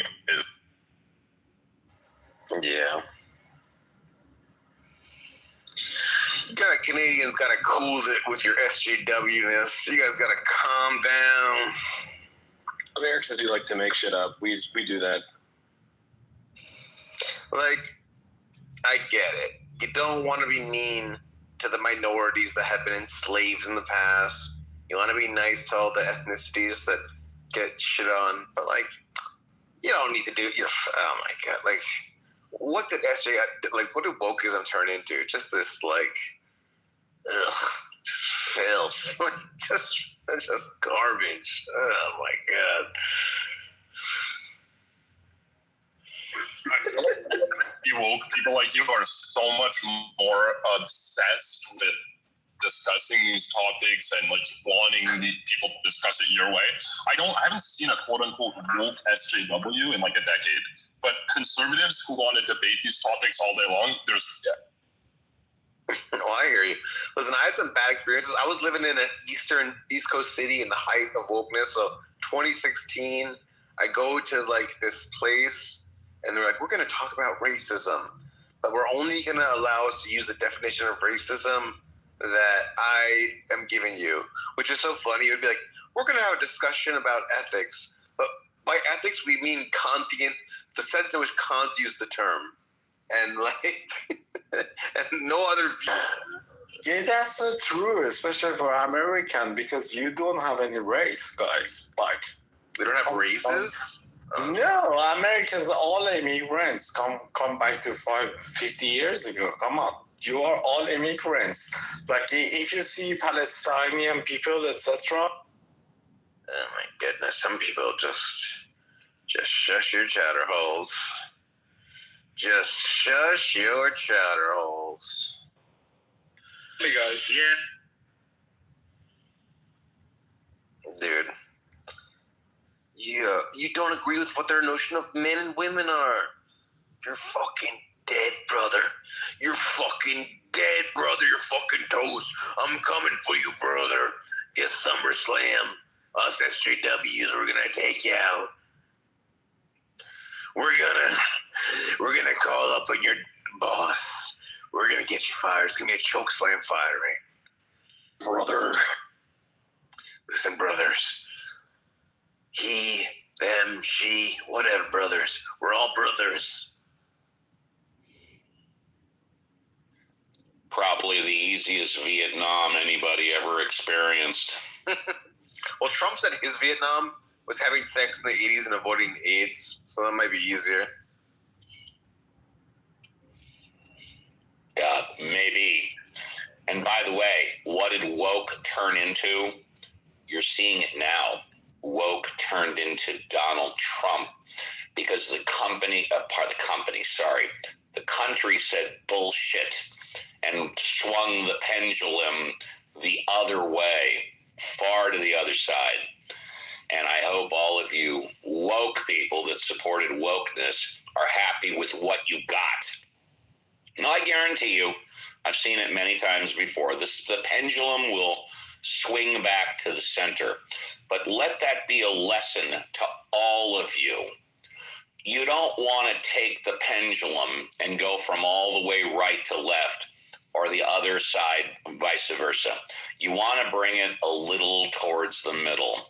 Because when, as you said, when you start telling people what pronouns they have to use, when you start telling people what they can and cannot say, when you start telling people what they can and cannot do, people are going to revolt. So your question, what happened to woke? The answer to me is clear. Fucking Donald Trump.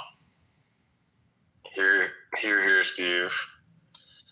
The wokes don't realize how much the wokeness caused Trump, because people that were getting talked down to and like having their language policed to be said, you know what, fuck you.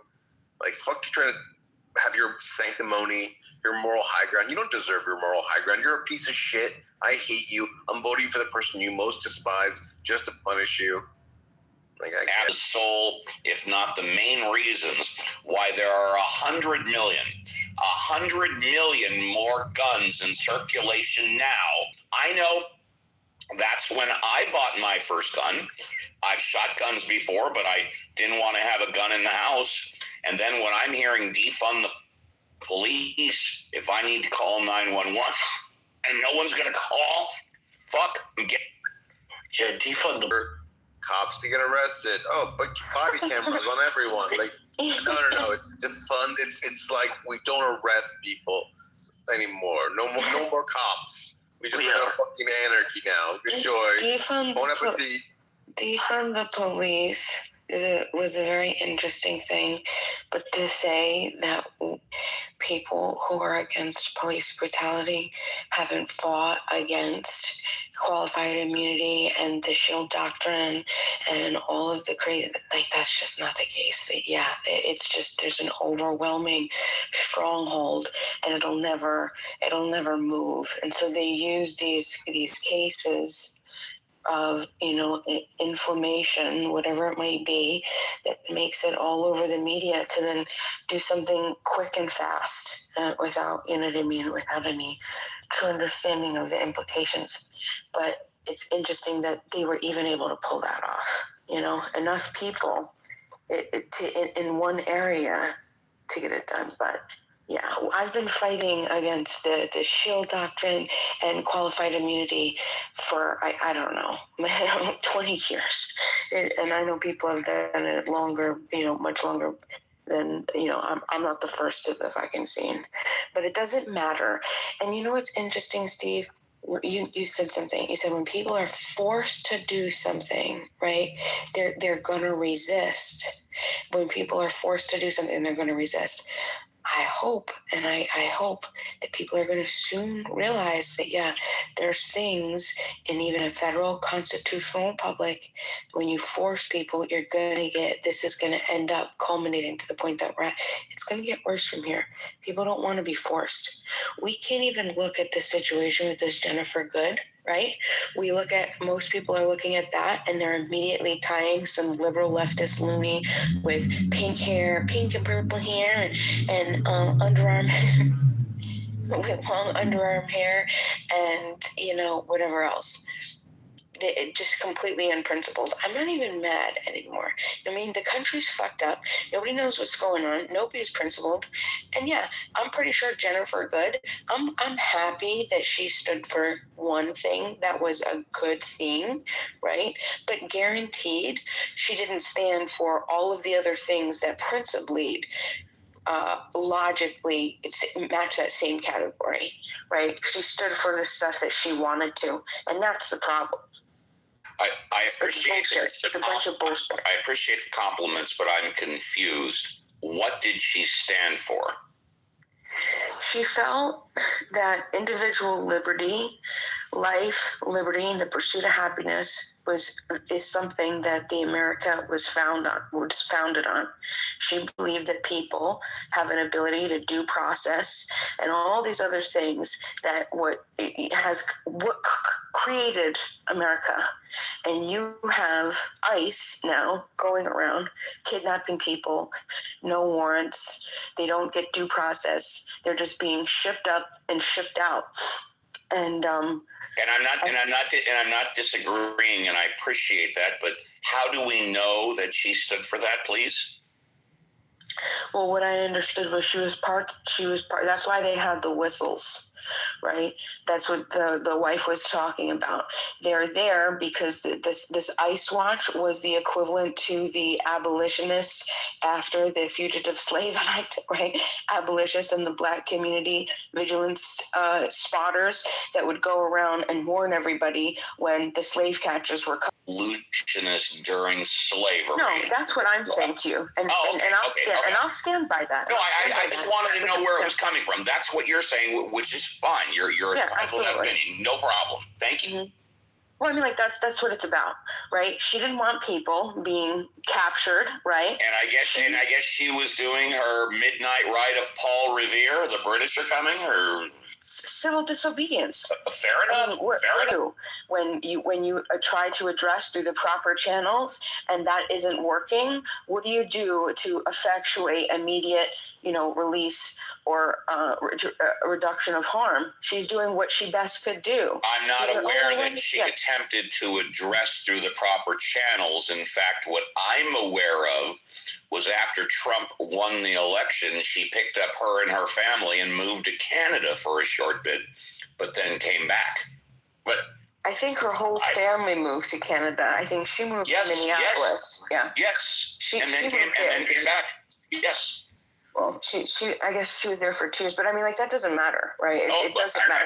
Okay. Because if an abolitionist, right, like, you use the same thing. If an abolitionist moved out of the country, right, because they rejected slavery at the time, right, and then they came back to fight and stand to fight what's, I mean, like, you're not going to give them shit about it, right? You're going to say, okay, cool, that's awesome. I understand why you left, and I'm proud of you to come back.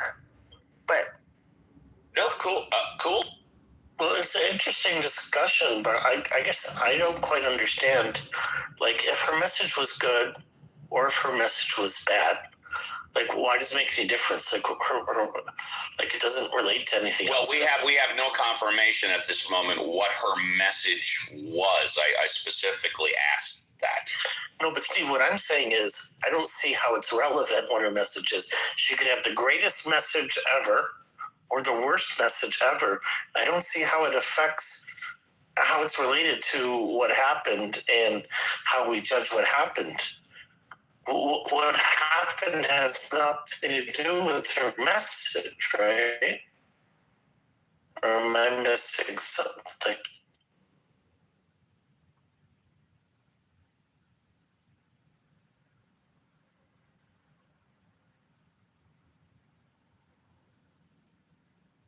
Is when ICE comes into the area, you do whatever they have to do because they're coming. They know where you live. They know who they're looking for. So that's the whole point. And you see, like, all these crazy videos. And I mean, like, this old lady in North Carolina that came out with a gun. They had ICE came onto her property because there were these two guys doing work on her yard, and old lady was like, not on my home, get out of here, right? You saw this woman just yesterday or the day before, I don't know when it happened. She's working DoorDash. She's a DoorDasher, and she's literally working DoorDash, delivering food to her client, and ICE goes to capture her. She runs in the home of the client, for like a sanctuary, right, crying, terrified. You see the son, and this is all within like the past 48 hours, a son who was defending his father, born here in America, right, defending his father. His father lived here and is taking care of his disabled son, right, his disabled older son, and they're coming to get him. He's already been in the country for 20 years. And ICE came, and that was it. Too bad. Sorry. Packing you up. So what is she doing? She's getting there before ICE can, or while ICE is coming, and blowing the whistle, saying, let's go. Get out. Run. Do whatever you got to do. It's the best that you can do. And when we're at this point. But that's the issue. The country doesn't see this. We're not seeing eye to eye. Everybody's just saying, oh, yeah, there are these lefty liberal loonies, when half of the country, and I mean, like, I don't doubt it. And I think that a lot of it, listen, I'm not a liberal. I'm 100% not a liberal. I think entitlement. I think redistribution of wealth. I'm not a socialist. I'm not a communist. I'm a capitalist pig. I love capitalism. I love private property, but I also love freedom. And I'm not a tyrant, and I'm not a sick person. I'm not gonna harmful, and we're not the criminals, right? The criminals, good luck. ICE, they're better with ICE than they would be with me. I'll take you out myself if you're a criminal. You harm somebody, I have no time for that. You've lost my shield of reciprocation of rights. But if you're a peaceful person here, and you're working, and I mean, yeah, I'll stand with you. You could come and take sanctuary in my home. And right now, I'm a dangerous person. I'm a 40-year-old woman who's single with no kids. I have nothing to fucking lose. Like, I would definitely go out with fucking fireworks to stand for this. Like, 110%. This is great. Well, be master. You do have one thing to lose, and that is you and I have never met in IRL. That being said, years old. I live alone with my dog and my 9mm. And I think it was a bad shoot. I talked about it hugely on my show this morning. I've done a lot of research. And I hopefully we all agree that killing someone is always the last option. It's always the last resort. And in my humble opinion, I stress my opinion, other options were available. So be master before you do something stupid. Come on out to Casa de Appel. I'll roll out the red carpet and treat you like the queen you deserve to be. I love it. Do you know what's funny? Do you know people have told me, some of the most intelligent people too on this app, they tell me that I'm a danger to society and that I should be taken out. And I think that that's so interesting. I'm a peaceful person. I've never harmed another peaceful person in my entire life, and I never intend to do it. I don't care what you do, and you're on your own private property. I don't want to control you. I don't want to have nothing. But I think that that's so fascinating, that that type of freedom is so scary to so many people. I don't know, but do you know what the other crazy thing? I didn't hear a single, the right, and this is what's frustrating, because I know that the right isn't unreasonable largely. I know the left isn't unreasonable largely, but when we get in these political spouts where the politics is split so heavily, what are they called? The polls, the pollings, the surveys, and a few others. And they're all saying that Republicans, I'm talking like 70, 80% are in favorable views. They have favorable views of ICE. And then the complete opposites, the Democrats, 70, 80% are unfavorable, right? And strongly, both are strong about it. So we're completely split on this issue. And I don't think that both sides are unreasonable, but we can't even come together to look at the principle of something because we're so frustrated at each other's other politics. And we think, you know what I mean? So I haven't heard a single conservative say, the first shot I can see is reasonable, but the second and the third shots are completely unjustifiable, right? And we have legal precedents in multiple court cases, ninth circuit court, trying so hard to defend our politics. And that's what's frustrating for me. How do we bridge that? Well, that's why I was saying, like, I'm completely message agnostic. I think people are making a big mistake when they say, like, her message was good or her message was bad, because it's just not relevant. And, like, the only thing that matters is, like, are actions legal, not legal? Was there a threat, not a threat. She could have the best message in the world, or she could have the worst message in the world. But I just don't think it's relevant to judging like what happened that day. If that's the purpose. I mean, like I just don't understand why anyone is examining what her message is. Is irrelevant, in my humble opinion. The only thing is whether or not it was a good shoot. In my humble opinion, it wasn't, because it wasn't the last option. Killing somebody is always the last option, in my humble opinion. There were other options available. Do you think intent is important in determining what happens? Absolutely, yes. Intent is very important, sure. So then, wouldn't the message, I mean, it has to somewhat be... Why don't you ask me, Uncle Steve, what other options are you referring to? No, I wasn't. I apologize, Okay, Steve. I was referring to Euro. Euro's no last problem. comment, yeah. No, because I agree with you, and I love that comment, Steve, by the way. I apologize. Actually, I don't think intent is particularly relevant if you're referring to her intent. So the real test is, given what the officer knew, what he observed, right? And I think that's a factor, but that alone wouldn't indict him, because it's not just a question of whether other options were available. It's really a question of, given the circumstances, was deadly force reasonable to be used at the time that it was used? And it's obviously a difficult assessment, and I've heard people make arguments both ways. Well, in this discussion, it's extremely easy. Deadly force is only reasonable when it's the last option, when there are no other options available. I hope you agree with that. Yeah, but you can certainly make an argument that there were no other options, which is fine. But deadly force is only reasonable when it's the last option.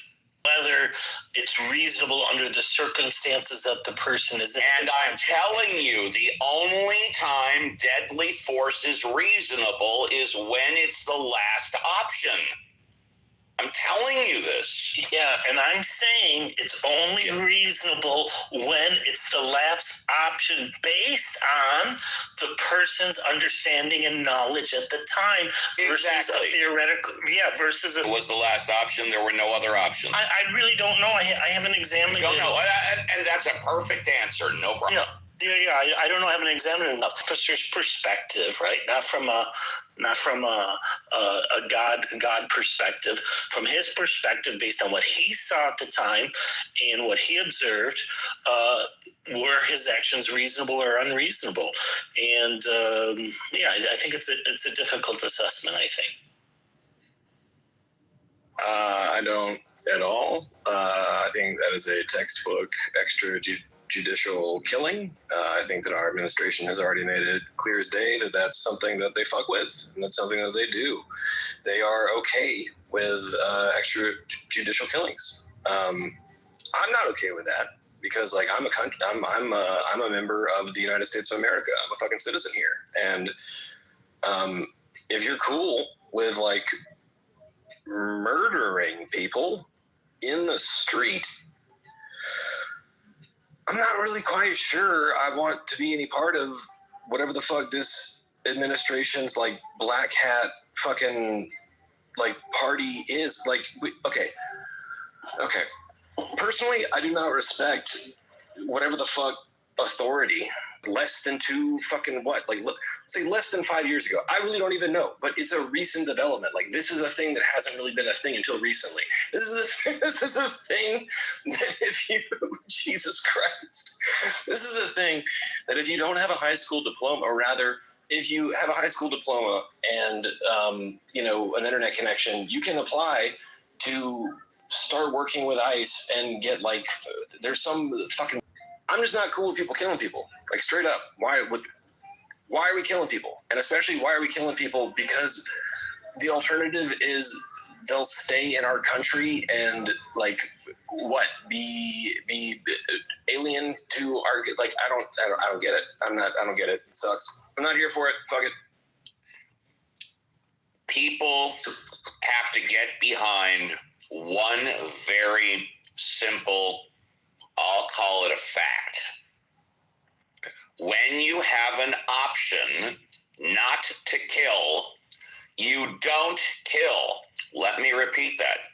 When you have an option not to kill, you don't kill. Period. End of story. There are no excuses. There's nothing else to talk about. So ICE was created in 2003 in response to 9/11, and prior to that, there was immigration enforcement through various other agencies. But it's true, yeah. The ICE mandate is a little bit different than the CBP mandate. And the government isn't arguing that they like that. They called her a domestic terrorist. I understand, but that's not the reason for shooting her. Their justification, that the argument that they're advancing, is that the officer was hit and that the car posed a weapon that could cause seriously bodily injury. Now, they could be right about that. They could be wrong about that. But that's the argument being advanced. And they are wrong about that. Yeah, they could be. I think at best, he was diagnosed with a hip contusion. I don't even know if there was a laceration of the skin. Now, 6 months earlier, he was dragged 100 yards and had to have 20 to 30 stitches.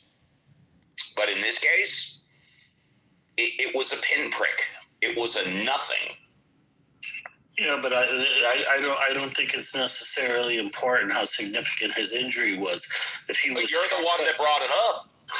No, it's not what I brought up. I said that the argument advanced by the DOJ is that he was struck by the car and that an assessment was made that the car could be used as a weapon and posed an imminent threat to seriously body injury. It doesn't mean that he experienced seriously body injury. Cars can always be used as weapons. Well, that's an assessment that has to be made at the time, whether the threat is imminent versus speculative. So it's allowed under U.S. law. If there's another option, you don't use deadly force. Right, but deadly force can be authorized if there is no other option and it's the last resort. Yeah, I think that's what's mostly disputed with this, whether he had another option or whether... Exactly. Yes, that's correct. So the argument, what we're arguing about right now is exactly what, the nation's arguing about. But I have to tell you, I was sitting... I don't do much in my life. My life is very calm the past several years. Well, I don't know if it's calm. Well, now you really need to come to Casa de Yeah, amen. I need some fun. And so I have a lot of time to think. That's basically what I do all the time. I just think. And I literally went to bed thinking about this. This was the last thing I went to sleep, and I was just like, if I was this guy and this just happened to me, would I have been, why was he the one in front of the vehicle? And he knew that she was back in the car. I think we would have had a trauma response. I would have backed up. I would have been definitely out of the way or given enough space. I know you could say hindsight, woulda, coulda, shoulda, in his right hand, which is also his shooting hand. And he was, recording, and then he went around the back, and then when he got to the side, he was pissed. He's trying to do his job. That silver car on the other side of her, that was his vehicle, I'm assuming, because I saw some other footage of him going in and out of that vehicle, right? So he's pissed. He's angry. And even before he goes in the front of the vehicle, around the front, he switches the phone from his right hand to his left hand, making it very easy to grab you know what? Like, you know what I'm saying? Like, he was prepared. It's just something that I noticed. And I'm like, why? You know? Because wouldn't you step out of the way before you make it a point to, like, go and grab all of this stuff? I mean, I think it was just such a total crazy. And the fucking bitch at the end, that was his last words. If after you shoot somebody in the face, aren't you going to have some, like, shouldn't you be in crisis mode if you're scared, where you get the auditory exclusion, where you get and you start everything, have your adrenaline, and he had the time to be like, fucking bitch. I'm like, what the? I don't know. It doesn't look good to me. Well, one of the people that were watching immediately said, I'm a physician, let me help, and they prevented him from helping her. Mm-hmm.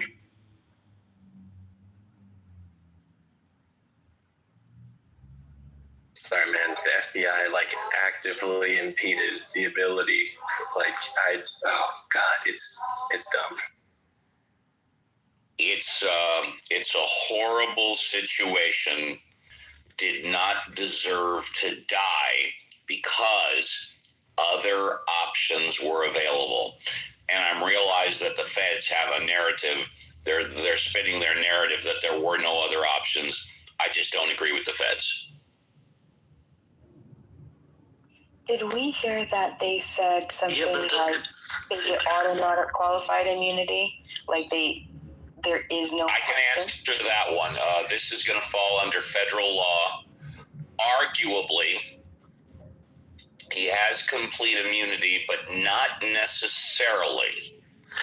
It's going to be examined, and if he acted willfully out of his capacity of a federal officer, then he may not have that immunity. That remains to be seen. Yeah, so the legal standard, like I said, was established under Tennessee versus Garner. But the legal standard established by the court is not last available option, or if no other option. It literally says deadly force cannot be used unless the officer has probable cause to believe the suspect poses a significant threat of either death or serious bodily harm. That's the only thing the government needs to establish for him to be the case, and that was reaffirmed under Connor versus Graham as well. So the legal standard was it a reasonable position of the officer or not? And then in Graham versus Connor, dealt with the issue of excessive force, which I think is what Steve is alluding to, and the court said in that case that all claims of excessive force by law enforcement officers have to be analyzed under the Fourth Amendment's objective reasonable standard. So that's the legal standard that's applied. Was it reasonable? You can't use hindsight. You can't inquire into the officer's motivation or intent. And when is it reasonable? Yeah. No, I'm asking you, when is it reasonable? Well, like I said, according to the court, you have to make a determination whether or not the officer had a reason to believe that, or not a reason to believe, a probable cause that the suspect could inflict either, posed a threat to either death or serious bodily injury. And so the government is making the argument that the fact that the officer was struck and that she continued could lead an officer to reasonably have that probable cause. So you can argue for that's the case, or against that's the case. I'm not taking a position because I haven't seen enough video clips to evaluate and to have a position. But it's possible to me either way, and I would have to really look at the footage to see what an officer should conclude under those conditions.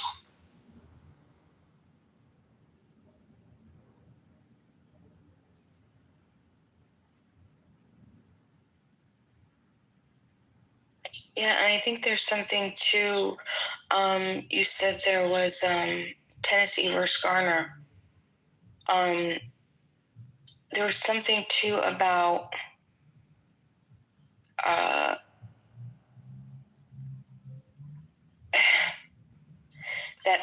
officer, I don't, it was some sort of, I want to say it was a Ninth Circuit